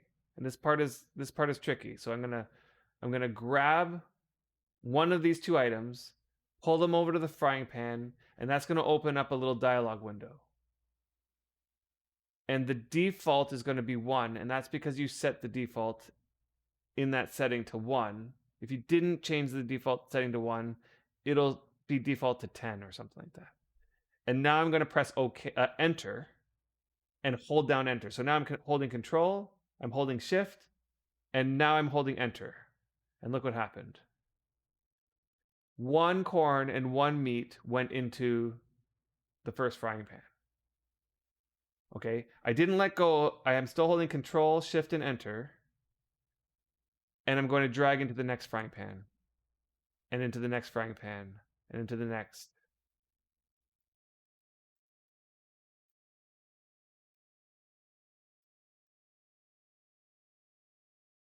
Okay. And normally you don't have the frying pans open like this. Normally you'll have this all collapsed and just like this so that it doesn't. Whoops. I think in the first, I have to fill it up first. Okay. And that way you can just go click, click, click, click, ding, ding, ding, ding, ding, and keep filling them.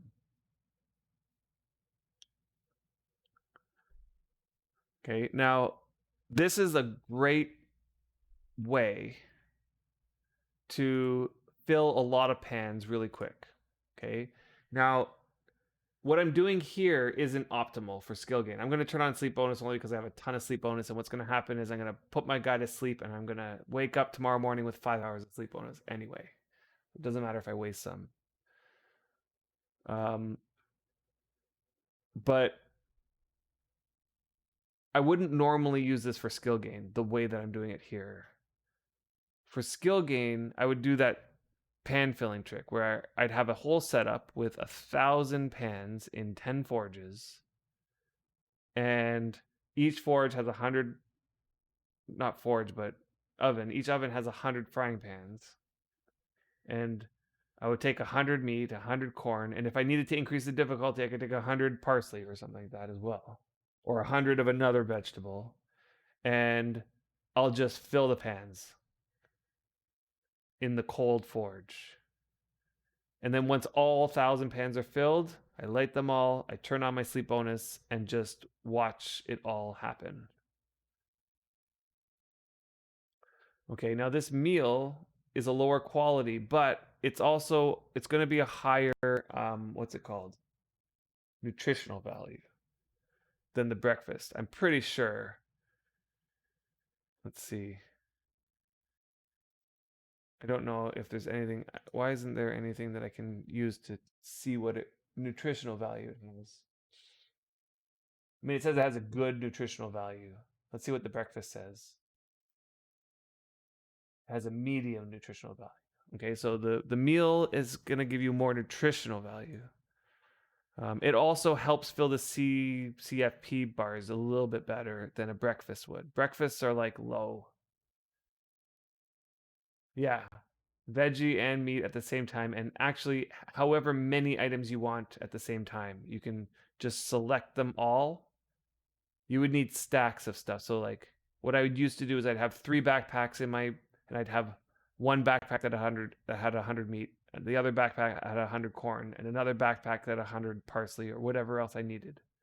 And I would control and select them all, and then shift, drag, enter, and just shift, drag, shift, drag, shift, drag, and just drag them. Fill the whole 1,000. You know what the most grueling part about pan filling is emptying. Oh, did it again. The most grueling part about pan filling is emptying. Because that's the part where you've already got the skill gain. The emptying is just painful. Because at the end of the emptying, it's not like you got anything better. You don't get any benefit of that.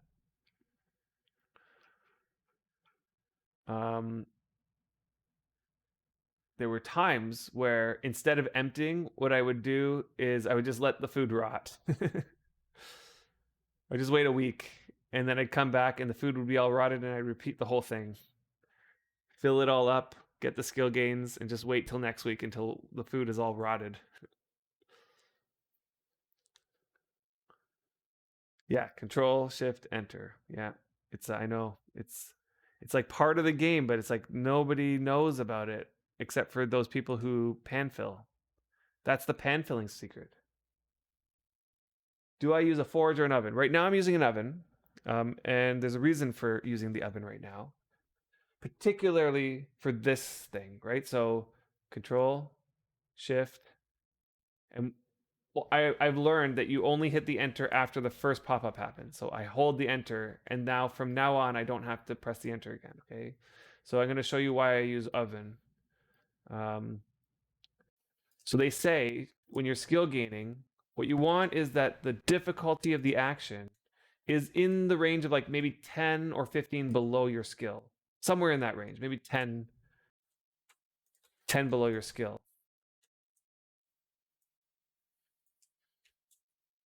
Okay. Now, to find the difficulty, you just go to lore and it says current difficulty 40. Right? To just make a meal in a frying pan in an oven, the difficulty is 40. Okay. But if I took that same frying pan and I put it in a forge, forge will add 15 more difficulty. I'm pretty sure you can make meals in a forge. Unless they change that. But I'm pretty sure it'll be a meal in the forge. I can check. Let's check. Put this in a forge and now a lore. Yeah. So notice now the difference. The forge added 10 difficulty. Okay, so the reason why I don't put it in the forge is because it'll make it more difficult, and therefore the outcome is going to come out at a lower quality on average. Okay, and my hot food cooking is only 30, right? So really, making these meals is not good skill, even though my skill is still going up. I'm almost at 4 now. Okay, but it's not as good skill because it's more difficult, and so I'm going to fail more often. You'll notice I didn't fail too bad though. Like 12, I got a 12 quality meal. That's still giving me a tick. Those are still giving me skill gains. So I feel like it's okay to do that for skill gain. It's just the higher the difficulty, the more chance you're going to get a 1. And you'll notice I made a whole bunch of meals somewhere. Wait, where? Maybe breakfast. See, I thought I was being smart, and what I did was I diced all the meat, then I minced it, then I fried it, then I like chopped all the veggies and made like a ton of stuff. And then I put it into the bowls, and because of all those actions, it made the difficulty so much higher. So I got like 1 quality meals out of this. I didn't like that, so I don't think I'm going to do that again. And these were breakfasts too. And then notice I didn't do anything but dice, and I got all of these higher quality breakfasts. All the hot ones. Look at all these hot ones. These ones are all the higher quality ones. And all the ones I made yesterday or the day before are low quality. Okay, so I'm going to bring some of these over to the Alliance grocer so that people can have food. Yeah, forges just add difficulty. So what's going to happen is, let's say I get my skill up to like 60 or something like that.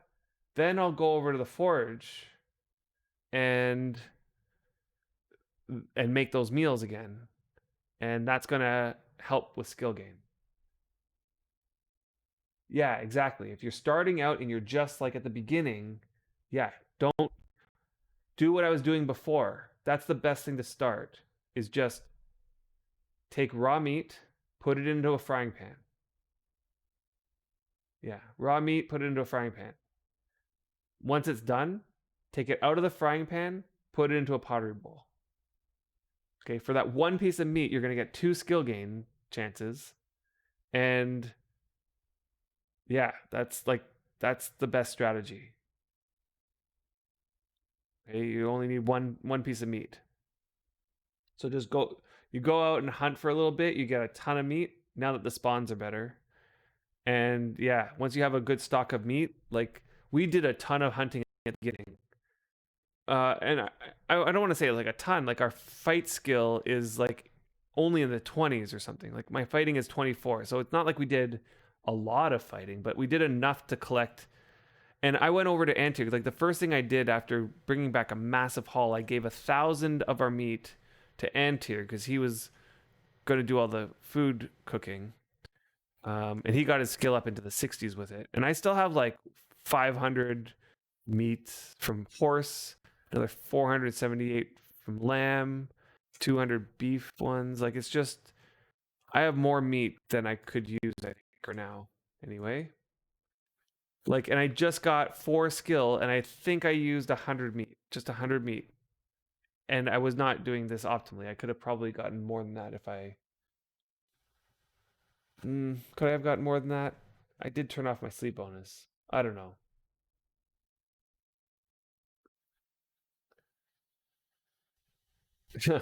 Yeah, actually, I have no clue how your fighting went up to 65. I've only been on 3, 4 big hunting trips. Yeah, it can go up if you're, especially if you're with some people who know what they're doing. Yeah, and for affinity timers, that's something all totally different. Uh, totally new strategy there. Okay, before we get, I don't know if I want to go down the affinity timer route tonight. What I do want to do is try for a pizza. So here we are. We're at the culmination of all of this. I'm going to need some marble. So let's just take a piece of marble.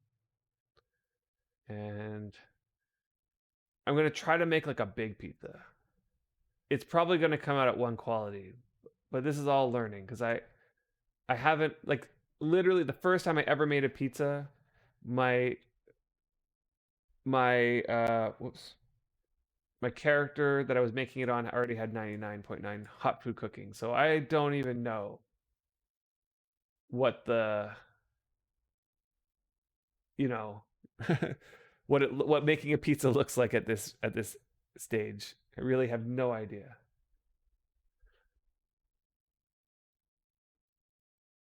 Okay, so 100 meat in an oven uncooked. Then pop that meat into a bowl with a veggie. No, no, no. When you're starting out, you take 100 meat and you put it one meat into each frying pan. Okay, I'll show you. I'll show you again. I'll just do it like 10 times or something. Whoops, I'm making another. Okay, I want that, and I want a mortar pestle. Oh, 6%. Okay, you know what? Forget the mortar pestle. I don't need that right now. And put the shard back because I don't want to carry that. Oh, and I'm checking now. Oh, there we go. Thanks, Pigstree. Whoops, how do I? Yeah, send. Awesome. Thank you so much. Oh, and you gave me some bread too. Amazing. Okay. And I wonder if the bread got that in the got the damage. Um bread can go in bread can go in here, right? Nope. Bread cannot go in there. Okay. Um oh, it's damaged before. Okay. So what I'm going to do is I'm going to put the bread in here. That's not going to fit in here. Yeah. Okay. Okay, so now I got to figure out. I got to figure out this whole bit. Okay, so actually I went over to Katz's deed. Oh, my hell horses are over here. Oh, they're hidden by the spider. That's why I didn't see them. They're right in spider. Okay. I went over to Katz's deed and got and I'll just unload this on the ground.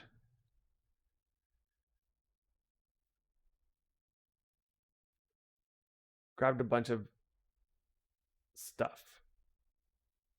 And maybe I'm not going to make the most tasty sounding. What's in here? The cotton. Okay. I'm not going to make the most tasty sounding pizza. I'm probably going to put some carrots and some lettuce, like these sorts of things. And this is going to be learning because I don't know how to make a pizza, and I might have to look it up unless somebody here can help me along with the process. Um, I'm going to start by. I need to make some tomato sauce. I need to make some cheese. I need to make some dough. I'm going to start with the dough because I feel like I know how to do that. Okay, so 46 grindstones. Look at this. Look at this. I'm not going to take a high quality one. I want to take a low quality one. Yeah, okay, I'm going to take a low quality one. I need to work on some of these skills, so I think a high quality one will mess that up. And let's just take the wheat that Pigstreet gave. And I'm going to, let's do this in the crafting window. And I'm going to wheat flour. Okay, good. Okay, so that's the first step. Ah, you did miss it. How did I highlight 2 stacks? Okay. Oh boy. I'm definitely going to be clipping that. And I'm going to be posting it on YouTube. And Tiger Claw wanted to see how I did the first bit too. So let's do that with 10 meats. Okay, so 10 meats. Whoops. I'm too far away. Okay. So this is how you do the first bit, which is just when you're first starting out. Like you have no skill whatsoever. You make a bunch of pottery bowls, a bunch of frying pans. Okay. I need to unload the frying pans. As I said, emptying is the worst part. I'm going to do it like this. This is U is my take button. I'm going to do it from the bottom. There's a big difference from the bottom or the top. And you'll see what I mean if you try it out. Okay, so here's how this works. This is just for skill, and this is for at the beginning, and actually it can take you very far. You use frying pans on meat. This is going to make fried meat, okay? Once this turns into fried meat, you take it out and you put them into the pottery bowls, and that makes a breakfast. And breakfasts are great for filling your food bar when you're just starting out. Okay, so this is what you do with all your food. You don't even need any veggies, just meat. You put the meat in the frying pan, it turns to fried meat. You put the fried meat in a pottery bowl, it turns to a breakfast. Breakfast you eat to fill your food bar. They are terrible for your CCFP. Okay, so this is like you're just starting out, the first kind of thing that you're doing. Okay, now you get to the part where, by the way, here's another strategy, is that you can queue up actions in the crafting window and fill pans at the same time. Okay, so you can gain, like, one thing I do sometimes is I'll butcher at the same time as filling pans. You can do whatever you want. You can make bricks, you can whatever. Fill pans at the same time. Okay. So the next thing was grinning. Is it grinning hound? Yeah. You want to know, how did I get 2 things at once? Okay, so I'm going to put, the thing is that you need a stack. Need to be closer. You need a stack of each. Okay, it doesn't work really well if you don't have a stack of each. Okay, so let's say I have a stack of cabbage and a stack of bear meat. Okay, you're going to first need to go into your settings. You come down here in the game settings. You have to enable shift drag in GUI, and you have to make the default shift drag value 1. Okay. Once you're done that, you hold control, and you see it, control changes the cursor to a hand. This allows you to click and select however many items that you want. You can click and select however many items. It'll just like select those ones. Okay. So you can do this with 3 or 4 items if you want. Then you hold shift. Okay, because this is the, in the settings it said what? What did it say? So it's just shift drag value. Okay, I wonder if I need to hold control. Let's see. Shift does a similar thing where shift allows you to collect 2 items. It's just the items have to be in sequence, so you can't grab another item that's further away. It'll just grab the sequence of items that are in the order. So that's what like if you have, let's say one of these is in one backpack and another one's in another backpack, you can't do it with shift anymore. Right? Like one's in that pottery bowl up there, one's down here. I can't just shift and collect both of them. You have to use control. Okay, so control grabs both of them. Okay. Then you hold shift because it's the shift drag. And you grab one of the items and you put it in the frying pan. And watch what happens. A pop-up comes up and asks, how many would you like? And that will be defaulted 1 if you set the default shift drag value to be 1. You press enter to clear the box. And it grabs one of each and puts them into the pan. Now, I haven't let go of any of those buttons, so my fingers are still on control, shift, enter. And when I do the next one, it'll do the same thing, but because I'm holding enter down, it'll like the window will pop up and go away right away. So I'm going to grab them and put it here, and you'll see the window pop up and go away really fast.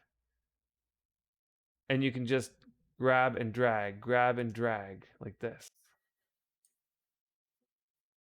Okay, you got it?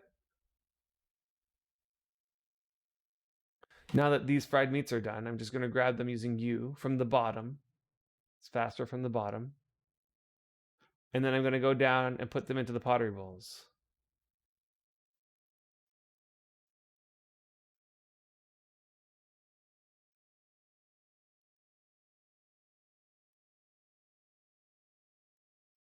Yeah, and those are going to all turn into breakfasts. Whereas a meat and a veggie in a frying pan turns into a meal.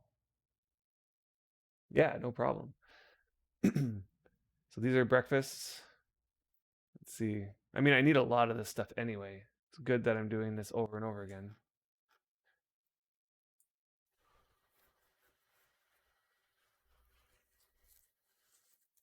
Okay, let's see where we are with the wheat. Okay, we got 6 more to make. I haven't been keeping up with that. Yeah, I know it's getting late for a lot of you guys, I'm sure. I still got some juice left in me though. I want to get this pizza.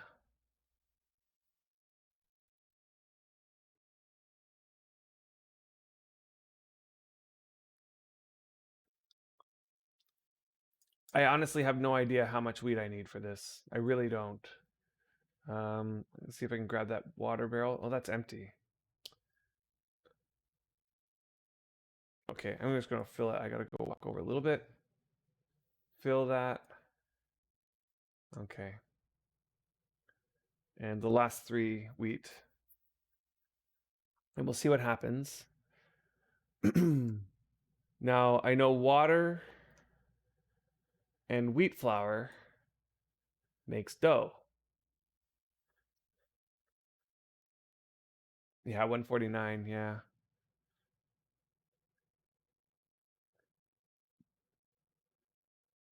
Okay, water and wheat flour will make dough. I'm curious to know, what if I combine the flour? Oh, you can see my skill was going up there. I have crappy milling skill. Let's see. The hot food cooking is going up too. Milling is 1.9. Yeah, terrible. I've never milled yet, so that's my first milling.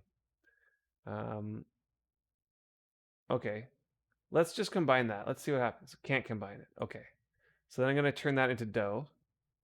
And this should give me baking. I wonder, is it baking? Yeah, baking. And that's my first baking tick.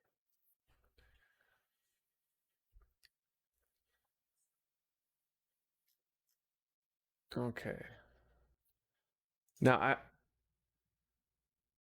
know I've done this before. Okay, I'm gonna grab some of these tomatoes while that's happening. Just grab 10 tomatoes for now. Do I not have enough room? Too far away. I need to somehow figure out how to get that food storage bin just a tad bit closer, but it's under the stairs there. Maybe Willow wouldn't mind if I swapped the order of the food storage bin and the planter racks. 4 a.m., 4:50 a.m. But you're off work this week, so sleep schedule's messed. Worm does that to people, doesn't it? Worm can really mess up sleep schedules. Tell you what. Okay, so putting these back in here. Why is it? Oh, I see why. Bottom to top is not ideal in that situation. That's okay. Grab the pan again. Where's my butchering knife? There it is. Bear meals and breakfasts. Okay, these can go in here. Oh, and they don't fit. I have to put them in the next one. Okay, and the dough needs going. I honestly don't know if I'm making too much, but we'll see. We'll see what happens. This is all for skill gain anyway. Let's put on sleep bonus. I'm telling you, I'm going to wake up and I'm going to have full sleep bonus anyway. Like a night's sleep usually gives me 20 some odd minutes or whatever.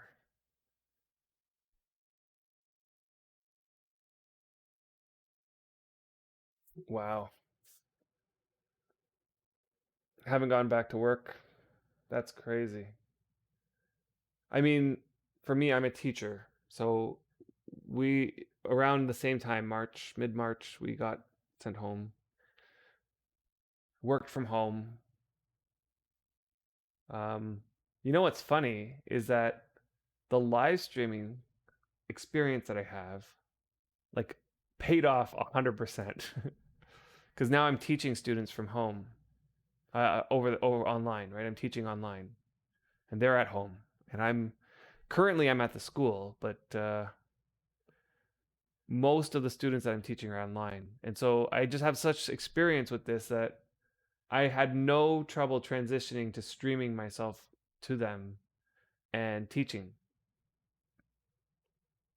All the other teachers needed me to help them. So that's what ended up happening. Okay, I need to make tomato sauce. I wonder if tomato sauce is in the cooking recipes in the game. Let's see if we can do this without looking it up. Sauce. Nope, it's not. Fruit press is a possibility. What did I do with that fruit press? Here it is. It has olive oil in it. Okay. Because I was making olive oil for compass. So what I'm going to do is I'm going to take a pottery bowl. Actually, you know what? I have cabbages here. Oh, I still have the bear meat. Okay. Forget that. I'm just going to put those back. I'm going to put the olive oil in the pottery bowl. There we go. And let's just see. Fruit press on a tomato. What does it make? Nothing.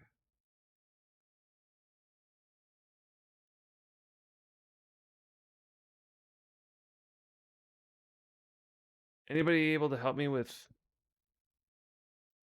what makes tomato sauce? Oh, wait. It might need to be diced. Let's just check this. Or chopped, I meant.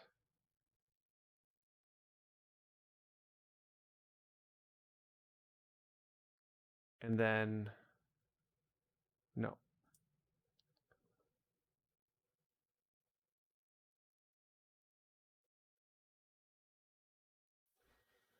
Yeah. I think teaching is in my nature. It's like I love doing it so much. I love doing it. And so that's why I spend all this time doing it with you guys, because it's a passion of mine. I love doing it. It makes me happy. Okay. Learning also makes me happy, which is why I like Worm. Because there's so many times I'm like trying to figure stuff out. So I know I could go look up. There's like this massive spoiler spreadsheet thing. I might end up pulling that out. But I think maybe there's like a way I know I've done this before, so I know that there's a way that I can just probably think about it and think what's obvious here. I know tomatoes makes tomato sauce.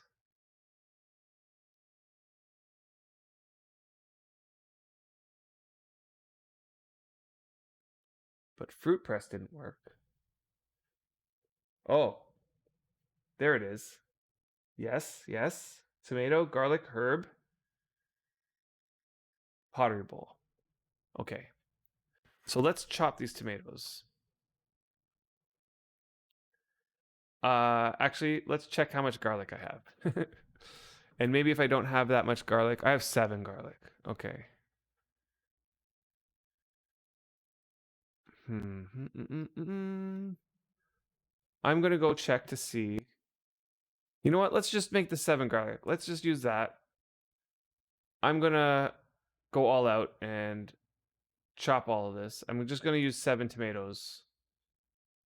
So I just need 6 left. And then I'll chop these. And I'll chop the garlic. And I need an herb. So I'll use basil.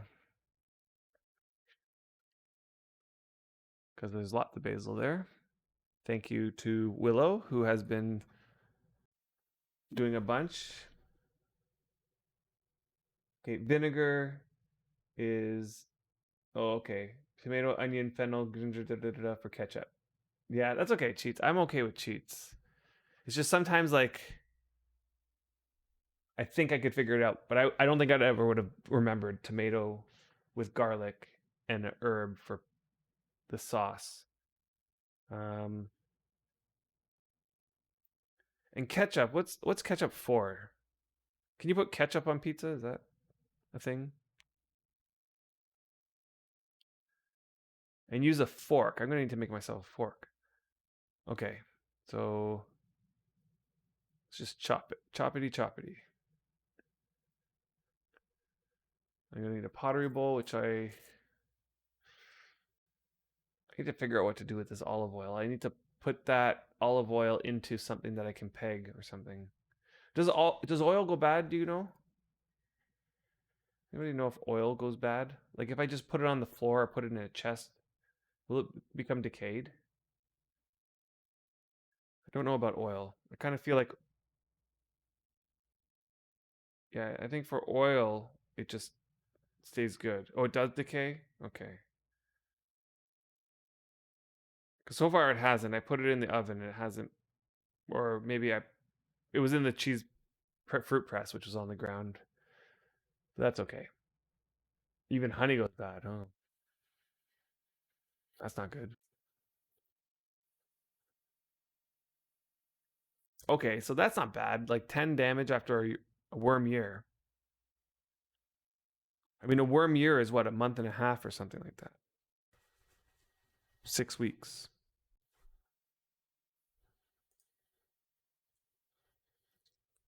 Okay, and is basil? Yeah, chopped basil. Yeah.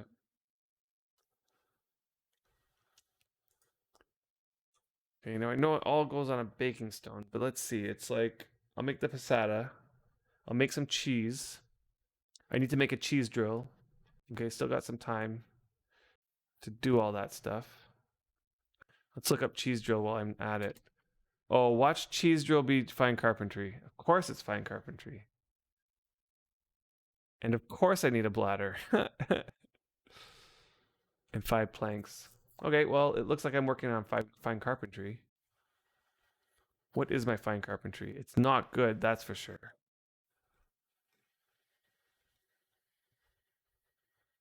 Where is carpentry? 8.29. It's definitely not good. Faye got his carpentry to 60.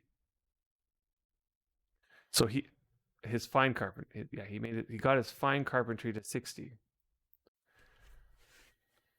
Or was it his carpentry? I can't remember. But I think he's doing fine carpentry to get his carpentry up. So like they're going up at the same time.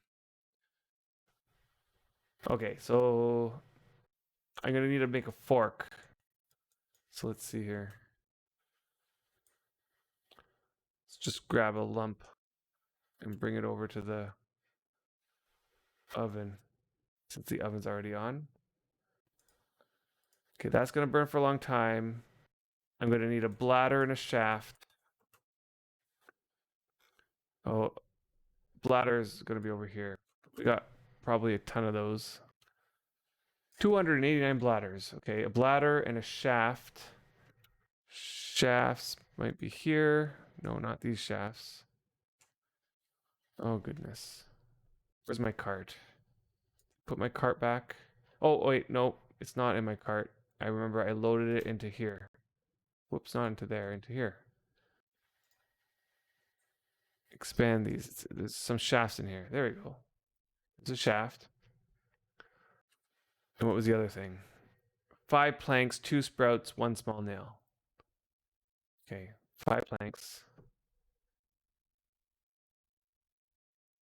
And I don't have any good planks. Like I don't have any oak shafts or planks, and I don't have any cedar either. So I'm just gonna make it walnut. 5 planks, 1 small nail, 2 sprouts. Sprouts are not in this bin. Sprouts are in this bin. Okay, let's see. Oh, that's a lot of sprouts. I'll just grab one of the pinewood sprouts, or 2 of the pinewood sprouts. Okay, and let's see here. It was a shaft and a bladder. 22%. Okay, let's load it in here.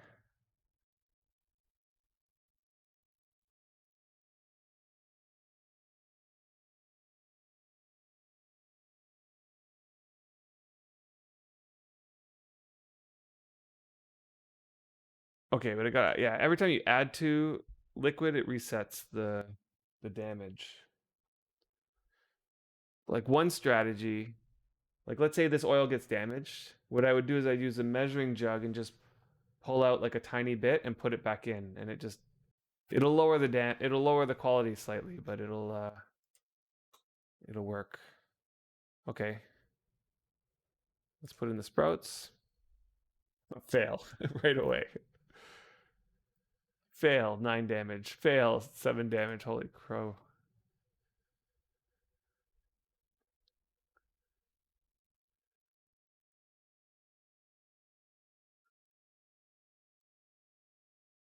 Yeah. Faye and I definitely split up the skills, and normally if he was around, I'd be like, Faye, make a cheese drill. Make a cheese drill for me. And that's why my skill is only 8. But then he'd turn around and say, make me a set of carpentry tools and make me a set of tailoring tools. Oh, and leatherworking while you're at it.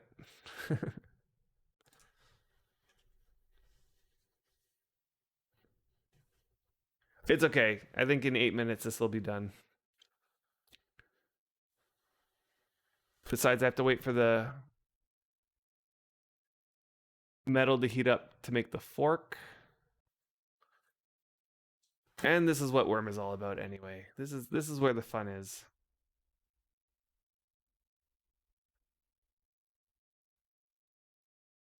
Right? The reason why this is fun is because there's a need for this, right? Like if I can learn and get the setup to make pizza, there's a bunch of people in this area that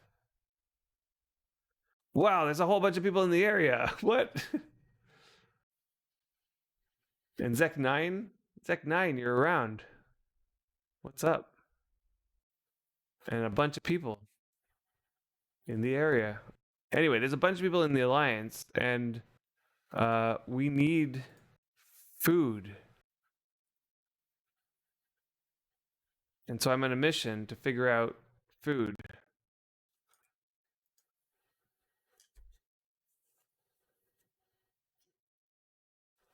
Yeah, why is Zek a melody? We got invaders. Inform the guards.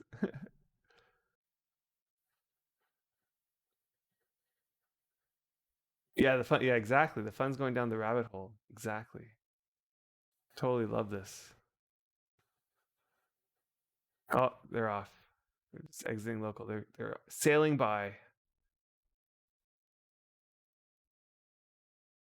wonder if Zek is streaming right now.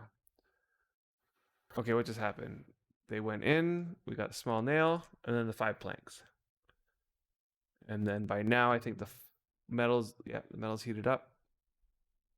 Let's make sure that forge is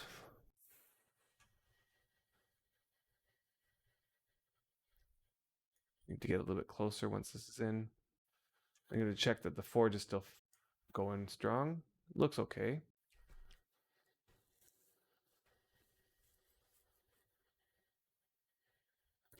Okay, so if I'm not mistaken, I think it's just dough, like raw dough, with the passata and with, you know what, I'm going to cheat.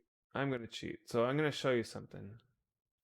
If you don't know that this exists, this is how I find it every time. Although I'm sure that I could probably make a link to this, and I'm sure that there's a better version of this. But I just search for cooking recipes. Whoops, recipes worm, and there's a link. Pigstree just linked to everybody. It could be the same one as this one, is it? It's Reddit post. It's this one. Looks the same. 1DQBF4LL. Yeah, it's this one. Okay. So you go to that one, and whoops, it is a massive spreadsheet of lots of different recipes. Okay, so that could be helpful. And you have to learn how to read it. So like the number 1, so the cooker 1 is what forge, oven, or campfire or still. So let's say I'm looking for pizza. So let's go to pizza.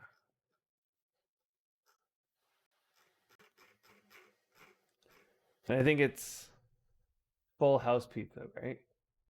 It's called Full House Pizza. Full House Pizza. There it is. Okay, Full House Pizza. So it's something that you have to learn. Hot food cooking. It's in an oven. B is for baking stone. Okay, so that's the second row, baking stone. Okay, so I need a baking stone. You don't need to have an active item. You don't need a target item. Although, why does it have a Q there? Maybe that's a mistype. Let's see here, unless it says here. No. Okay. So it mandatory needs dough and passata. So that actually, so just dough and passata on its own will make a full house pizza. And then one or more from each group.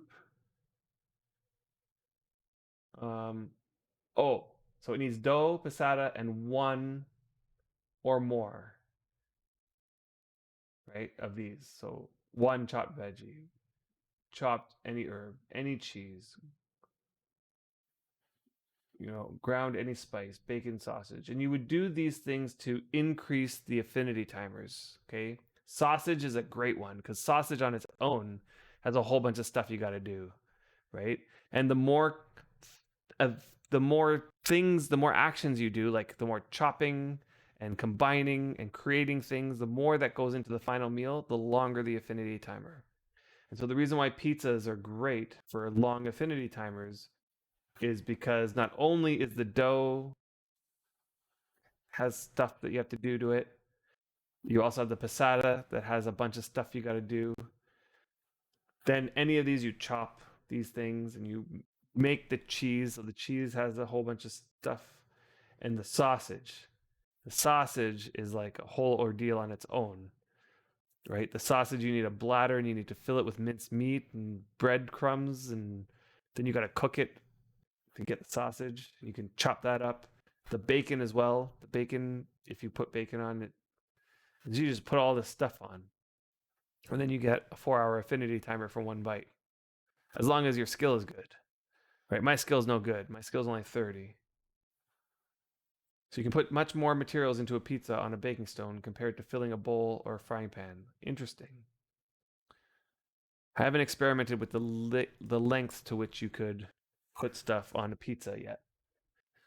I have made, like, my 99 skill hot food skill cooker person, although they had low cheese making and low baking and those sorts of things, so the skill wasn't there on those ones. The pizzas were coming out at 50 quality, which is okay. Like, I wasn't complaining.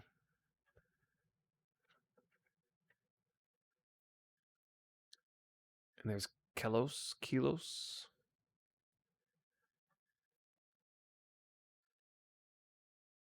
All right, let's see. It's really hindering me is my fine carpentry is very bad. Let's see, is it going up at least? Oh, yeah, it's not bad. Going up by 0.04 just for combining. That's not bad. 0.045.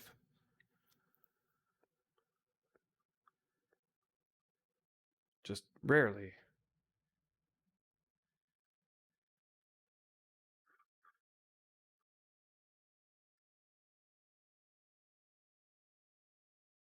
Yeah. Yeah.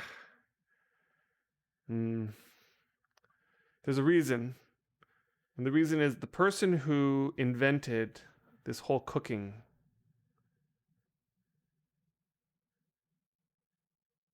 has passed away, fortunately. Everything that Titch added to this game was like gold.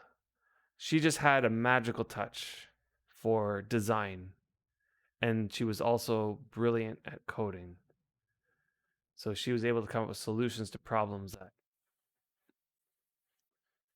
other people couldn't. And um, she was the one who did the whole bridge system. And the other thing about Titch was that she also communicated every step of the way. You'd get an update every week. Like, she's like, bridges are going to take a long time. Probably 6 months, probably more. But like every week we would get a post from her.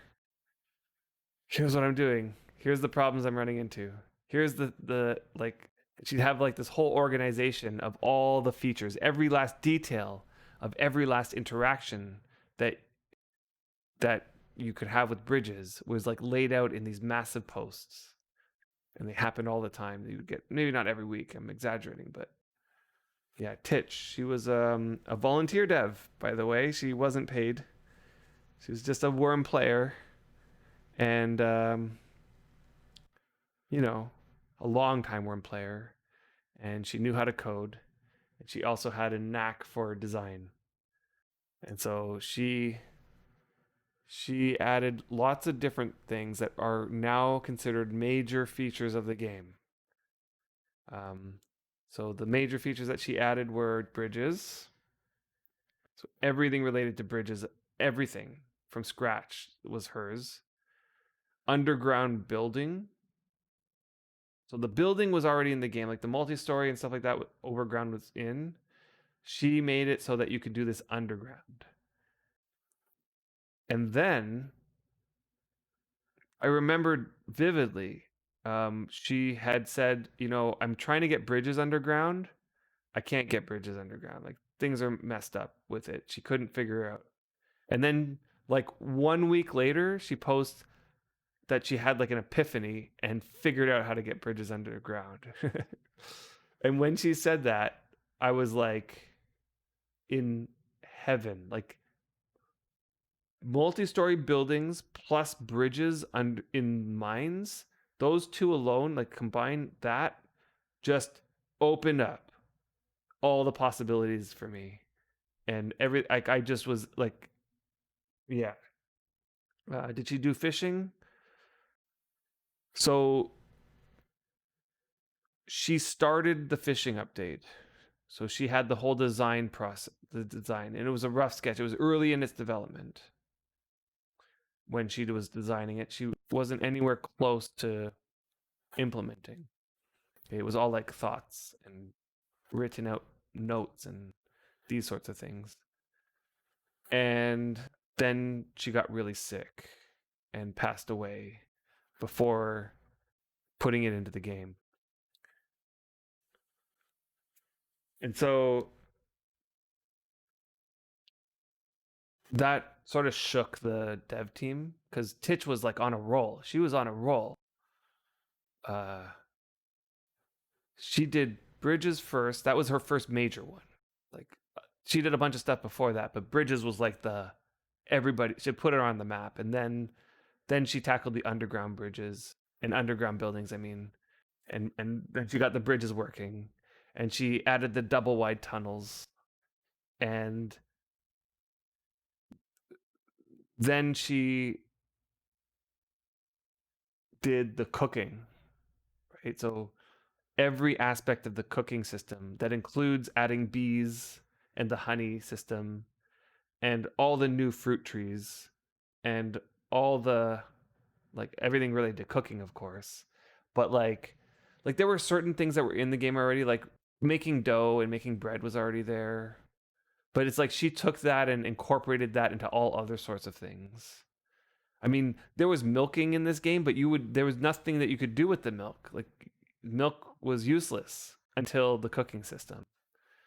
Like sugar, like all the planters, all the planting got added with the cooking system. All the alcohol, the hops, the trellises, you know, she just went all out on that system and made it like touch lots of different areas of the game. You know, like bees added bee smokers, which was a blacksmithing tool. Like it just touched everything. And so she implemented that. And then she was going to do the fishing. So she started the fishing, but then passed away. Um, and for a while after that, the devs were kind of like shook up and they sort of like, there was not that much words from them at that time. And then Buddha, who was the lead project manager of at the time, um,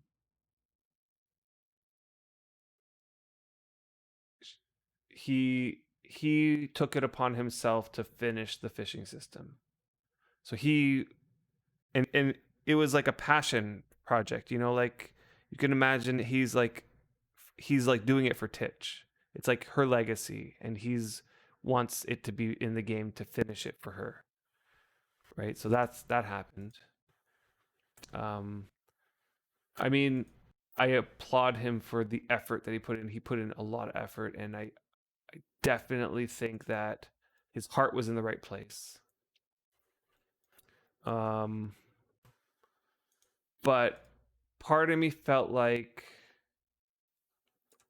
because it was like that emotional, there's like a lot of emotion surrounding it, that it wasn't. See, coding is like, and making this game, like you got to be cold logic, you know, like logical, and just you got to be thinking through everything. And I feel like it was like a blind passion. Like he was just like, got to get this into the game, and like he just worked night and day on it. And um, oh God, thanks. Yeah, he worked night and day on it, and just ah, it didn't come out quite right. You know, like the yeah. Does the game not make coin? Yeah. I mean, she might have gotten some compensation for it. She just wasn't employed by the game. Okay, so she wasn't an employee, but she was like a volunteer dev that might have gotten some money on sort of like a contract basis sort of thing. Like she did a lot of work. I don't know the details of if she got paid or not, but um yeah. All right. Where am I? So cheese drill. Is it just cheese drill on milk? Yeah, let's see. Yep, cheese drill on milk makes cheese. Good. There, so I got my first tick in milling, my first tick in baking, and now I'll get my first tick in cheese making. Dairy food making, that's what it's called.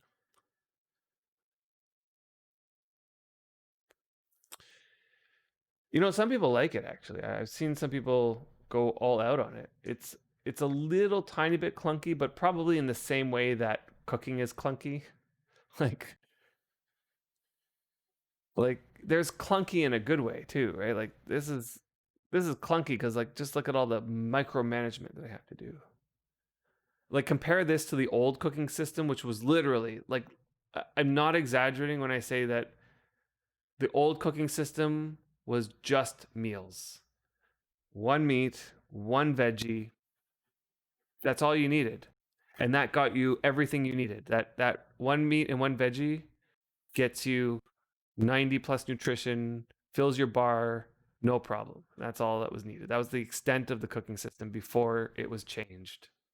You could make bread, but bread was useless. You can make milk, milk was useless. You could make cheese, cheese was useless. You only needed one meat and one veggie, and that was the end game of cooking before. Right? So the change, yeah. So when did the change happen? The change happened, I want to say 2000. Let's see. I was already on Xanadu, so 2015 or 16, probably 16, 2016. I'm guessing it's somewhere in that area. And now it's like super complicated. They added the CFP bars. That was new for the new cooking system. Oh, I still have my sleep bonus on. I think I'll turn that off for now.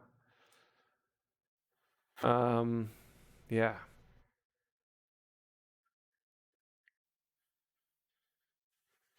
Yeah, while there's no animals to hunt, fishing is great. Yeah, totally. I know. I honestly feel like what needs to happen with the fishing system is not so much they need to change much about the way that it works. They just need to change the outcome, like the rewards.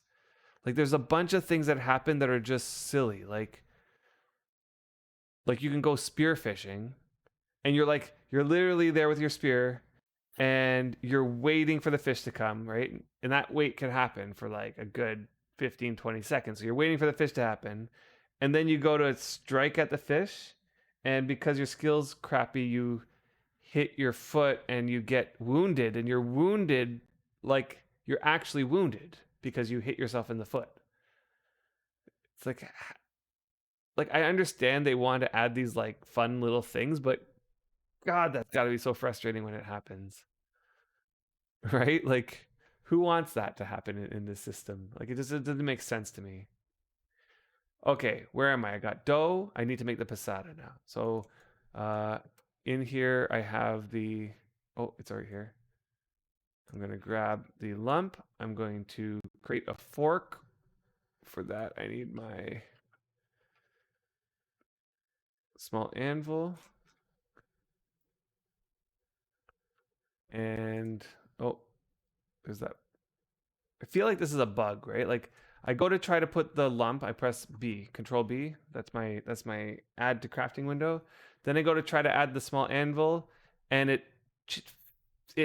replaces the lump. Like why? What I think should happen, and this is something that I said a long, long time ago, is that if I put the iron lump and it ends up in the first slot, when I go to put the anvil, it should just automatically put it in the slot that wasn't just put into. It should just put it in the other one. It should just alternate. Anyway, such a gripe. It's like these are the types of things they can be working on instead of the priest favor sack situation, which did not need it. Sometimes it doesn't, sometimes it doesn't. Yeah. It's like so dumb. I feel like that would be such an easy fix. There's got to be some quick solution to that shouldn't take too long to figure out. I don't know why that's not the type of thing. Like, there's so many of those things that I think they can do. Okay, so pottery bowl. Here, I'll use my trick again. One chopped meat, one chopped garlic, one chopped basil. And I'm gonna just shift. Wait, where's my pottery bowl now? Oh, it's up here. And I just put one of each. Oh, I didn't grab the tomato. Okay, but now I need to put the tomato in manually. Okay. And then, what is it? Fork. Is it fork on the pottery bowl? Like a pottery bowl and fork like this? Oh, yeah. Passata. There you go.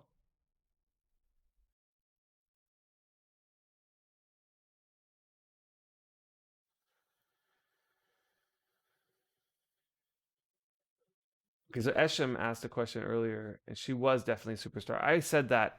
In fact, those exact words. I don't know how many times I said that. You look back on those streams, and I would say that every time that we talked about Titch, I would use those exact words. She's a superstar. Just super. She was amazing. It was very sad to hear that she had passed. It was very sudden. I feel like she kept that to herself. Okay, let's try that again. Okay, so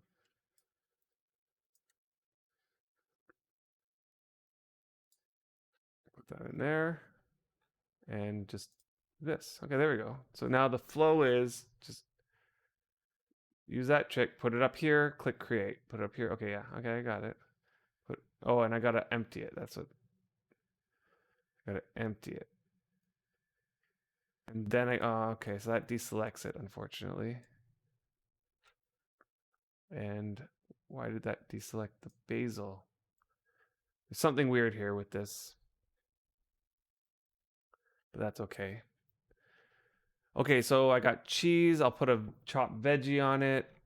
Maybe a couple chopped veggies. Can I put multiple chopped veggies on it? Oh, sorry. Esham had. I was going to read the second part, which is who's the best worm dev now? Right. Yeah. Waiting for that.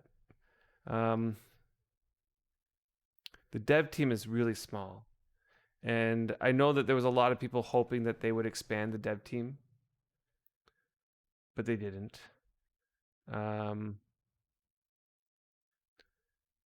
And so the dev team pretty much consists of Samuel.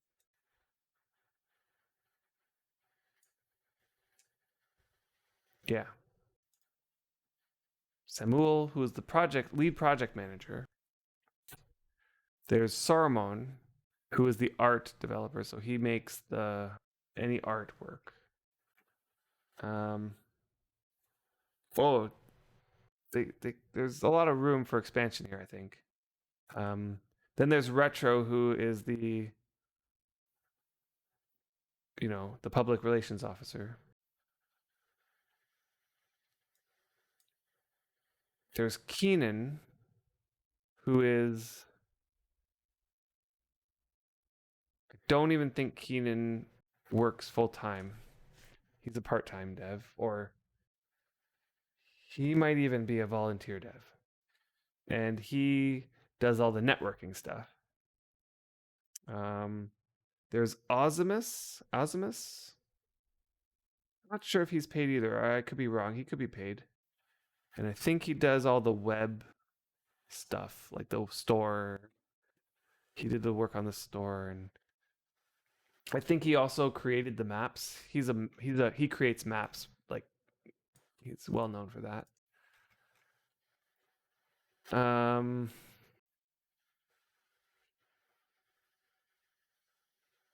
am I missing? I honestly don't think there's anybody else. Dark Lords, that's who I'm missing. Dark Lords, his current project is the PvP stuff. So he's focused solely on PvP. Okay, so if I were to name anybody as the current superstar dev, it's going to be Dark Lords because of the way that he's handling the PvP side of things. He's handling it in such a good way that's very refreshing to see. Whoops.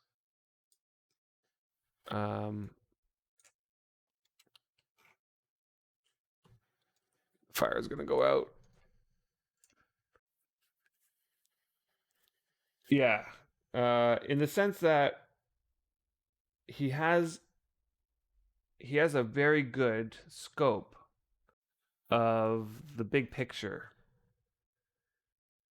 of what PvP is and what needs to change. Now, this is something that is very rare, and you have to understand, this is very rare in a worm developer because it's very hard to say that like you won't find many people who say that they have a good idea of what this game is about in all aspects of it.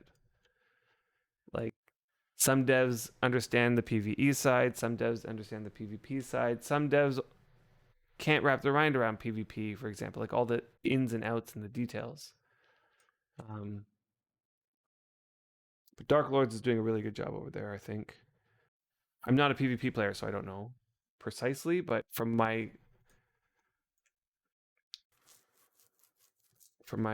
outside perspective, it looks like he's doing a great job. Okay, I think I'm ready to start this. So I got the passata. Okay, let's just do that. Let's just do the wheat, dough. Laura will say, "We'll make some bread." No, don't do that. Don't make bread. I need the wheat dough and the passata. So I'm going to grab the measuring cup. Put the measuring cup right here. And I'll just grab a little bit of passata. Let's set the volume to, let's do a little bit.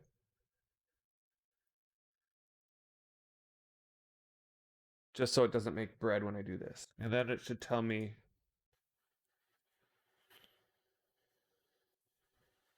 You feel it? Okay. Have you tried adding any cheese? Okay, yes, cheese. Let's do that. And then lore. Okay, this is what I like. Okay, so I like this control for the liquid. So it's not gonna make anything, but everything's gonna heat up. But until I put in this range of liquid. For the devs, it's like, okay, I'll say some nice things about Samuel because he deserves it. Samuel is a wizard when it comes to the technical aspect of coding. He's like a wizard.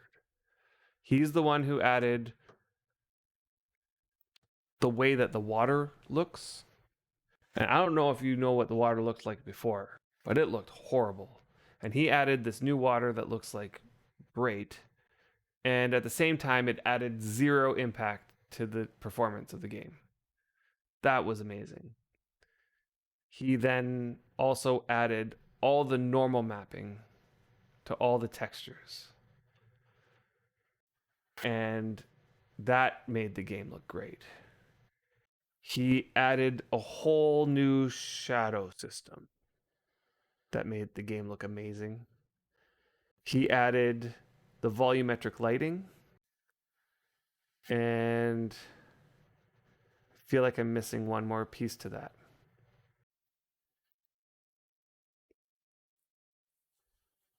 The normal mapping, the volumetric lighting, and the shadows. So I think those three things in combination made Worm look amazing in comparison to what it looked like before. Like, and I know people still harp on the graphics, but like, if you saw what Worm was before and you were there during the transition, it was like night and day. Yeah, it made, oh, Distant Trees, that was another big one. Distant Trees he added. Oh, that was great. Like these types of things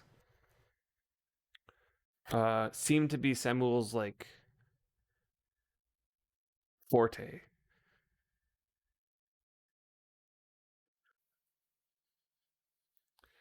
And based on the things I'm listing here, you should maybe see the difference between Samuel and Titch, for example. Okay, I don't think Titch would have had the technical ability to add those things. And at the same time, I'm not sure if Samuel has what it takes to make the cooking system what it was. Right? Titch had something special. Samuel has something special. And this is what I meant when I said, like, I feel like there's room, right? Because they have a Samuel and he fits that role like perfectly. Like, he can make wizardry happen on the screen. And that's amazing. And this game needed that. It needed that big facelift. And Samuel was amazing at that. Right. But what they really need, what there's a big gaping hole in the dev team right now, is the designer. Right? Like the person who can come up with the systems, like the cooking systems, that like are so intricate and have so many pieces, like working pieces together, that it's like you normally one person would have a very hard time trying to like come up with all the pieces and ways that it's interacting and put it into systems that make sense and that people can follow and understand and enjoy and get deep into it, you know? I really feel like that's what's missing here. Okay, so this is what I'm going to do. I'm going to heat up all of these by putting them in the oven. The passata looks like I'm going to need 0.1 or 0.2, I guess, 0.2. So I have enough to make a good amount of pizzas. What I'm going to do before I go any further than this is make some more baking stones. I think that'll help. And then I'll make a bunch of pizzas and see what happens. We'll see if it comes out at any decent quality. And I'll experiment a little bit. So I'm going to make one pizza where it's just the basic. Like the basic. So there's like minimal amount of ingredients, because the lower the amount of ingredients, the lower the difficulty, and it'll make it easier.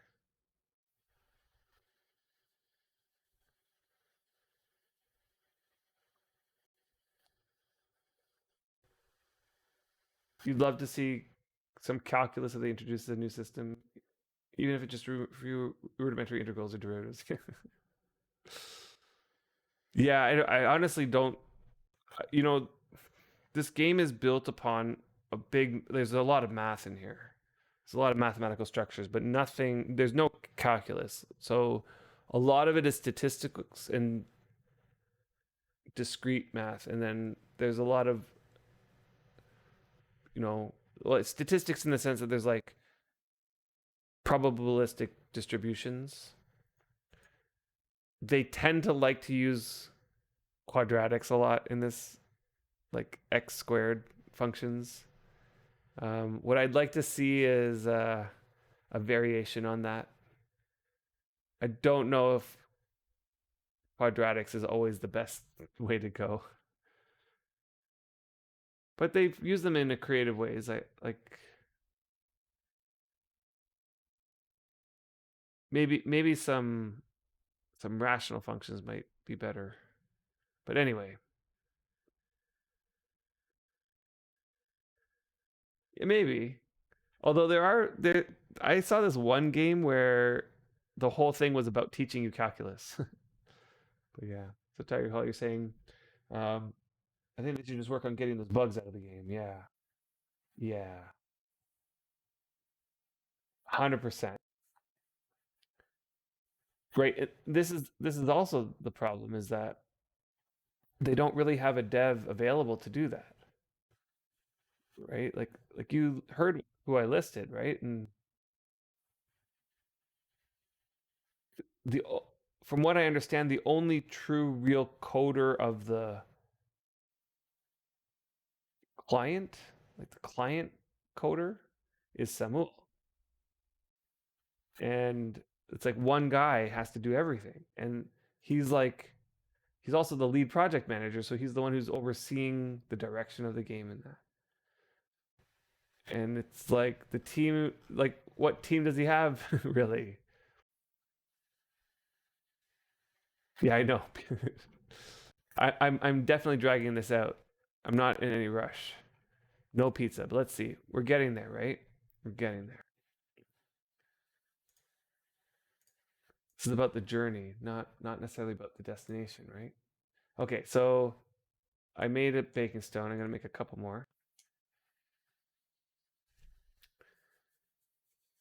Yeah, what I would hate to see is that they start hiring a ton of people and then things start happening, but not in the right way. Like I don't want to see that either.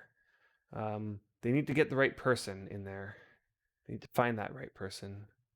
That person who has the passion, who can bring the passion, who preferably has been a player, so he or she knows the lay of the land and understands the politics. There are quite a few politics to navigate. Um, yeah. Um,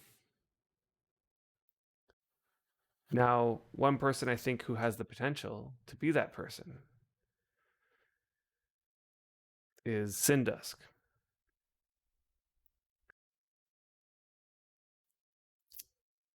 I really do believe that he has the potential to be that person. Um, the, they gave him a shot, right? Like he was a part of the dev team for a while.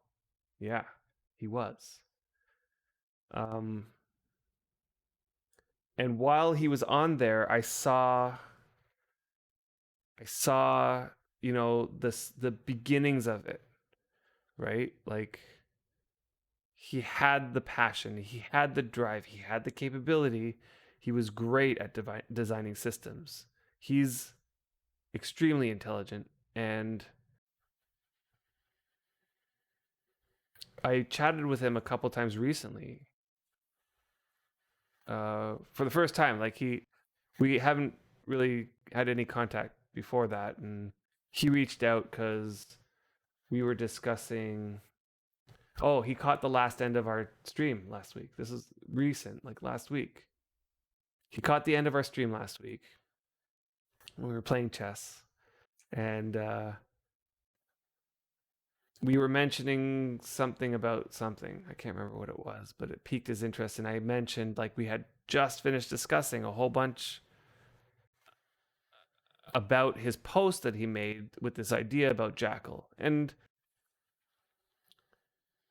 like Brian and I were debating it on the show whether or not this is something that's good. And I'm for it. Brian's against it.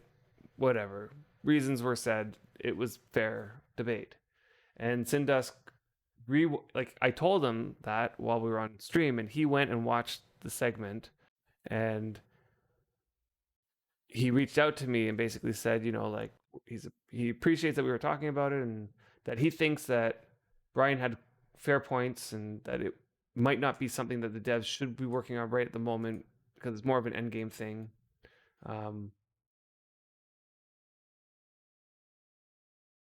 And that he has other ideas and he's trying to hash them out for things that are not end game things. What's happening here? This baking stone's not fitting. Okay. I'll take the cauldrons out. Put the baking stones in. Like he has like he has like some like great ideas, and just he's reasonable. And when he was part of the dev team, he was really good at communicating. In fact, he wanted to communicate so much that the dev team did not like that. And there was one particular incident that I don't know the details about, that where he was saying too much of something or other, and it caused a huge internal conflict that led to him stepping down. He's like, I'm like, he was just out, Okay, where's the I have a measuring cup here somewhere. And the passata is in where? Did I put that in my bags? Yes, I did. Okay, there it is. So I'm gonna just put a tiny bit of passata in each. Cooking is a lot of this fiddling, especially the measuring cup. It's a lot of fiddling.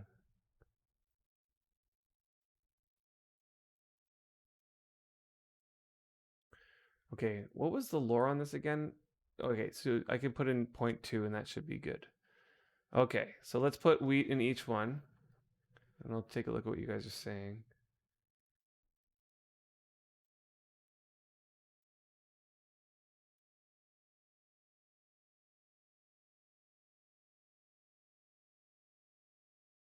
Like, do I overlap with Syndusk? Is that?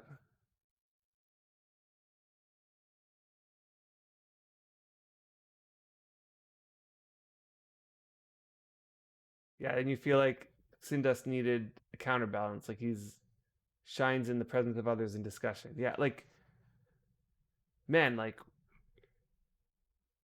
in his discussions with me, it was like he writes a lot. Like he can spew off like a page of information like it was nothing, and I struggle to keep up with that. But yeah, like he's just great. So what times do we stream? Is kind of what you're asking. What European hours do you usually overlap when playing or streaming? Because those are different. It depends on the day. Weekdays we don't really overlap with European hours because we work during the day, and we're in Eastern Standard Time, so New York time. Yeah, when we're playing in general. So we play in the evening in Eastern time, which I guess is like right now it's 12:48, right? 12:50. And so European time is probably something like 5:50 right now, or 6:50 depending on where you are, or 7:50 maybe even. Um, so it's like we're like 5 or 6 or 7 hours behind people over there. Yeah. And so when we're playing at 7 p.m., it's like midnight or later for Europe, and in the weekdays we don't really get to play too much. Like I might log in and pray a few times. I might do a little bit of mining, and that's about it. Because I'm dead tired from the workday. Okay, I'm gonna make one of these. So let's change this volume to 200, and let's fill and move it into one, and let's just see what it does. Lore. Okay, that'll work. And it should happen quick, I think, because it's hot. Everything's hot. Now on the weekends, we play in the morning.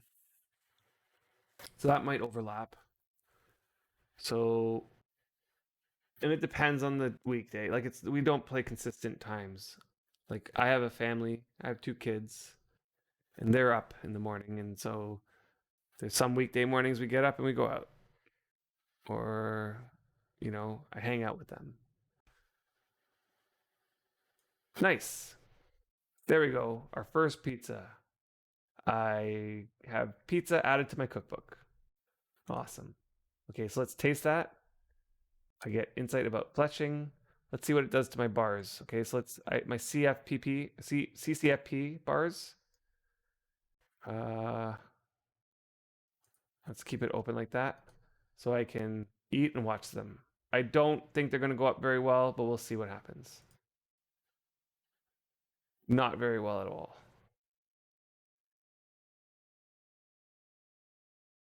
Are they even going up at all? Any of those? Okay, so the calories are going up. Okay, I'm going to stop eating so that I have some room there. Okay, so that was 10 quality, which is not good. Like the quality of the materials aren't great either, and that's partially because my skills terrible, so I'm gonna have to start working on that. But at least I have the idea down. Okay, let's add.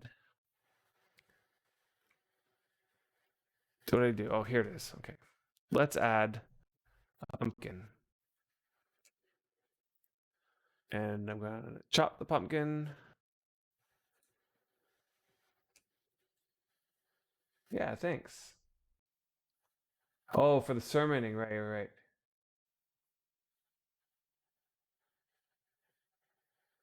I mean, the sermoning might be like a weekend thing, right? Because you need a long period of time for sermons. It's late enough, but I think we have 5 to 6 people that late. Yeah, so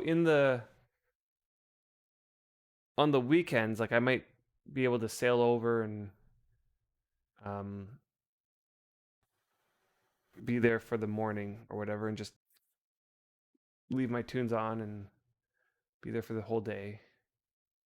I think weekends will work, and then I probably can even just leave my tunes over there for a few days or whatever. Yeah, I'll figure it out. I'll figure it out. Um, I'll have to think about like on the weekends. I probably can even leave my computer on so that while I'm sleeping, they can count. Yeah, sail over to the UK. Yeah, they are getting older, and I did introduce them to Worm, and my older son really likes it. He just doesn't have the stamina for it. So, um, why didn't that chop it up? I have to carry it to chop it. Um, he actually made my like the faux priest that I used. He made that character. What ended up happening is that he played for 2 days, so he begged me to put premium on it, and so I did. And then he stopped playing, and I like let it go like for a week or something, and he stopped playing it. And I told him like, if you're not gonna play that character, I'm gonna play it because I just paid 2 months of premium on it, and I wanted to make a priest. I was gonna just make a new priest, but if you're not gonna play that character, I'll make that character my priest. And he's like, okay, fine, you can have that character. I mean, I'm paying for it anyway. And then about a couple weeks ago, maybe a week and a half ago, he made a new character. He did it all on his own. Like I didn't even notice that he did it. And he said, "Hey, I made a new character on Worm," and I'm like, "Huh, that's crazy." Okay, how did you do? Like I don't even know how he did it because I didn't even think he knew the email to his the password to his email. But nevertheless, he made a new character all on his own, and then um, he made it a Libla follower because he wants to make a Libla priest. I'm like, okay, that's kind of interesting. Yeah, he started here. Like he just wanted to come. He did the village teleport to here. No, this is the new servers. This is on the new. Yeah, and he's actually playing it. So he prayed to the point where his faith is now in the high 20s. He's getting close to priesting, and he's so excited to become a priest. You know, he literally gave it to me. Like he understood when he played. Like he really played for 2 days. Like he ran around, he died, he killed a pig, and then he started making a large cart but didn't finish it, and and then he stopped playing. Like he literally did nothing on it. And then a week later, like a whole week went by, and I don't think he was really attached to the character. He wasn't attached to the experience at the time, and so he gave me the character back. So he wasn't upset about it or anything. He understood what was happening when it was happening. So when he made a new character, he was actually telling me like, I feel really attached to this character. Like this character I really feel good about. So that was fun. And this would be like maybe his fourth time really giving it a shot. Like he tried it on the old service too, and he actually liked it. He doesn't have the stamina for it. He's not that old. He's 9 years old. So he's interested. He loves Minecraft. He does Minecraft stuff all the time. Um, so he's not foreign to the idea of survival crafting. It's just I think Worm just requires a lot more time and a lot more intricate, concentration. So bummed about my priest alt has the name I wanted from my main account because it's told you on the Steam. Oh yeah. Yeah, that's unfortunate. The name thing, yeah.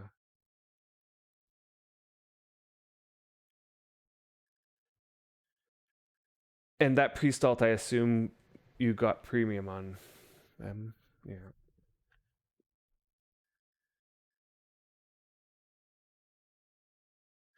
Yeah, this game actually feels more like a 30 plus, like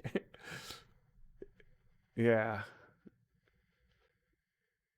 30. Yeah. I mean, it's rare to see like even teenagers play this game. It happens. There's definitely teenagers. Why isn't this going? Not enough Posada. Oh. Oh, because it's heavier, I need more. Okay. So I only need three, six. Ugh. This is where this takes so much fiddling. So I might just put another 200. Lore. Okay, that'll work.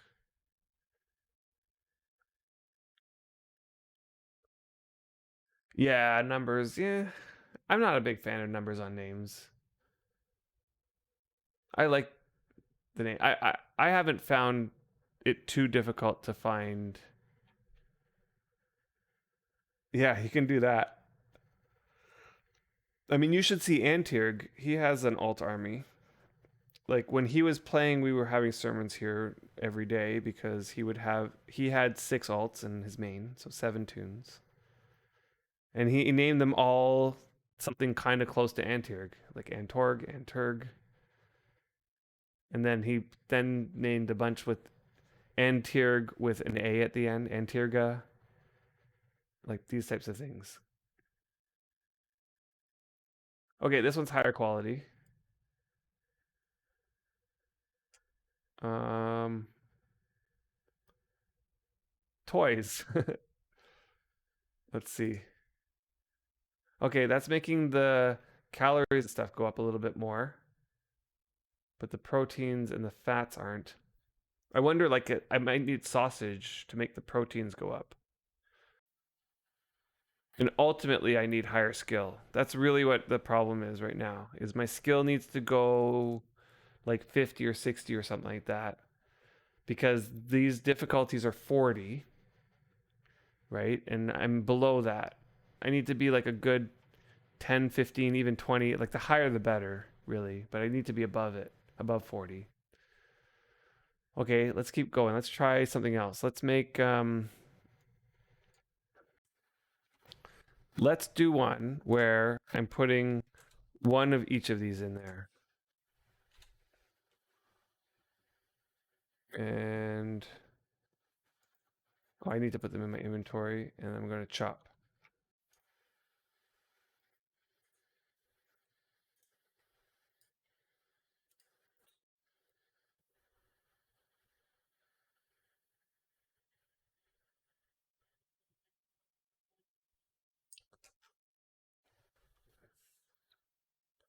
So after I make all these pizzas, I think that's going to be the end. I think I'm going to end the stream there.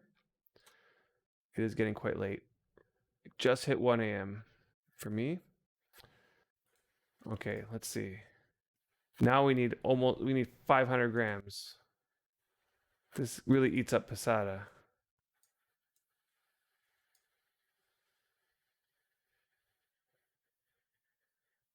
Yeah, you're welcome. You're welcome. Definitely enjoy it. I enjoy streaming a lot. I'm glad you guys are out here to make it. You made it this long, and are still chatting with me. It makes it a lot more enjoyable. Now this wheat dough, the dough, can I put it back? Yeah, and the cheese I can. Yes. Okay, good. And for some, it's this marble shard is what's weighing me down. There we go. Now I can walk. So I gotta work on my milling. That's and I gotta work on my baking and my cheese making.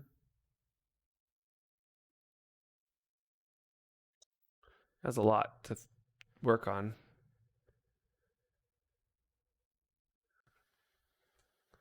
I'm gonna need to get into the habit of milking, so I'm gonna need to work on my milking. Although, does milking skill do anything? Because milk comes out at 100 quality. Like as my milking skill goes up, does that change anything or make it better? Let's look. Increases milk yield. That's good to know. Oh yeah. So at 26 skill, it'll give you 2 kilograms. 53 skill gives you 30 kilograms. Right, I know, because why it's yeah. Don't think it's worth it because if you milked enough that your skill is 26, you have way more milk than you know what to do with.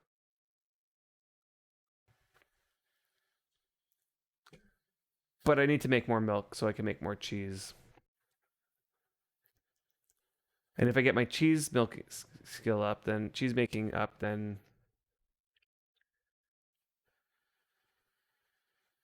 yeah, it's just a natural reward. Yeah. Okay. Oh, look at that pizza. It came out at 23 quality. That's way better. Look, and you can actually see the bars going up this time. At least the carbs bar is going up. Let's see. Did that give me mind speed? Yeah, mind speed. Let's see what time. Okay, 38 minutes. It's moving. It's getting better than the first pizza. I'm not sure what I'm doing that's making it better though. Like is it just random? The random number generator is making that pizza give me 23 quality, the other ones were lower. Must be random. And I'm not sure it has anything to do with the amount of stuff I'm putting in it, right? Like I can put all these three and the difficulty ends up being the same.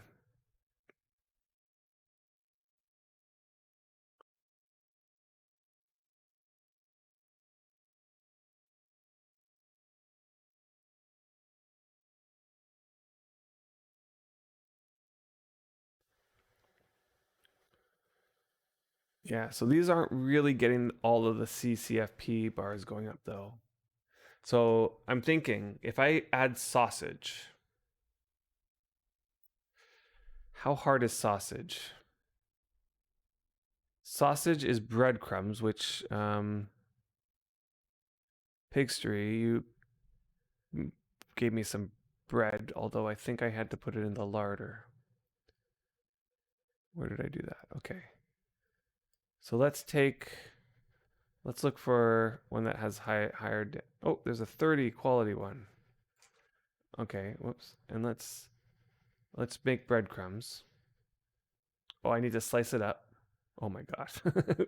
6 slices of bread. Okay. And I'm going to make breadcrumbs. How do I make breadcrumbs? Um,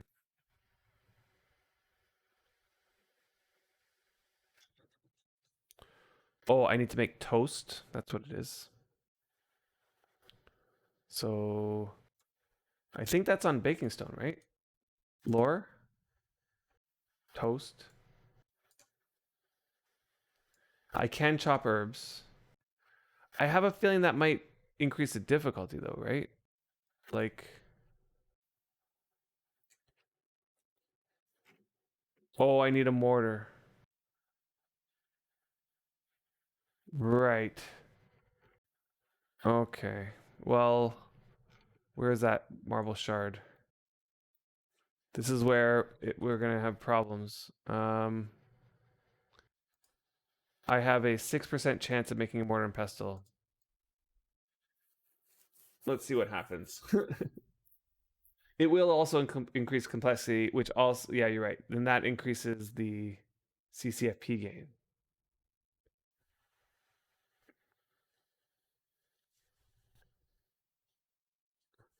Let's see how lucky I get. Can I get that 6%?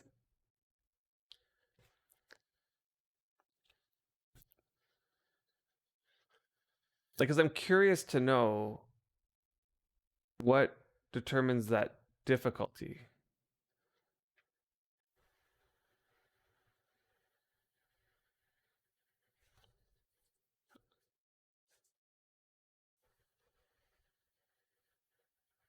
Sure. I, although, again, it's like you'll make it in then 8 minutes, and I wonder if I just do this for that time, will that go? Like, will I eventually get it? Oh, let's regain some stamina. I'm just gonna lower this one more time. 40, right? Because if I put stuff in there, more stuff, it stays 40, right? Like I put this stuff in here, and I lower it again, and it stays 40. So that didn't increase the difficulty. So I wonder if I put chopped herbs, does that? Let's try some. Oh, I made it. I made it. There we go. Okay. Yeah. Thanks. One quality mortar and pestle. Okay, let's put the shard back and let's. Why didn't I pick up some time? I'll just grab 3 of these. I'm too far away, that's why. And then, like, what is this? Does this do anything? No, I need to chop the oregano. Right. So if adding stuff increases the difficulty, that's not good. Don't want that. But if adding stuff increases complexity and CCFP, like you're saying, which I think is true, but doesn't increase difficulty, that'd be good. So let's test. So I'll put oregano, lore. Yeah, didn't increase difficulty. Okay. Also, this is interesting. Okay, so let's get myself a bladder. Where's my bladders?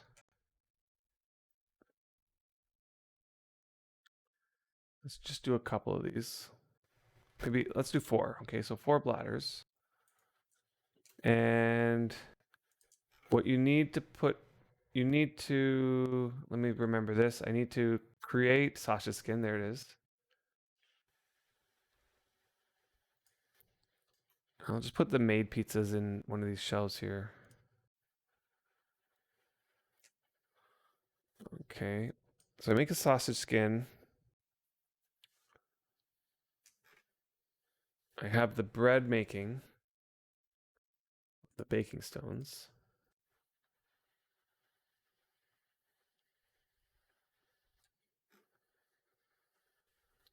Oh boy, that's so silly.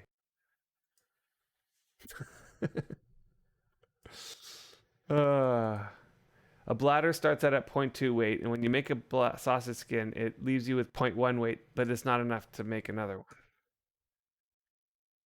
Then I can combine these. Yes.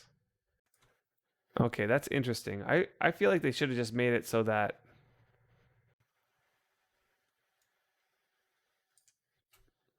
they should have made it so that it just, you know, uses up one bladder. One bladder is a sausage skin. Anyway. Okay, I think minced meat goes in there. So I think I should have some diced meat already. Here, we'll make a pork sausage. Actually, I need to bring it in here.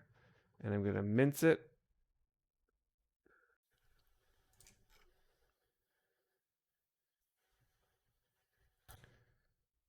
Yeah, and I think it's because it rounded it to 0.1. So it might use 0.011 or something like that of it. And it ends up being 0.099, but then that rounds to 0.01. This game loves to give you a tiny bit of leftover. I know it was way worse before. They got rid of a lot of the tiny little bits of leftover, but they still left a lot of it in the game. Okay, so I think sausage, and I'm just going to cheat because I'm want to keep moving forward here. So sausage.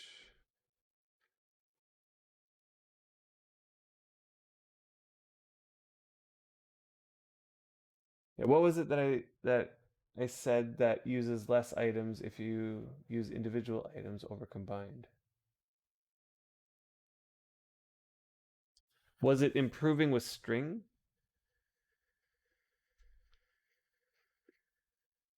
Oh, is this a long time ago? Oh, I have no idea. And Rorb, you're saying, oh, I see, yeah, yeah. No, like for example, what Rorb is talking about is like, I don't know if you've ever made a rivet, or what's another one that you might have commonly made that does this. I think there's so many, but I just can't think of a good example of one that you would normally make. But rivets do this. You make a rivet, and you have like a big lump of iron. You make a single rivet, and you'll get a rivet plus you'll get a tiny little piece of lump that's like one quality or something like that for every rivet that you make. So you make 100 rivets, you're also going to get 100 of these tiny little pieces. You got chain. It's like, why give me that little piece? I don't need it, and it's low quality, and it just doesn't make sense why there's this extra little piece. Okay, so sausage skin, any raw minced meat, fat, and breadcrumbs. Okay, fat. Fat. We have tons of fat. It's insane how much fat we have. Let's see. It's in here.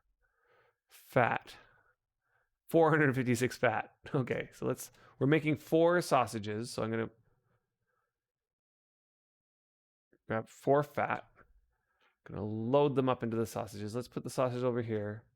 Let's put 1 fat into each.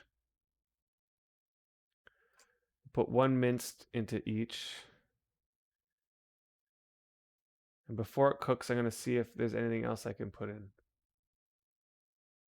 Oh, I need the breadcrumbs. Oh, I didn't do that. I think each one of these does some like crazy amount of breadcrumbs. How do I do this? Mortar and pestle and the toast.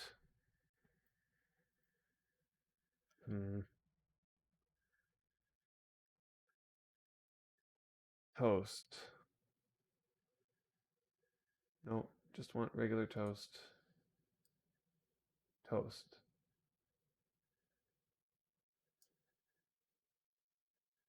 Oh no, I want breadcrumbs. That's what I want. Breadcrumbs. Breadcrumbs. Okay. Milling. It's mortar and pestle and a slice of bread. That's it. Mortar and pestle, slice of bread. Oh, it's slice of bread, not toast. Why did I make toast? Okay, so it's mortar and pestle on a slice of bread. What happened to the rest of the slices of bread? Oh, they're here. Mortar and pestle on slice of bread. There it is. Okay. Toast is croutons. Okay. I made toast for funsies. That's what you're saying. Sliced bread. Got it. There's the breadcrumbs. Okay, so 1 slice of bread is going to give me 1 breadcrumb. And toast was for funsies. Okay, so we're getting closer. The sausage is making. I just need the breadcrumbs now. I'm going to need one more. I need 1 more slice of bread.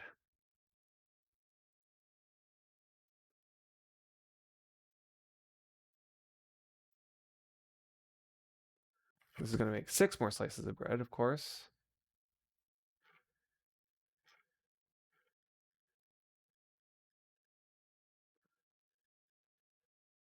Once I make these, though, it's like I can't do anything with them. I guess I'll make more sausages. There, and I feel more rested. Let's see, did that bring me up to 12 hours? Yep, brought me right back up to 12 hours. Right, like this is the way I play. I play in a way where, for some reason, my fatigue does not go down. Because I pause too much, you know? I'm not that efficient.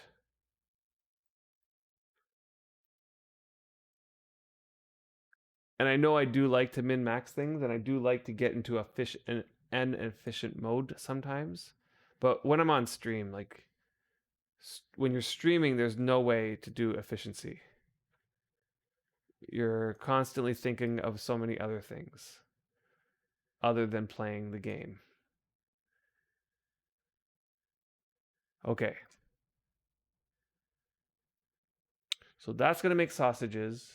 I'm going to chop up the sausage. I'm going to put it into this one. And I'm going to see what happens to the Yeah, busy talking, exactly. And reading, right? Like, as you guys are chatting, I'm reading. And the same thing happens even when I'm playing. Like, Alliance chat sometimes gets going, and sometimes you're reading that and you forget that you're playing. And that's part of the fun, right? Being social, and that's part of the game, at least for me.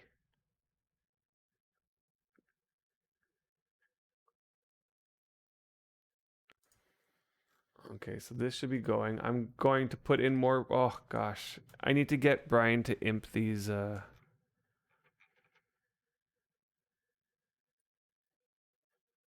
not gonna work. Oh yeah, that worked.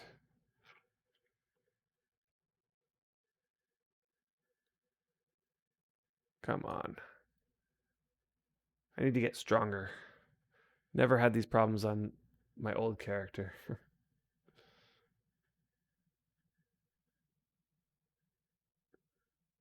Oh yeah, I haven't seen Zulatek. Um, if I see him, I'll check him out.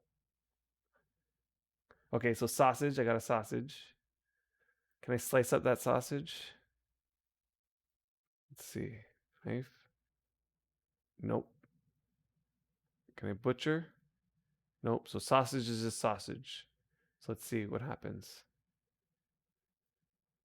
Still 40. It just requires so much more passata. I need this. How much passata did I got in there? 0.5. So I'll need 2 more. Yeah.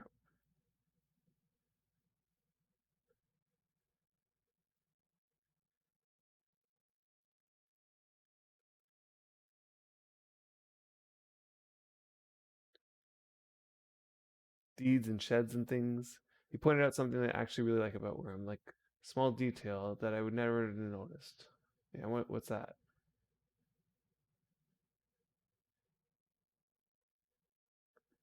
Curious because I curious to know if I've noticed this. There are definitely a lot of small things that I love about this game.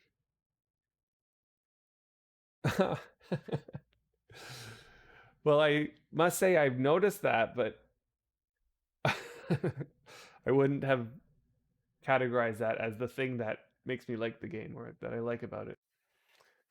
Okay, this one came out at 18, but maybe because it's more complicated. Yeah, it's still not causing those numbers to go up, but that's okay. It fills the food bar for now, and that's what matters. That's what my first goal is. I will work on the complexity and I think that'll come with skill as well, right? Like as my skill goes up higher, then the pizza will come out at higher quality and then I can start just complexitying it up. Except for the settlement deed, yeah. There's a couple things that are capitalized, like well, I guess what I'm seeing is the categories I made. Yeah, you're right. Everything else is lowercase. Yeah. Interesting that they.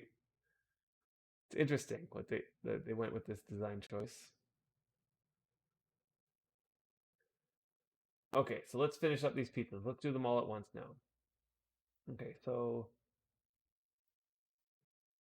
maybe just maybe, I will put 3 of each of these. 3, 3, and 3. One pork sausage, and then oh, it's the passata I'm gonna run out of. Okay, let's think. Let's think. Did I use up all the garlic? Yes. I used up all the garlic. Hmm.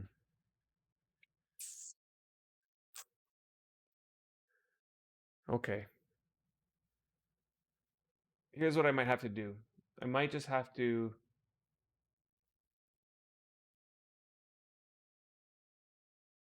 Let's put the sausage. Let's see. Sausage, sausage, sausage. Because I got those. I can save these for later. And let's see if I have enough passata for this. Lore. So I need 400 for each. Yes, I have enough of that. Okay, so there is no 400. I have it set to 500. Set volume to 200. Okay. So there we go. We'll do it this way. We'll just make this pizza. That way I have enough passata. Now I know my bottleneck is garlic.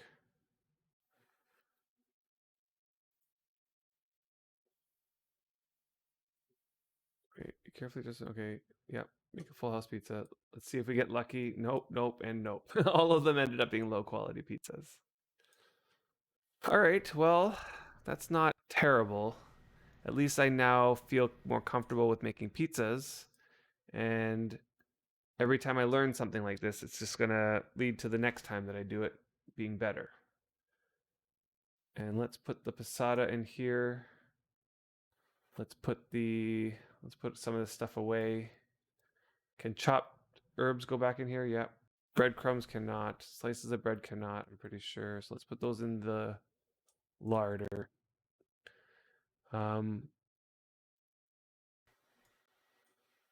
And I got a mortar, pestle. Okay, I'm going to put all of my cooking tools away.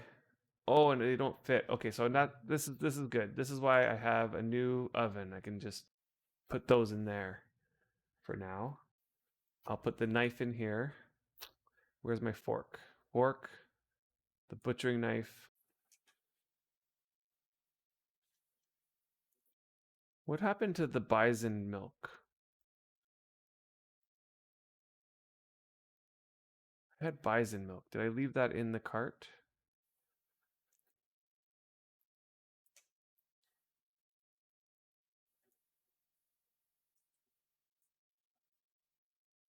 No. I also have the fruit press and the cheese drill that I gotta put down. I definitely had bison milk. Did I put that in here? Yeah. Oh, no, that's not it. One of the barrels had bison milk.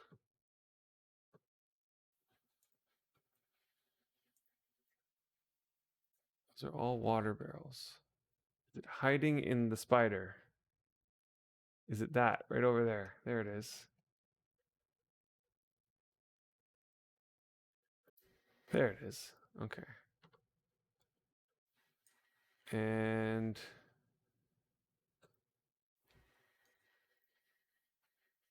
I don't want that to go bad. So I'm going to make a peg for it. And then tomorrow I'll get some more. I'll collect some more.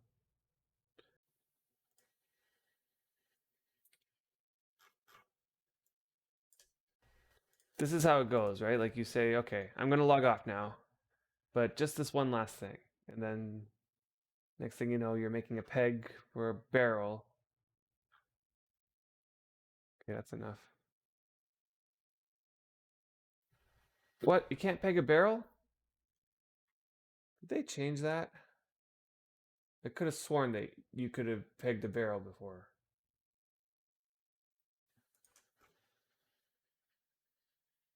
An hour later, exactly. Needs to be on the floor. Okay, are you sure? I feel like I pegged. Yeah, seal. You're right, but why? But why? Oh gosh, logic. I can't do it when I'm holding it in my hand, but I gotta put it on the floor. So silly. Okay, and that sheep's milk. Just do it the same. I'm making more barrels, as you can see, and this unfinished barrel, because I'm anticipating I'm gonna need a lot. So I'll drink. I will pour. I will put the sheep's milk in there, and I'm gonna have to label these as well. And then I will peg that one.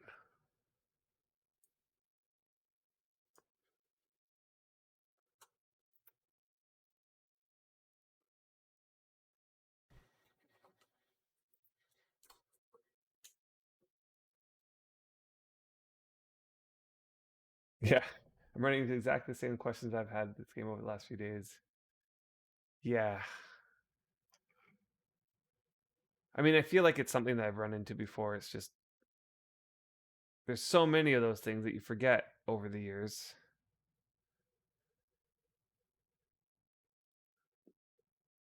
Did I seal it? Yeah. Okay. And then did it keep the name? Yeah. Yep. Okay. Good. Good. Good. Good. And of course, I think of one last thing that I need to do before I log off. So I'll do that, and while I'm doing that, I'm gonna sign out. Okay. So this is it. This is it. I need to get my next question. I'm walking slow because I'm carrying too much. But let's help that by unequipping all. I'm going to walk over to our love tile. Yeah. Walk over to my love tile, and I'm going to get my next question. And while I'm meditating, I'm going to sign out. Okay, let's make sure I don't fail to relax though. Okay. And as I'm signing out, I'm gonna just peek over to see if by chance at this time maybe someone from Europe has woken up and started the stream, but probably not. Oh, there are people streaming. Of course, Zek9 has probably just stayed up, right? So what we're gonna do is we're gonna go over to Zek9 and we're going to raid. So stick with me if you are not falling asleep. And I'm gonna raid Zek9. And thank you guys all for sticking around and chatting with me. And I had a blast. I honestly had a blast. And next week we're going to be back at it. And Brian is going to be a woman, so don't miss it. So until next time, keep on worming, and I'll see you guys next week. Have a good one.